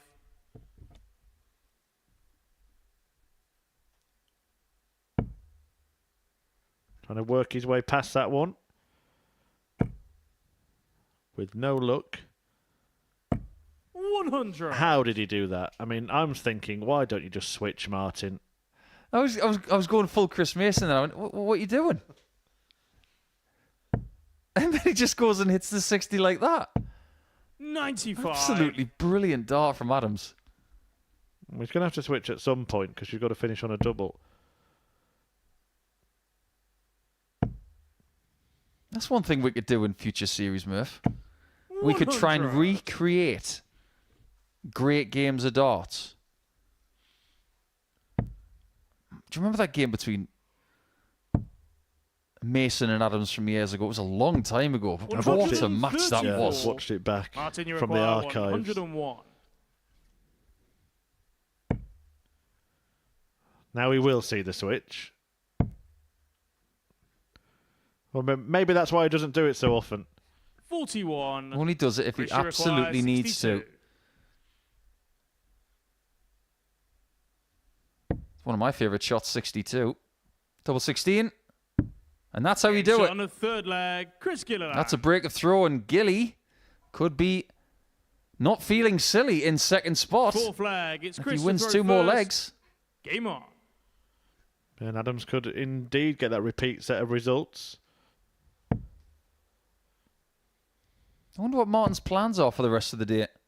Hope he's got some nice plans. 78. I think it'll involve a siesta. He'll be fresh for tomorrow. I mean, he's 68 today. My days at the Super Series usually involve 60. a siesta. What are you trying to say, that when he's finished he's going to watch Countdown? I would. I love countdown. Go on then, give us an anagram of Martin Adams' name. 77. I can give you one of Tom Sykes. Most keys. Have you been on the phone to Kirk Bevins again? How did you pluck that from thin air? I thought of it earlier, but I thought there's no relevance to it. And then you 100. mentioned countdown, so I thought I'd bring it out. Well, if somebody can get, by tomorrow, a really good anagram of Revelino Dubois, then bring it on. 140.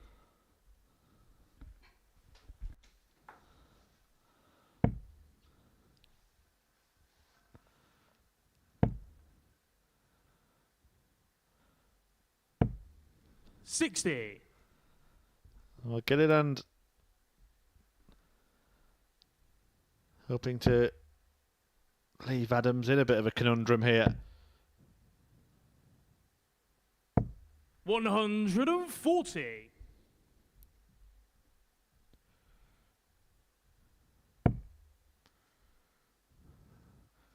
But it's numbers rounds that we deal with here at the Super Series. 134. Chris, you require 66.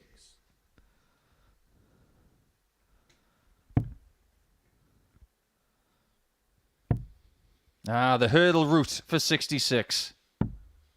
26. It was a very fine Martin, year you for require England. 147. I wonder if 2024 is going to be the same in a footballing sense.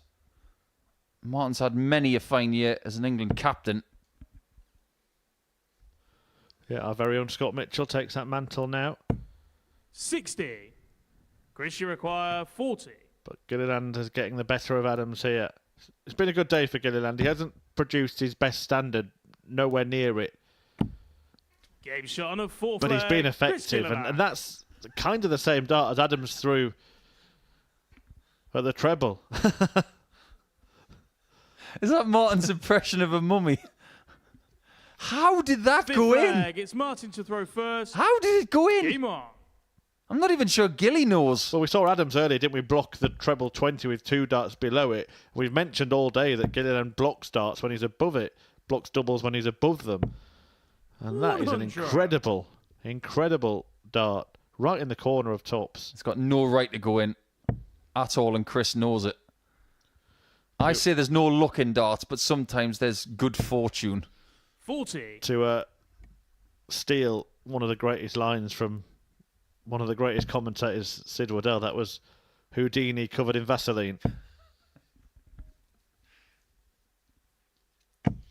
108.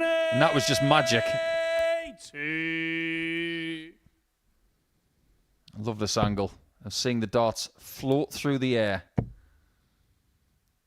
Very little deviation. 95.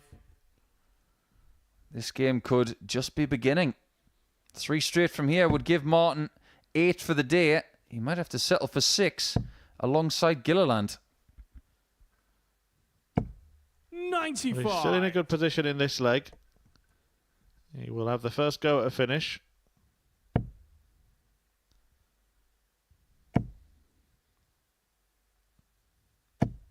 But the pressure is applied. It's such a wonderful maximum. Wasn't even in this. I mean, he still might not be. He'll go for it. Of course he will. 54. Yeah, but the problem is, he's only got himself to a tricky 2-darter. And Chris is maxing at the minute. And looking good to pressurise. And does a wonderful job in the last 6 darts. Martin, you require 72. Yeah, he's saying to Martin, well, if you miss, mate, I'm going to win it now. No messing around. You're only getting 1 dart. That's all you've got. That's all you're getting. And Martin says, that's all I need. 5th leg, Martin Adams. He didn't even know that was in until he deviated his vision a bit. Great 6th spirit. leg, it's Great Chris to spirit throw between first. the pair of them. Game on. Now, Revelino was talking to you this morning, saying that the guys in the practice room are all nice fellas. He's not wrong. 135. I can say hand on heart that when you play against Martin, it's fun. Played him in exhibitions in the Isle of Man, in Portsmouth, and on this stage in a test match. Whoops. He's thrown it. 80. He's thrown the dart. Wow. That was the wrong un. Well, he's bemused the referee, Jack Garwood. He's confused Chris Gilliland. He's astonished us. And I think he surprised himself there. He's thrown loads and loads of darts over a long career. I think he may never have done that before. I think what's happened there is when the dart goes back, it's gone out of his grip, and he has naturally 45. thrown the arm forward, and the dart is already out of the grip. And because it was the properly approved throwing motion, the dart had to count. Had it just been dropped on the floor, it doesn't count. You can pick it up and throw it again. But because he's actually propelled the dart, it had to count. It's the same as American football. When the quarterback has a forward motion of the football, then the ball is displaced. It's called a fumble. If there's no forward motion, 60. Chris, you require 101. it's different. Well, a strange occurrence there for Martin Adams. 69. And Chris Gilliland can cruise towards the finish line.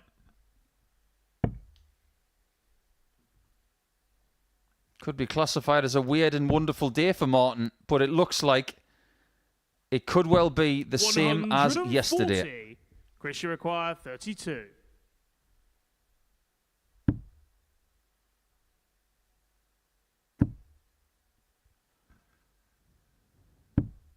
$16. Not quite there. I've had some troubles in that corner of the board. You don't meet many players who like 32 as much as tops. Everybody's got their favourites. 55. Right now, he's got to make a favourite of Chris, you double eight. require 16. Similar dart to the first at double 16. Is there a way in here? Well, you No can see score. why he had to try and throw Martin, that you totally require differently, because he completely blocked the 121. target. And Martin Adams may yet have a trick up his sleeve here. But he's only got short sleeves. And maybe he needed longer sleeves. 43. If Gilliland doesn't Chris, you take it this require time, he could be in 16. real trouble. On the wire. And in the double, Game shot. Gilliland And the gets match, it done Chris in Gilliland. the end. A well-spirited end to the day. But it's Gilliland who wins against Wolfie, and in doing so keeps up some kind of pressure on Tom Sykes at the top of the table. Adams and Gilliland, well, they both had very, very strange darts in that one. Gilliland squeezing one into tops. Adams not even reaching the board with one that he threw. A real outlier. But a win for Gilliland is the most important thing. He's the one that will threaten Tom Sykes tomorrow, but it'll take a lot to threaten him. He beat him today. He's also beaten Martin Adams. We end the day with a 4-2 victory for Gilliland, and we will recap all of the action on the other side of this.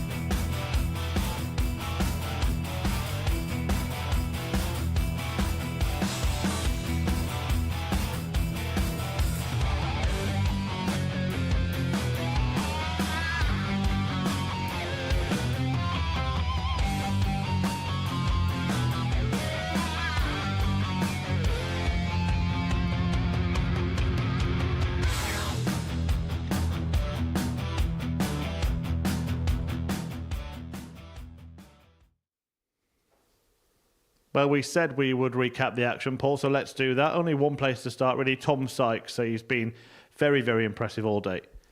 He's won less points today, but he's been more impressive because of 2 ton-plus averages. I think starting on the wrong foot has set him off on the right path. And I think today can be categorised by 2 players. With all due respect to what Martin's done and it being his birthday and what Gilly's done, but what we've seen are 2 players who have responded differently to disappointment. Because Sykes, when he lost, he came out all guns blazing after that and he was so much better than everybody else.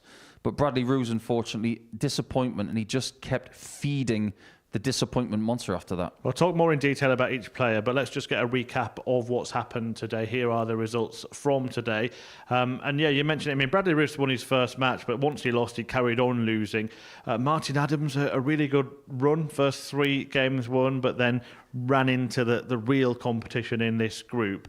But with Adams now so far adrift, with Chris Gilliland having that elbow injury that he's recovering from, do you think this is now kind of a procession for Tom Sykes tomorrow? I don't think he will see it that way, and we probably shouldn't see it that way, but darts is not played on paper, it's played on sisal, on the stage.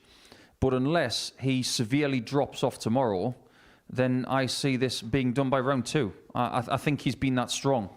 And he will want to have those days off because in the past, when he has succeeded in Group A, he's looked very good on a Saturday as well. And he was really strong today. 2 performances in particular, 100 average in one, 109 average in an earlier game. Absolutely sensational stuff. Yeah, and that 100 average at the end could have been better. He started off so brilliantly in taking the first 2 legs and 26 darts. These kind of shots, when he's got his timing right, he makes mincemeat of opponents. And he'll be looking at everybody tomorrow as a potential target to make sure that he's getting his way into that exclusive club of winning 14 from 15. Yeah, and we can just see how good this game was. The 109 average, 4 out of 6 on the doubles. That 112 we saw, one of 2 ton-topping checkouts in the game. That just shows how good he is, how good he can be. Yes, we were talking about his ceiling as to how far it can go. I definitely think there's another 5 points in there at least. You look at that 109.31 average, he still missed 2 darts at double. So if he polishes that up, that goes to what, 113, 114? So there's definitely another gear. Let's talk Martin Adams, 68 today. If anyone's playing darts that well when they're 68, then they're going to be very happy, aren't they? Yeah, I mean, I'm 45 now, so this is 23 years my senior, and he's still doing very good things in winning his first 3 games of the day. But you picked up on it. He's beaten 3 of the opponents he's been given, but not the other 2, and that's the reason why he's not at the top. Yeah, and it might be too far for him to get to the top, but how important is it for Adams to hold on to that 3rd place, or maybe even 2nd, and get into Group B? I think you can look at it one of 2 ways. One, he'd rather be in Group B because of the amount of opportunity to successfully get through to Saturday, so 3 spots from Group B instead of 2 from Group C. But based on his body clock and what he's comfortable with, he might even prefer Group C. He might prefer to play in the afternoon. But because of his experience, I think he'd rather be in B, and he will program his rest and his preparation for whatever group he goes through. And I still think he's going to do it this week. I think he'll make Saturday. Let's now turn our attention to a player 48 years his junior in Revelino Dubois. After having settled in for a day, are you pleased with what you've seen from him? Yes and no. I think with the amount of experience he's got, I think he's still very raw. I still think he's trying to figure out what kind of player he wants to be, and this is a great vehicle for him to do that. But what I think he needs to do is maybe look at the more experienced players in the group and just see some of the things that they're doing. Don't be impressionable. Don't be forced into going for shots just because other people do. Try and find out what the right shots are. He's done a lot right. His calculating, his execution, they've been excellent. But I think what he needs to find out next is how to improve that little bit more. Let's have a look at the table then at the end of 2 days' play in this group. Tom Sykes looks like it's a healthy lead. You would think it'd have to be a real capitulation for him not to top that group and get the finals night spot. Correct. I mean, look at the leg difference. 18 legs difference between him and the next person. We talk about that magical 8-leg cushion that you've got against certain players because of the 8-leg swing when you play someone like Gilliland or Martin Adams. That's 18. That's effectively 4 more points. And as for the couple of players at the bottom, Burgoyne and Roos, are they in Group C? Yes, they are. And what about Dubois? Could he catch Martin Adams? Would it rely on Wolfie having a really bad day? I think it relies on Martin having a worse day. I think if Martin only picks up, say, 2 points, there is a possibility that Revy can overtake him, because if you think about the trend of Monday to Tuesday, Revy's gone from winning 2 points to winning 6. That's much better. So if he can have, say, an 8-point day tomorrow, who knows? Absolutely right, Paul. It's been a good day. We'll find out how it all unfolds. Looks like it's quite predictable, but it never really is. Thank you. We'll see you tomorrow. Hope to see you tomorrow as well here at the Super Series. Wednesday, we will have our first finalist of the series, and it's looking like being Tom Sykes. But to find out if it is, do join us from 9:30 a.m. here on the Modus Super Series YouTube channel.